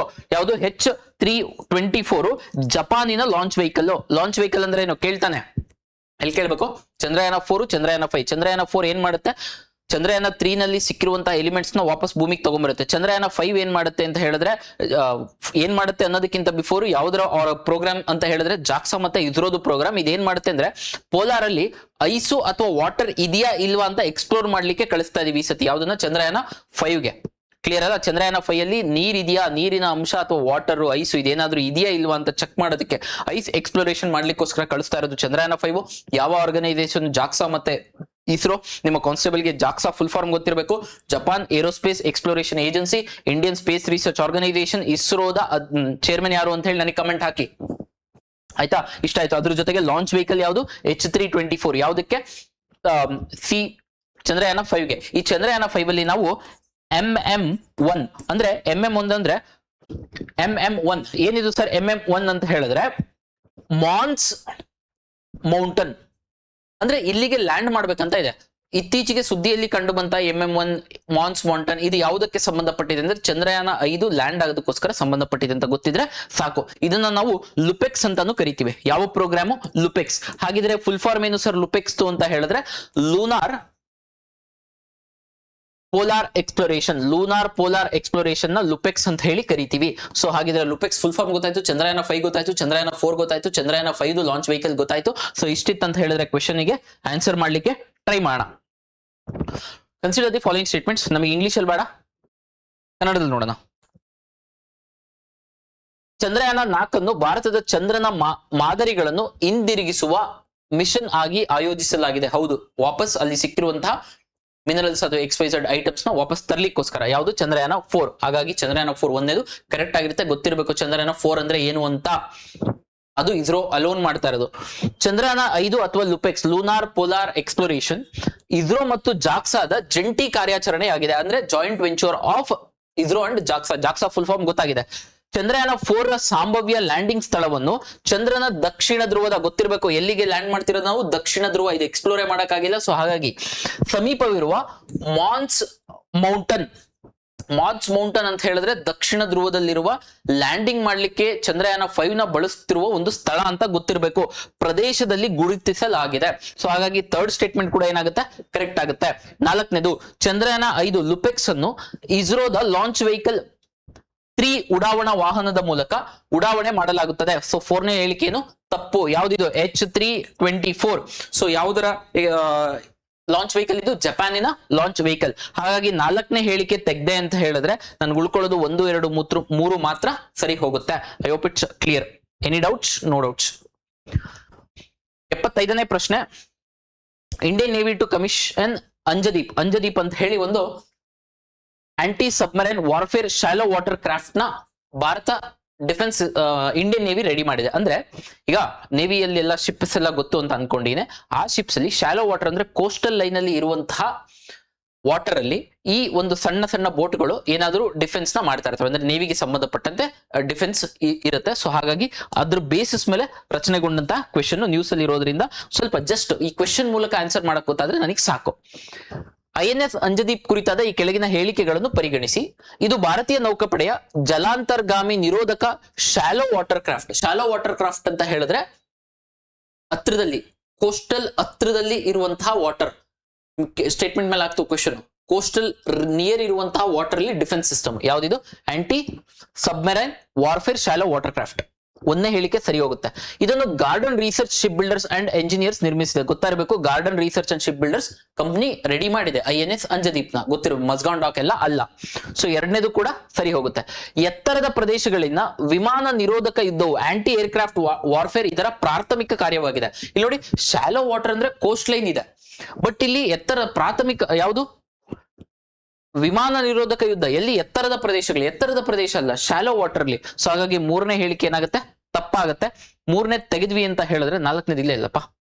ಓಕೆ, ಸೊ 3ನೇ ತೆಗೆದ್ವಿ ಅಂದ್ರೆ ನಮ್ಗೆ ಉಳ್ಕೊಳ್ಳೋದು 1 ಮತ್ತು 2 ಸಹ ಏನಾಗುತ್ತೆ? ಸರಿ ಹೋಗುತ್ತೆ. 1, 2 ಕರೆಕ್ಟ್ ಆಗುತ್ತೆ. ಸೊ 4ನೇ ಹೇಳಿಕೆ ಇಲ್ಲ. I hope it's clear. Okay, next one more important topic ಯಾವುದು? ಭಾರತ್ ವಿಸ್ತಾರ ಅಂತ ಹೇಳಿ. ಏನು ಭಾರತ್ ವಿಸ್ತಾರ್? ವಿಸ್ತಾರ್ ಫುಲ್ ಫಾರ್ಮ್ ಗೊತ್ತಿರಬೇಕು. ಏನು ವಿಸ್ತಾರ ಫುಲ್ ಫಾರ್ಮ್? ಬರ್ಕಳಿ, virtually integrated system to access agricultural resources. Virtually integrated system to access agricultural resources. ಯಾವುದರ ಫುಲ್ ಫಾರ್ಮ್? ವಿಸ್ತಾರ್ನ ಫುಲ್ ಫಾರ್ಮ್. ಏನ್ ಮಾಡುತ್ತೆ ಇದು ಅಂತ ಹೇಳಿದ್ರೆ ಫಾರ್ಮರ್ಸ್ ಗೆ ಹೆಲ್ಪ್ ಮಾಡುತ್ತೆ. ಯಾವುದರ ವಿಚಾರದಲ್ಲಿ ಹೆಲ್ಪ್ ಮಾಡುತ್ತೆ ಅಂತ ಹೇಳಿದ್ರೆ ಇದು ಎ ರಿಲೇಟೆಡ್ ಸ್ಕೀಮ್ಸ್ ಇದು. ಪ್ರಧಾನಮಂತ್ರಿ Fasal Bima Yojana, per drop more crop, ಪ್ರಧಾನಮಂತ್ರಿ ಕೃಷಿ ಸಿಂಚಾಯಿ ಯೋಜನಾ, ಕಿಸಾನ್ ಕ್ರೆಡಿಟ್ ಕಾರ್ಡ್, ಇವೆಲ್ಲ ಸ್ಕೀಮ್ಸ್. ಅದ್ರ ಜೊತೆಗೆ PM AASHA, soil health card, agriculture infrastructure development fund, ಇವೆಲ್ಲ ಸ್ಕೀಮ್ಸ್ ಬಗ್ಗೆ ಮಾಹಿತಿಯನ್ನ ರೈತರಿಗೆ ಕೊಡ್ಲಿಕ್ಕೋಸ್ಕರ ಮಾಡಿರುವಂತಹದ್ದು ಭಾರತ್ ವಿಸ್ತಾರ್. ವಿಸ್ತಾರ್ ಫುಲ್ ಫಾರ್ಮ್ ಗೊತ್ತಾಯ್ತು ಅಂತ ಅನ್ಕೊಂಡಿನೇ. ಇದು CRT ಇದ್ರಲ್ಲಿ ಮಾಡಿದ್ದಾರೆ, ವೆಬ್ ಪೋರ್ಟಲ್ ಆನ್ಲೈನ್ ಇದು. ಸೊ ಇದ್ರ ರಿಲೇಟೆಡ್ ಕ್ವೆಶನ್ ಅನ್ನ ನೋಡಿದ್ವಿ ಅಂತ ಹೇಳಿದ್ರೆ, ಇತ್ತೀಚೆಗೆ ಸುದ್ದಿಯಲ್ಲಿ ಕಂಡು ಬಂದ ಭಾರತ್ ವಿಸ್ತಾರ್ ಇದಕ್ಕೆ ಸಂಬಂಧಿಸಿದೆ. ರಕ್ಷಣಾ ಕಣ್ಗಾವಲು, ಕೃತಕ ಬುದ್ಧಿಮತ್ತೆ ಆಧಾರಿತ ಕೃಷಿ ಸಲಹಾ ವೇದಿಕೆ ಅಡ್ವೈಸರಿ, ಶಾಲಾ ವಿದ್ಯಾರ್ಥಿಗಳಿಗೆ ಡಿಜಿಟಲ್ ಶಿಕ್ಷಣ, ನಗರ ಸಾರಿಗೆ ನಿರ್ವಹಣೆ. ಸೊ ಇಲ್ಲಿ ಆನ್ಸರ್ ಯಾವ್ದಾಗಿರುತ್ತೆ ಅಂದ್ರೆ ದಟ್ ಇಸ್ ಆಪ್ಷನ್ ಬಿ ಸರಿಯಾದ ಉತ್ತರ ಆಗಿರುತ್ತೆ. ದಟ್ ಇಸ್ ಕೃತಕ ಬುದ್ಧಿಮತ್ತೆ ಆಧಾರಿತ ಕೃಷಿ ಸಲಹಾ ವೇದಿಕೆ. ಯಾವುದು? Bharat Vistaar. I hope it's clear. Next cervical cancer. Cervical cancer ಯಾಕೆ ನ್ಯೂಸ್ ಅಲ್ಲಿ ಇತ್ತು ಅಂತ ಹೇಳಿದ್ರೆ, ರೀಸೆಂಟ್ಲಿ ಲಾಂಚ್ ಪ್ರೋಗ್ರಾಮ್ ಯಾವುದು? ಸರ್ವಿಕಲ್ ವ್ಯಾಕ್ಸಿನೇಷನ್ ಕ್ಯಾಂಪೇನ್ ಲಾಂಚ್ ಮಾಡಿದ್ದಾರೆ. ಏನು 1.15 ಕೋಟಿ 14 ವರ್ಷದ ಹೆಣ್ಣು ಮಕ್ಕಳು, ಹಾಗೂ ಈ ಪ್ರೋಗ್ರಾಮ್ ಲಾಂಚ್ ಆದ 90 ಡೇಸ್ ಒಳಗಡೆ ಏನಾದ್ರು ಅವರು 15 ಇಯರ್ಸ್ ಆದ್ರು ಅಂತ ಹೇಳಿದ್ರೆ ಅವರಿಗೆ ನಾವು ಹ್ಯೂಮನ್ ಪ್ಯಾಪಿಲೋಮಾ ವೈರಸ್ ಗೆ ವ್ಯಾಕ್ಸಿನೇಷನ್ ಕೊಡ್ಬೇಕಂತ ಹೇಳಿ. ಯಾವ ವ್ಯಾಕ್ಸಿನೇಷನ್ ಅಂತ ಹೇಳಿದ್ರೆ ಗರ್ಡಾಸಿಲ್ 4 ಅಂತಕ್ಕಂಥ ವ್ಯಾಕ್ಸಿನೇಷನ್. ಇಲ್ಲಿ ಕನ್ನಡದಲ್ಲಿ ಬರೀತಾ ಇದೀನಿ ನಾನು. ಓಕೆ, ಯಾವ್ದಿದು? ಗರ್ಡಾಸಿಲ್ 4 ಏನ್ ಮಾಡುತ್ತೆ? ಇದು 4 ಟೈಪ್ಸ್. 4 ಅಂತ ಯಾಕೆ ಇಟ್ಟಿದ್ದಾರೆ ಅಂದ್ರೆ ಹ್ಯೂಮನ್ ಪ್ಯಾಪಿಲೋಮಾ ವೈರಸ್ 4 ಟೈಪ್ಸ್ ಕಾಸ್ ಆಗುವಂತ ಚಾನ್ಸಸ್ ಇರುತ್ತೆ. ಸೊ ಹಾಗಾಗಿ ಆ 4 ಎಗೇನ್ಸ್ಟ್ ಇಮ್ಯುನಿಟಿಯನ್ನ ಕೊಡುತ್ತೆ. ಯಾವುದು? ಹ್ಯೂಮನ್ ಪ್ಯಾಪಿಲೋಮಾ ವೈರಸ್ ಎಗೇನ್ಸ್ಟ್ ಕೊಡುವಂತದ್ದು ಗರ್ಡಾಸಿಲ್ 4. ಏನಿದು? ವ್ಯಾಕ್ಸಿನೇಷನ್. ಯಾವುದಕ್ಕೋಸ್ಕರ? ಸರ್ವಿಕಲ್ ಕ್ಯಾನ್ಸರ್ಗೋಸ್ಕರ ಕೊಡುವಂತಹ ವ್ಯಾಕ್ಸಿನೇಷನ್. Cervical cancer ಯಾರಲ್ಲಾಗುತ್ತೆ? ಹೆಣ್ಣು ಮಕ್ಕಳಿಗಾಗುತ್ತೆ. ಸರ್ವಿಕಲ್ ಕ್ಯಾನ್ಸರ್ ಅನ್ನ ಕಾಸು ಮಾಡುವಂತಹ ವೈರಸ್ ಯಾವುದು? Human papilloma virus. ಈ ಹ್ಯೂಮನ್ ಪ್ಯಾಪಿಲೋಮಾ ವೈರಸ್ ಕಮ್ಯುನಿಕೇಬಲ್? ಹೌದು, human papilloma virus communicable, but cervical cancer not communicable. ಇಲ್ಲಿ ಗೊತ್ತಿರಬೇಕು each and everything. Human papilloma virus communicable, cervical cancer not communicable. Confusion ಮಾಡ್ಕೋಬಾರ್ದು. Sir ಹೆಂಗ್ ಸರ್ ಅದಾಗತ್ತೆ ಅಂತ ಹೇಳಿದ್ರೆ, ಈಗ ಎಲ್ರಿಗೂ ಹ್ಯೂಮನ್ ಪ್ಯಾಪಿಲೋಮಾ ವೈರಸ್ ಬಂತು ಅಂದಿದ ತಕ್ಷಣ ಕ್ಯಾನ್ಸರ್ ಬರಲ್ಲ. Human papilloma virus naturally cure ಆಗ್ಬಿಡುತ್ತೆ, but it's a sexually transmitted disease. Human papilloma virus ಏನಿದೆ ಸೆಕ್ಶುಯಲಿ ಟ್ರಾನ್ಸ್ಮಿಟೆಡ್ ಡಿಸೀಸ್, ಹೆಣ್ಣು ಮಕ್ಕಳಲ್ಲಿ ಬರುವಂತಹ ಒಂದು ಕ್ಯಾನ್ಸರ್. WHO ಪ್ರಕಾರ 70-80% of the cervical cancer is caused by human papilloma virus. ಇದನ್ನ ಹೋಗ್ಲಾಡಿಸ್ಲಿಕ್ಕೋಸ್ಕರ ನಾವು ಗರ್ಡಾಸಿಲ್ 4 ಅಂತಕ್ಕಂಥ ವ್ಯಾಕ್ಸಿನೇಷನ್ ಪ್ರೋಗ್ರಾಮ್ ನ ಲಾಂಚ್ ಮಾಡಿದೀವಿ. 1.15 ಕೋಟಿ 14 ವರ್ಷದ ಹೆಣ್ಣು ಮಕ್ಕಳಿಗೆ ವ್ಯಾಕ್ಸಿನ್ ಮಾಡ್ಲಿಕ್ಕೋಸ್ಕರ ತಂದಿರುವಂತಹ ಒಂದು ಪ್ರೋಗ್ರಾಮ್. ಇಲ್ಲಿ ಇವಾಗ ಈ ಕೆಳಗಿನ ಹೇಳಿಕೆಗಳಿಗೆ ಹೋಗೋಣ. ಅಂದ್ರೆ ಮಿಷನ್ ಇಂದ್ರಧನುಷ್ ಜೊತೆಗೆ ಯೂನಿವರ್ಸಲ್ ಇಮ್ಯುನೈಸೇಷನ್ ಪ್ರೋಗ್ರಾಮ್, ಇದನ್ನ ಸ್ವಲ್ಪ ಕನೆಕ್ಟ್ ಮಾಡ್ಲಿಕ್ಕೆ ಟ್ರೈ ಮಾಡಿ ಕ್ವೆಶ್ಚನ್ ಅನ್ನ ಆನ್ಸರ್ ಮಾಡ್ಲಿಕ್ಕೆ ಟ್ರೈ ಮಾಡೋಣ. ಮಿಷನ್ ಇಂದ್ರಧನುಷ್ ಸಾರ್ವತ್ರಿಕ ಲಸಿಕಾ ಕಾರ್ಯಕ್ರಮದ ಅಡಿಯಲ್ಲಿ ಒಂದು ವಿಶೇಷ ಕ್ಯಾಚಪ್ ಲಸಿಕಾ ಅಭಿಯಾನವಾಗಿದೆ. ಹೌದು, ಮಿಷನ್ ಇಂದ್ರಧನುಷ್ ಅಂತಕ್ಕಂಥದ್ದು 2013ರಲ್ಲಿ 1985ರಲ್ಲಿ ನಾವು ಏನು ಯೂನಿವರ್ಸಲ್ ಇಮ್ಯುನೈಸೇಷನ್ ಪ್ರೋಗ್ರಾಮ್ ಅನ್ನ ಲಾಂಚ್ ಮಾಡಿದ್ವಲ್ಲ, ಅಂದ್ರೆ ಕಮ್ಯುನಿಕೇಬಲ್ ಪ್ರಿವೆಂಟಬಲ್ ಡಿಸೀಸಸ್. ಹಾಗಿದ್ರೆ ಯೂನಿವರ್ಸಲ್ ಇಮ್ಯುನೈಸೇಷನ್ ಪ್ರೋಗ್ರಾಮ್ ಯಾವುದಕ್ಕೆ? ಕಮ್ಯುನಿಕೇಬಲ್ ಅಂದ್ರೆ ಹರಡುವಂತಹ ಹಾಗೂ ಗುಣಪಡಿಸುವಂತಹ ಕಾಯಿಲೆಗಳಿಗೆ ಲಾಂಚ್ ಮಾಡಿದ್ವಿ universal immunisation programme. Example tuberculosis, polio, ಇದಕ್ಕೆಲ್ಲ ನಾವೇನ್ ಕೊಡ್ಬೇಕು? ವ್ಯಾಕ್ಸಿನೇಷನ್ ಮಾಡ್ಬೇಕಂತ ಹೇಳಿ. ಇದ್ರ ಅಂಡರು ಯಾವ ಹೆಣ್ಮಕ್ಳು ಪ್ರೆಗ್ನೆಂಟ್ ವುಮೆನ್ ಇವರೆಲ್ಲ ಬಿಟ್ಟಿದ್ರಲ್ಲ, ಅವ್ರ ಮೇಲೆ ಅವ್ರಿಗೊಂದ್ ಸ್ವಲ್ಪ ವ್ಯಾಕ್ಸಿನೇಷನ್ ಅನ್ನ ಮಾಡೋದಕ್ಕೆ, ಅಂದ್ರೆ ಬಿಟ್ಟು ಹೋದವರಿಗೆ ವ್ಯಾಕ್ಸಿನೇಷನ್ ಮಾಡೋದಕ್ಕೆ ಯೂನಿವರ್ಸಲ್ ಇಮ್ಯುನೈಸೇಷನ್ ಪ್ರೋಗ್ರಾಮ್ ಅಂಡರ್ ಯಾರನ್ನ ಕವರ್ ಮಾಡಿರ್ಲಿಲ್ಲ ನಾವು, ಹೆಣ್ಮಕ್ಳು ಮತ್ತೆ ಪ್ರೆಗ್ನೆಂಟ್ ವುಮೆನ್, ಇವರಿಗೆ ಕೆಲವೊಂದು ಕಾಯಿಲೆಗಳು ಪ್ರೆಗ್ನೆಂಟ್ ವುಮೆನ್ಸ್ ಮಾತ್ರ ಬರ್ತಾವ, ಅವನ್ನೆಲ್ಲ ಸಪರೇಟ್ ನೀವು ಸೈನ್ಸ್ ಅಲ್ಲಿ ಓದಿರ್ತೀರ. ಅದಕ್ಕೋಸ್ಕರ ತಂದಿದ್ ಯಾವುದು? Mission Indradhanush under this. ಹಾಗಾಗಿ 1ನೇ ಹೇಳಿಕೆ ಕೂಡ ಸರಿ ಹೋಗುತ್ತೆ. Very good. ಇದು ಮುಖ್ಯವಾಗಿ ಲಸಿಕೆಯಿಂದ ವಂಚಿತರಾದ ಮತ್ತು ಲಸಿಕೆ ಪಡೆಯುವುದನ್ನು ಅರ್ಧಕ್ಕೆ ನಿಲ್ಲಿಸಿದ missed out and dropped out ಮಕ್ಕಳು ಹಾಗೂ ಗರ್ಭಿಣಿಯರನ್ನು ಗುರಿಯಾಗಿಸಿಕೊಂಡಿದೆ. ಹೌದು, ಮಿಷನ್ ಇಂದ್ರಧನುಷ್ ಗೊತ್ತಿರಬೇಕು. ಮಿಷನ್ ಇಂದ್ರಧನುಷ್ ಏನಕ್ಕೋಸ್ಕರ ಅಂತ ಹೇಳಿದ್ರೆ, ಲಸಿಕೆ ಪಡೆಯುವುದನ್ನು ಅರ್ಧಕ್ಕೆ ನಿಲ್ಲಿಸಿದ, ಅಂದ್ರೆ ಮಿಸ್ಡ್ ಔಟ್ ಮಧ್ಯದಲ್ಲೇ ಬಿಟ್ಟವ್ರಿಗೆ, ಮತ್ತೆ ಯಾರ್ಯಾರು ಬಿಟ್ಟಿದ್ರು ಹೆಣ್ಮಕ್ಳು ಮತ್ತೆ ಪ್ರೆಗ್ನೆಂಟ್ ವುಮೆನ್ ಏನು ಡ್ರಾಪ್ ಔಟ್ ಆಗಿದ್ರಲ್ಲ, ಅವರಿಗೆ ಇಮ್ಯುನೈಸೇಷನ್ ಅನ್ನ ಕೊಡ್ಲಿಕ್ಕೋಸ್ಕರ ತಂದಿದ್ದು mission Indradhanush. Communicable preventable disease ಗೆ ತಂದಿರುವಂತದ್ದು mission Indradhanush under universal immunisation programme. Sir, ಈಗೇನ್ ತಂದ್ವಲ್ಲ ನಾವು, that is HPV against vaccination, ಇದು ಮಿಷನ್ ಇಂದ್ರಧನುಷ್ ಮತ್ತೆ ಯೂನಿವರ್ಸಲ್ ಇಮ್ಯುನೈಸೇಷನ್ ಪ್ರೋಗ್ರಾಮ್ ಅಂಡರ್ ಅಲ್ಲ, ಇದೇ ಸಪರೇಟ್ ಆಗಿ ವ್ಯಾಕ್ಸಿನೇಷನ್ ಪ್ರೋಗ್ರಾಮ್ ಅನ್ನ ಲಾಂಚ್ ಮಾಡಿರೋದು. ಇಲ್ಲಿ ಕನ್ಫ್ಯೂಸ್ ಮಾಡುವಂತ ಸ್ಕೀಮ್ಸ್ ರಿಲೇಟೆಡ್ ತಪ್ಪಾಗುತ್ತೆ. ಹಾಗಾಗಿ ಹ್ಯೂಮನ್ ಪ್ಯಾಪಿಲೋಮಾ ವೈರಸ್ 3ನೇ ಹೇಳಿಕೆ ನಿಂದ ಉಂಟಾಗುವ ಗರ್ಭಕಂಟಕದ ಕ್ಯಾನ್ಸರ್ ತಡೆಗಟ್ಟಲು ಗರ್ಡಾಸಿಲ್ 4 ಅನ್ನು ಬಳಸಲಾಗುತ್ತದೆ. ಇತ್ತೀಚೆಗೆ ಸುದ್ದಿಯಲ್ಲಿ ಕಂಡು ಬಂದಂತಹ ಗರ್ಡಾಸಿಲ್ 4 ಯಾವುದಕ್ಕೆ ಸಂಬಂಧಪಟ್ಟಿದೆ? ಯಾವುದು ಇದು ಅಂತ ಕೇಳಿದ್ರೆ, ಇದು ಒಂದು ವ್ಯಾಕ್ಸಿನೇಷನ್. ಯಾವುದಕ್ಕೆ? ಸರ್ವಿಕಲ್ ಕ್ಯಾನ್ಸರ್, ಗರ್ಭಕಂಟಕದ ಕ್ಯಾನ್ಸರ್ಗೆ ಕೊಡುವಂತಹ ಒಂದು ವ್ಯಾಕ್ಸಿನೇಷನ್. ಹಾಗಿದ್ರೆ 3ನೇ ಹೇಳಿಕೆ ಕೂಡ ಏನಾಗುತ್ತೆ? ಸರಿ ಹೋಗುತ್ತೆ. 1, 2, 3 ಸಹ ಸರಿ. ಮಿಷನ್ ಇಂದ್ರಧನುಷ್ ಅಡಿಯಲ್ಲಿ ಶಿಶುಗಳ ಲಸಿಕಾ ಕಾರಣಕ್ಕಾಗಿ ಇನ್ಫ್ಯಾಂಟ್ ಇಮ್ಯುನೈಸೇಷನ್ ಗರ್ಡಾಸಿಲ್ 4 ಅನ್ನು ಪ್ರಾಥಮಿಕವಾಗಿ ಬಳಸಲಾಗುತ್ತದೆ. ನೋಡಿ, ಮಿಷನ್ ಇಂದ್ರಧನುಷ್ ಅಂಡರ್ ಗರ್ಡಾಸಿಲ್ 4 ನ ಬಳಸುವಂತೆ. ಗರ್ಡಾಸಿಲ್ 4 ಏನಕ್ಕೋಸ್ಕರ ಇರೋದು? ಹ್ಯೂಮನ್ ಪ್ಯಾಪಿಲೋಮಾ ವೈರಸ್ ಗೆ ವ್ಯಾಕ್ಸಿನೇಷನ್ ಮಾಡ್ಲಿಕ್ಕೋಸ್ಕರ. ಹಾಗಾಗಿ 4ನೇ ಹೇಳಿಕೆ ಏನಾಗುತ್ತೆ? ತಪ್ಪಾಗುತ್ತೆ. ಸೊ 4ನೇದು, 3ನೇದು ಮತ್ತೆ 2ನೇದು ಹೋದ್ರೆ ಉಳ್ಕೊಳ್ಳೋದು 1, 2 ಮತ್ತು 3 ಮಾತ್ರ. ಗರ್ಡಾಸಿಲ್ 4 ಅಂದ್ರೆ ಗೊತ್ತಿರಲಿ, ಯೂನಿವರ್ಸಲ್ ಇಮ್ಯುನೈಸೇಷನ್ ಪ್ರೋಗ್ರಾಮ್ ಗೊತ್ತಿರಲಿ, ಮಿಷನ್ ಇಂದ್ರಧನುಷ್ ಗೊತ್ತಿರಲಿ, ಹ್ಯೂಮನ್ ಪ್ಯಾಪಿಲೋಮಾ ವೈರಸ್ ಕಾಸ್ ಮಾಡುವಂತದ್ದು ಸರ್ವಿಕಲ್ ಕ್ಯಾನ್ಸರ್ ಅಂತ ಹೇಳಿ ಗೊತ್ತಿರಲಿ. Another important international big cat alliance ಯಾಕೋಸ್ಕರ ನ್ಯೂಸ್ ಅಲ್ಲಿ ಇದೆ ಅಂತ ಹೇಳಿದ್ರೆ, ಫೆಬ್ರವರಿ ಮಂತ್ ಅಲ್ಲಿ ನಾವು ಇದರ ಒಂದು ಸಮಿಟ್ ಅನ್ನ ಲಾಂಚ್ ಮಾಡೋಣ ಅಂತ ಹೇಳಿ ಭಾರತದ 2 ಟೈಗರ್ ರಿಸರ್ವ್ ಅಲ್ಲಿ ಈ ಕುರಿತಾಗಿ ಚರ್ಚೆ ನಡೀತಾ ಇತ್ತು, ಹಾಗೂ ಸಮ್ಮೇಳನಗಳು ಕೂಡ ನಡೀತಾ ಇದ್ವು. ಆಲ್ರೆಡಿ ಆಗೋಗಿದೆ ಇದು ಸಮಿಟ್. ಸೊ ಯಾವುದು? ಈ ವರ್ಷದಲ್ಲಿ. ಸೊ ಹಾಗಾಗಿ few facts about international big cat alliance. International big cat alliance ಅಂತಕ್ಕಂಥ ಒಂದು ಪ್ರೋಗ್ರಾಮ್ ನ 2023ರಲ್ಲಿ ನರೇಂದ್ರ ಮೋದಿ ಅವರು ಮೈಸೂರಲ್ಲಿ 50 years ಆಫ್ ಪ್ರಾಜೆಕ್ಟ್ ಟೈಗರ್ ಕುರಿತಾಗಾದಾಗ ಲಾಂಚ್ ಮಾಡ್ತಾರೆ. ಏನಿದು sir international big cat alliance ಅಂತ ಹೇಳಿದ್ರೆ, 7 ಬಿಗ್ ಕ್ಯಾಟ್ ಗಳು ಬರ್ತವೆ, ದೊಡ್ಡ ಬೆಕ್ಕುಗಳು. ಇಲ್ಲಿದಾವ್ ನೋಡಿ ಇವು. ಯಾವ್ದಿದು ದೊಡ್ಡ ಬೆಕ್ಕುಗಳು? ಒಂದು ಲಯನ್, ಫಸ್ಟ್ ಇದರಿಂದ ಹೋಗ್ಬಿಡೋಣ. Tiger, lion, leopard, snow leopard, cheetah, jaguar ಮತ್ತೆ ಪೂಮಾ, ಈ 7ನ್ನ ನಾವು ಬಿಗ್ ಕ್ಯಾಟ್ಸ್ ಅಂತ ಹೇಳಿ ಕರಿತೀವಿ. ಈ ಬಿಗ್ ಕ್ಯಾಟ್ಸ್ ಗಳನ್ನ ಪ್ರೊಟೆಕ್ಟ್ ಮಾಡ್ಲಿಕ್ಕೋಸ್ಕರ ರಚನೆ ಆದಂತಹ ಒಂದು ಸಂಸ್ಥೆ ಇದು international big cat alliance. Approximate more than 26 countries ಏನೋ ಇದೆ ಇಂಟರ್ನ್ಯಾಷನಲ್ ಬಿಗ್ ಕ್ಯಾಟ್ ಅಲೈನ್ಸ್ ಅಲ್ಲಿ. ಅಂದ್ರೆ ಇದು ಇಂಟರ್ ಗವರ್ನಮೆಂಟಲ್ ಆರ್ಗನೈಸೇಷನ್. ಯಾವುದು? International big cat alliance. Headquarters ಎಲ್ಲಿದೆ ಅಂತ ಹೇಳಿದ್ರೆ ನ್ಯೂ ಡೆಲ್ಲಿ, ದಟ್ ಇಸ್ ಭಾರತದ ನ್ಯೂ ಡೆಲ್ಲಿಯಲ್ಲಿ, ನವದೆಹಲಿಯಲ್ಲಿ ಹೆಡ್ ಕ್ವಾರ್ಟರ್ಸ್ ಇದೆ. ಗೊತ್ತಿರಬೇಕು, ಎಲ್ಲಿದೆ ಅಂತ ಗೊತ್ತಿರಬೇಕು. ಎಲ್ಲ ಗೊತ್ತಿರೋ ಅವಶ್ಯಕತೆ ಇಲ್ಲ. ಇದರ ಜೊತೆಗೆ ನಾವು ಫ್ಯೂ ಫ್ಯಾಕ್ಟ್ಸ್ ನ ನೋಡ್ಕೊಂಡ್ವಿ ಅಂತ ಹೇಳಿದ್ರೆ, ಈ ಗೊತ್ತಿರುವಂತ ವಿಚಾರ ಇಟ್ಕೊಂಡು ನಾವು ಎಲಿಮಿನೇಷನ್ ನ ಮಾಡಿ ಸ್ಟೇಟ್ಮೆಂಟ್ಸ್ ನ ಆನ್ಸರ್ ಹೇಳ್ಬೋದು. ಇಂಟರ್ನ್ಯಾಷನಲ್ ಬಿಗ್ ಕ್ಯಾಟ್ಸ್ ಅಲ್ಲಿ ಟೋಟಲ್ ಎಷ್ಟು ಇದಾವೆ? 7 ಇದಾವೆ. ಯಾವ್ಯಾವು? Tiger, lion, leopard, snow leopard, cheetah, ಜಾಗ್ವಾರು, Puma, 7.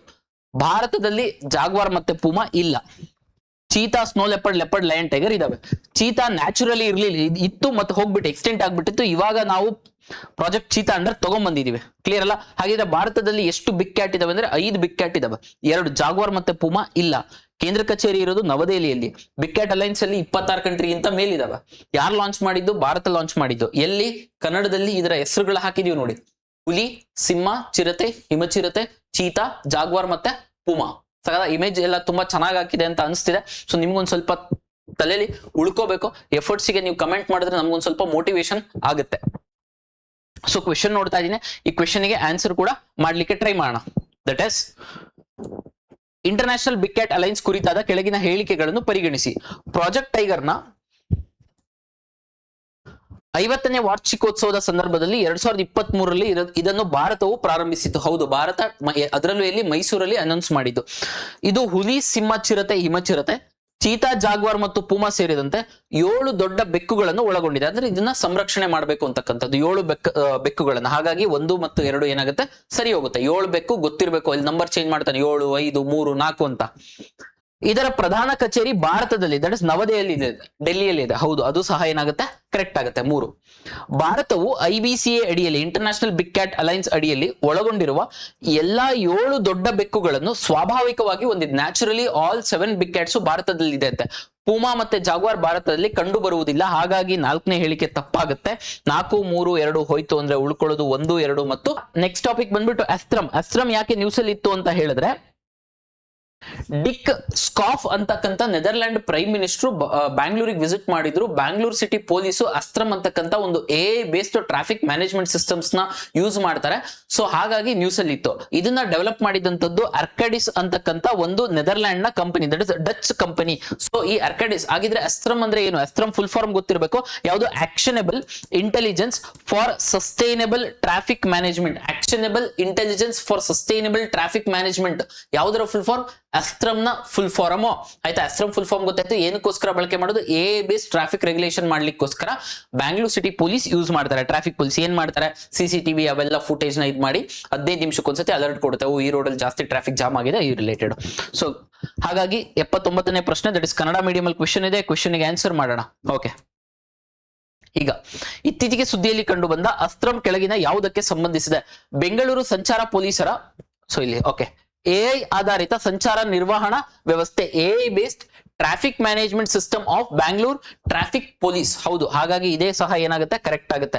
ಭಾರತೀಯ ನೌಕಾಪಡೆ ಅವೆಲ್ಲ ಅಲ್ಲ, ಇಸ್ರೋದು ಅಲ್ಲ, ರೈತರ ಕೃಷಿಗಾಗಿ ಕೂಡ ಅಲ್ಲ. ಐ ಹೋಪ್ ಅಸ್ತ್ರಂ ಗೊತ್ತಾಯ್ತು ಅಂತ ಅನ್ಕೊಂಡಿನಿ. ಈಗ ನೆಕ್ಸ್ಟ್ ಕ್ವೆಶನ್ ಹೋಗೋಣ. ನೆಕ್ಸ್ಟ್ ಕ್ವೆಶನ್ ಬಂದು last question, that is Indus water ಟ್ರೀಟಿಗೆ ಸಂಬಂಧಪಟ್ಟಿದ್ದು. ಆಪರೇಷನ್ ಸಿಂಧೂರ್ ಆದ ನಂತರದಲ್ಲಿ ಇಂಡಸ್ ವಾಟರ್ ಟ್ರೀಟಿ ಸಾಕಷ್ಟು ಸುದ್ದಿಯಲ್ಲಿದೆ. ಹಾಗಾಗಿ ಇಂಡಸ್ ವಾಟರ್ ಟ್ರೀಟಿ ಮ್ಯಾಪಿಂಗ್ ಗೆ ಸಂಬಂಧಪಟ್ಟಂತೆ ಹಾಗೂ few facts about Indus water ಟ್ರೀಟಿನ ನೋಡ್ತಾ ಬರೋಣ. ಸೊ ಮೊದಲನೇದಾಗಿ ಇಂಡಸ್ ವಾಟರ್ ಟ್ರೀಟಿ ಇದು ನಿಮ್ಗೆ ವೆಸ್ಟ್ ಟು ಈಸ್ಟ್ ಗೊತ್ತಿರಬೇಕು. ಅಂದ್ರೆ ವೆಸ್ಟ್ ಟು ಈಸ್ಟ್ ಹೆಂಗೆ ಅರೇಂಜ್ ಮಾಡೋದಂತ ಹೇಳಿ ಮೊದಲನೇದಾಗಿ. ಸೊ ಫಸ್ಟ್ ಒಂದು ನಿಮೋನಿಕ್ ಹೇಳ್ಕೊಡ್ತೀನಿ, ಅದ್ರ ಪ್ರಕಾರ ಕಲೀರಿ. ಏನು? ಇನ್ June car run bit slow. ಇನ್ June car run bit slow. ಅದರ ಅರ್ಥ ಇಂಡಸ್, ಜೇಲಂ, ಚೇನಾಬ್, ರವಿ, ಬಿಯಾಸ್, ಸತ್ಲಜ್. ಅಂದ್ರೆ ವೆಸ್ಟ್ ಇಂದ ಈಸ್ಟ್ ಗೆ ನಾವು ಅರೇಂಜ್ ಮಾಡಿದ್ವಿ ಅಂತ ಹೇಳಿದ್ರೆ ಕೇಳ್ತಾರೆ ನಿಮ್ಮ ಎಕ್ಸಾಮ್ಸ್ ಅಲ್ಲಿ. ವೆಸ್ಟ್ ಇಂದ ಈಸ್ಟ್ ಗೆ ಅರೇಂಜ್ ಮಾಡ್ಲಿಕ್ಕೋಸ್ಕರ Indus, Jhelum, Chenab, Ravi, Beas, Sutlej. Indus, Jhelum, Chenab, Ravi, Beas, Sutlej. In June car run bit slow. Got it? Yes. ಹಾಗಿದ್ರೆ ಇಂಡಸ್ ನ ನಾವು ಟಿಬೆಟ್ ಅಲ್ಲಿ ಏನಂತ ಕರಿತೀವಿ ಅಂತ ಹೇಳಿದ್ರೆ ಸಿಂಗಿ ಕಂಬನ್ ಅಂತ ಹೇಳಿ ಕರಿತೀವಿ. ಟಿಬೆಟ್ ಅಲ್ಲಿ ಏನಂತ ಕರಿತೀವಿ? ಸಿಂಗಿ ಕಂಬನ್. ಅದರ ಅರ್ಥ ಲಯನ್ಸ್ ಮೌತ್, ಸಿಂಹದ ಒಂದು ಬಾಯಿ ಅಂತ ಹೇಳಿ ಕರಿತೀವಿ. ಯಾವುದಕ್ಕೆ? ಇಂಡಸ್ ವಾಟರ್ಗೆ. ಎಲ್ಲಿ? ಟಿಬೆಟ್ ಅಲ್ಲಿ. ಹಾಗಿದ್ರೆ ಮ್ಯಾಪಿಂಗ್ ರಿಲೇಟೆಡ್ ಯಾವ ರೀತಿ ಪ್ರಶ್ನೆಯನ್ನ ಕೇಳಬಹುದು ನಿಮ್ಮ UPSC ಅಥವಾ ಅದರ್ ಎಕ್ಸಾಮ್ಸ್ ಗೆ ಕನೆಕ್ಟ್ ಮಾಡಿ ಅಂತ ಹೇಳಿದ್ರೆ, ಇಲ್ಲಿ ಇಂಡಸ್ ವಾಟರ್ ಇದೆ, ಇಂಡಸ್ ಆದ ನಂತರ ಜೇಲಂ ಇದೆ. ಜೇಲಂ ಚೀನಾಬಿಗೆ ಜಾಯಿನ್ ಆಗುತ್ತೆ, ಜೇಲಂ ಚೀನಾಬಿಗೆ ಸೇರ್ಕೊಳ್ಳುತ್ತೆ. ಈ ಚೀನಾಬು ಚಂದ್ರ ಮತ್ತೆ ಭಾಗ ಅಂತಕ್ಕಂಥ 2 ರಿವರ್ ಸೇರಿ, 2 ನದಿಗಳು ಸೇರಿ ಚೇನಾಬ್ ಆಗುತ್ತೆ. ಚೇನಾಬಿಗೆ ಜೇಲಂ ಸೇರ್ಕೊಳ್ಳುತ್ತೆ. ಈ ಜೇಲಂ ಅಂಡರು ಉಲಾರ್ ಲೇಕ್ ಅಂತ ಇದೆ. ಯಾವ ಲೇಕು? ಉಲಾರ್ ಲೇಕು. ಏನಿದು Wular lake? India's largest fresh water lake ಯಾವುದು? ಉಲಾರ್ ಲೇಕ್. ಉಲಾರ್ ಲೇಕ್ ಯಾವ್ದು ನದಿಯ ಮೇಲೆ ಇದೆ? ಜೇಲಂ ನದಿಯ ಮೇಲೆ ಇದೆ. ಜೇಲಂ ಚೀನಾಬಿಗೆ ಸೇರ್ಕೊಳ್ಳುತ್ತೆ. ಚೀನಾಬಿಗೆ ಸೇರ್ಕೊಂಡ ನಂತರ ಇಲ್ಲಿ ನೋಡಿ ರವಿ ಸೇರ್ಕೋತಾ ಇದೆ ಚೀನಾಬ್ಗೆ. ಫಸ್ಟ್ ಜೇಲಂ ಸೇರ್ಕೊಳ್ಳುತ್ತೆ. ಎಲ್ಲಿಗೆ? ಚೇನಾಬ್ಗೆ. ಅದಾದ ನಂತರದಲ್ಲಿ ರವಿ ಸೇರ್ಕೊಳ್ಳುತ್ತೆ. ಯಾವುದಕ್ಕೆ? ಚೇನಾಬ್ಗೆ. ಚೇನಾಬ್ ಎಲ್ಲಿಂದ ಸ್ಟಾರ್ಟ್ ಆಗುತ್ತೆ? ಚಂದ್ರ ಮತ್ತೆ ಭಾಗ. ಕೇಳ್ತಾನೆ ಯಾವ್ದು ಫಸ್ಟ್ ಸೇರ್ಕೊಳ್ಳುತ್ತೆ, ಸೆಕೆಂಡ್ ಸೇರ್ಕೊಳ್ಳುತ್ತೆ. ಆಲ್ರೆಡಿ KEA ಮತ್ತೆ UPSC ಅಲ್ಲಿ ಈ ತರ ಪ್ರಶ್ನೆಗಳಾಗಿದಾವೆ. ಮ್ಯಾಪಿಂಗ್ ನ ಕರೆಕ್ಟ್ ಆಗಿ ನೋಡಿ ಆ ಒಂದು ಥೀಮ್ ಆಧಾರದ ಮೇಲೆ ನೋಡ್ಬೇಕು. ಇಲ್ಲಿ ಏನಾಗುತ್ತೆ, ಬಿಯಾಸ್ ನದಿ ಸತ್ಲಜಿಗೆ ಸೇರ್ಕೊಳ್ಳುತ್ತೆ. ಸತ್ಲಜ್ ನದಿ ಇಲ್ಲಿ ಏನ್ ಮಾಡುತ್ತೆ, ಶಿಪ್ಕಿಲಾ ಪಾಸ್ ಮಾಡುತ್ತೆ ಅಂತ ಗೊತ್ತು ನಿಮ್ಗೆಲ್ಲ. ಸೊ ಬಿಯಾಸ್ ನದಿ ಸತ್ಲಜಿಗೆ ಸೇರ್ಕೊಂಡು ಸತ್ಲಜ್ಜು ಮತ್ತೆ ಚೇನಾಬ್ ಇಲ್ಲಿ ಸೇರ್ಕೊಂಡು ಪಂಚನಾಡ್ ಅಂತ ಹೇಳಾಗುತ್ತೆ. ಪಂಚನಾಡ್. ಈ ನದಿ ಡೈರೆಕ್ಟ್ ಆಗಿ ಕೊನೆಗೆ ಹೋಗ್ಬಿಟ್ಟು ಇಂಡಸ್ಗೆ ಸೇರ್ಕೊಳ್ಳುತ್ತೆ. ಅರ್ಥ ಆಯ್ತಲ್ಲ ಸರ್? ಇದನ್ನ ಎಕ್ಸಾಮ್ ಪರ್ಸ್ಪೆಕ್ಟಿವ್ ಅಲ್ಲಿ ಕ್ವೆಶನ್ಸ್ ಮೂಲಕ ಹೇಳ್ಕೊಡಿ ಅಂತ ಹೇಳಿದ್ರೆ ನಿಮಗೆ ಗೊತ್ತಾಯ್ತು. ಫಸ್ಟ್ ಜೇಲಂ, ಚಂದ್ರ ಮತ್ತೆ ಭಾಗ ಬಂದು ಚೇನಾಬ್ ಆಗುತ್ತೆ. ಚೇನಾಬ್ಗೆ ಜೇಲಂ ಸೇರ್ಕೊಳ್ಳುತ್ತೆ. ಅದಾದ ನಂತರ ಸ್ವಲ್ಪ ಮುಂದಕ್ಕೆ ಹೋಗಿ ರವಿ ಸೇರ್ಕೊಳ್ಳುತ್ತೆ. ಇಷ್ಟೋಯ್ತು. ಜೇಲಮ್ಮು, ಚೇನಾಬು, ರವಿ ಇವು ಮೂರು ಓದು. ಇಲ್ಲಿ ಬಿಯಾಸು ಸತ್ಲಜ್ಜಿಗೆ ಸೇರ್ಕೊಂಡು ಸತ್ಲಜ್ಜು ಕೊನೆಗೆ ಡೈರೆಕ್ಟ್ ಆಗಿ ಇಂಡಸ್ಗೆ ಸೇರ್ಕೊಳ್ಳುತ್ತೆ. ಈ ರೀತಿ ಇಂಡಸ್ ವಾಟರ್ ಟ್ರೀಟಿ ಆಗಿದೆ. ಆಗಿದ್ರೆ ಇದು ಈ ರೀತಿ ಕ್ವೆಶನ್ ಇಂಗ್ಲಿಷ್ ಅಲ್ಲಿ ಇದೆ. ಕ್ವೆಶನ್ ಕನ್ನಡದಲ್ಲಿ ಕ್ವೆಶನ್ ಅನ್ನು ನೋಡಿ ಆನ್ಸರ್ ಮಾಡ್ಲಿಕ್ಕೆ ಟ್ರೈ ಮಾಡಿ. ಸಿಂಧೂ ನದಿ ವ್ಯವಸ್ಥೆಗೆ ಸಂಬಂಧಿಸಿದಂತೆ ಈ ಕೆಳಗಿನ 4 ನದಿಗಳಲ್ಲಿ 3 ನದಿಗಳು ಮತ್ತೊಂದು ನದಿಯನ್ನು ಸೇರುತ್ತವೆ. ಅಂದ್ರೆ 3 ನದಿ ಬೇರೆ ಬೇರೆ ನದಿಗೆ ಸೇರ್ಕೊಳ್ಳುತ್ತಂತೆ. ಮತ್ತು ಆ ನದಿಯು ಸೇರುತ್ತದೆ, ಆ ನದಿಯು ನೇರವಾಗಿ ಸಿಂಧೂ ನದಿಯನ್ನು ಸೇರುತ್ತದೆ. ಅಂದ್ರೆ 3 ನದಿ ಆ ನದಿಗೆ ಸೇರ್ಕೊಂಡು ಆ ನದಿ ಡೈರೆಕ್ಟ್ ಆಗಿ ಹೋಗಿ ಇಂಡಸ್ಸಿಗೆ ಸೇರ್ಕೊಳ್ಳುತ್ತೆ. ನೇರವಾಗಿ ಸಿಂಧೂ ನದಿಯನ್ನು ಸೇರುವ ಆ ನದಿ ಯಾವುದು? ಫಸ್ಟ್ ಏನ್ ಹೇಳಿದೆ, ಜೇಲಂ ಬರುತ್ತೆ. ಜೇನಾಬ್ಗೆ ಚೇನಾಬ್ ಬರುತ್ತೆ. ಚೇನಾಬ್ಗೆ ರವಿ ಸೇರ್ಕೊಳ್ಳುತ್ತೆ. ರವಿಗೆ ಇಲ್ಲಿ ಬಿಯಾಸ್ ಸೇರ್ಕೊಂಡು ಇಲ್ಲಿ ಸತ್ಲಜ್ ಆಗಿ, ಈ ಚೇನಾಬು ಇಲ್ಲಿಗೆ ಜಾಯಿನ್ ಆಗಿ ಯಾವ್ದಕ್ಕೆ, ಸತ್ಲಜಿಗೆ ಜಾಯಿನ್ ಆಗಿ ಯಾವ ನದಿ ಆಗುತ್ತೆ, ಪಂಚನಾಡ್ ಆಗುತ್ತೆ. ಪಂಚನಾಡ್ ನದಿ ಇಲ್ಲಿ ಏನು ಇಂಡಸ್ ವಾಟರ್ ಹರಿತಾ ಇರುತ್ತೆ ಅಲ್ಲಿಗೆ ಸೇರ್ಕೊಳ್ಳುತ್ತೆ. ಸೊ ಹಾಗಾಗಿ ಲಾಸ್ಟ್ ಗೆ ಫೈನಲ್ ಆಗಿ ಸೇರ್ಕೊಳ್ಳುವಂತಹ ನದಿ ಯಾವುದು ಅಂತ ಕೇಳಿದ್ದಾರೆ. ಸೊ ಸತ್ಲಜ್ ಈ ರೀತಿ ಮ್ಯಾಪಿಂಗ್ ಅಲ್ಲಿ ನೀವು ನೋಡ್ಕೊಂಡ್ರಿ ಅಂತ ಹೇಳಿದ್ರೆ it would be more then very very easy. First ಸೇರ್ಕೊಳ್ಳೋದು ಜೇಲಂ, ಚೇನಾಬ್, ಆಮೇಲೆ ರವಿ, ಅದಾದ್ಮೇಲೆ ಬಿಯಸ್ ಮತ್ತೆ ಸತ್ಲಜ್ ಹೋಗ್ಬಿಟ್ಟು ಸತ್ಲಜಿಗೆ ಸೇರ್ಕೊಳ್ಳುತ್ತೆ. ಇಷ್ಟು ಗೊತ್ತಿದ್ರೆ it would be more than sufficient. So ಇಷ್ಟು ನಿಮ್ಮ another 20 most important current affairs news. Next ವಿಡಿಯೋನ ಆದಷ್ಟು ಬೇಗ ಟ್ರೈ ಮಾಡ್ತೀವಿ. ಇದು ರೀ ರೆಕಾರ್ಡೆಡ್ ವಿಡಿಯೋ, ಎಫರ್ಟ್ ಇರ್ಲಿ. ಪ್ರೀವಿಯಸ್ಲಿ ಆಡಿಯೋ ಹೋಗ್ಬಿಟ್ಟಿತ್ತು, ಮೈಕ್ ಹೋಗಿ ಮತ್ತೆ ರೀ ರೆಕಾರ್ಡ್ ಮಾಡ್ತಿರೋದ್ರಿಂದ ಸ್ವಲ್ಪ ಲೇಟ್ ಆಯ್ತು. ಇಲ್ಲ ಅಂದಿದ್ರೆ ನೆನ್ನೆನೆ ಅಪ್ಲೋಡ್ ಮಾಡಿರ್ತಿದ್ದೆ. ಥ್ಯಾಂಕ್ ಯು, ನಿಮ್ಮೆಲ್ಲರ ಸಪೋರ್ಟ್ ಇರ್ಲಿ. ಅದ್ರ ಜೊತೆಗೆ ಕಮೆಂಟ್ ಸೆಕ್ಷನ್ ಅಲ್ಲಿ ಕಮೆಂಟ್ ಹಾಕಿದ್ರೆ ನನ್ಗೊಂದು ಸ್ವಲ್ಪ ಮೋಟಿವೇಶನ್, ನಿಮ್ಮ ಅಭಿಪ್ರಾಯಗಳನ್ನ ಹಾಕಿ ಇನ್ನೂ ಅತಿ ಹೆಚ್ಚು ಕಂಟೆಂಟ್ ನ ತರ್ಲಿಕ್ಕೆ ಪ್ರಯತ್ನ ಪಡ್ತೇನೆ.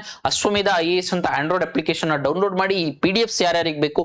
ಹಾಗೂ ನಾನು ಇದ್ರ ಜೊತೆಗೆ ಯೂಟ್ಯೂಬ್ ಅಲ್ಲಿ ಮತ್ತೆ ಟೆಲಿಗ್ರಾಮ್ ಅಲ್ಲಿ ಕ್ವೆಶನ್ಸ್ ಹಾಕ್ತಾ ಇರ್ತೀನಿ. ಆ ಕ್ವೆಶನ್ಸ್ ನ ಆನ್ಸರ್ ಮಾಡೋದಕ್ಕೆ ಟ್ರೈ ಮಾಡಿ. ಆ ಕ್ವೆಶನ್ಸ್ ಕೂಡ ಕರೆಂಟ್ ರಿಲೇಟೆಡ್ ಆಗಿರುತ್ತೆ. ಸೊ ನೆಕ್ಸ್ಟ್ ಸೆಷನ್ ಅಲ್ಲಿ ಮೀಟ್ ಆಗೋಣ. ಅಲ್ಲಿವರೆಗೂ ಥ್ಯಾಂಕ್ ಯು, ಬಾಯ್.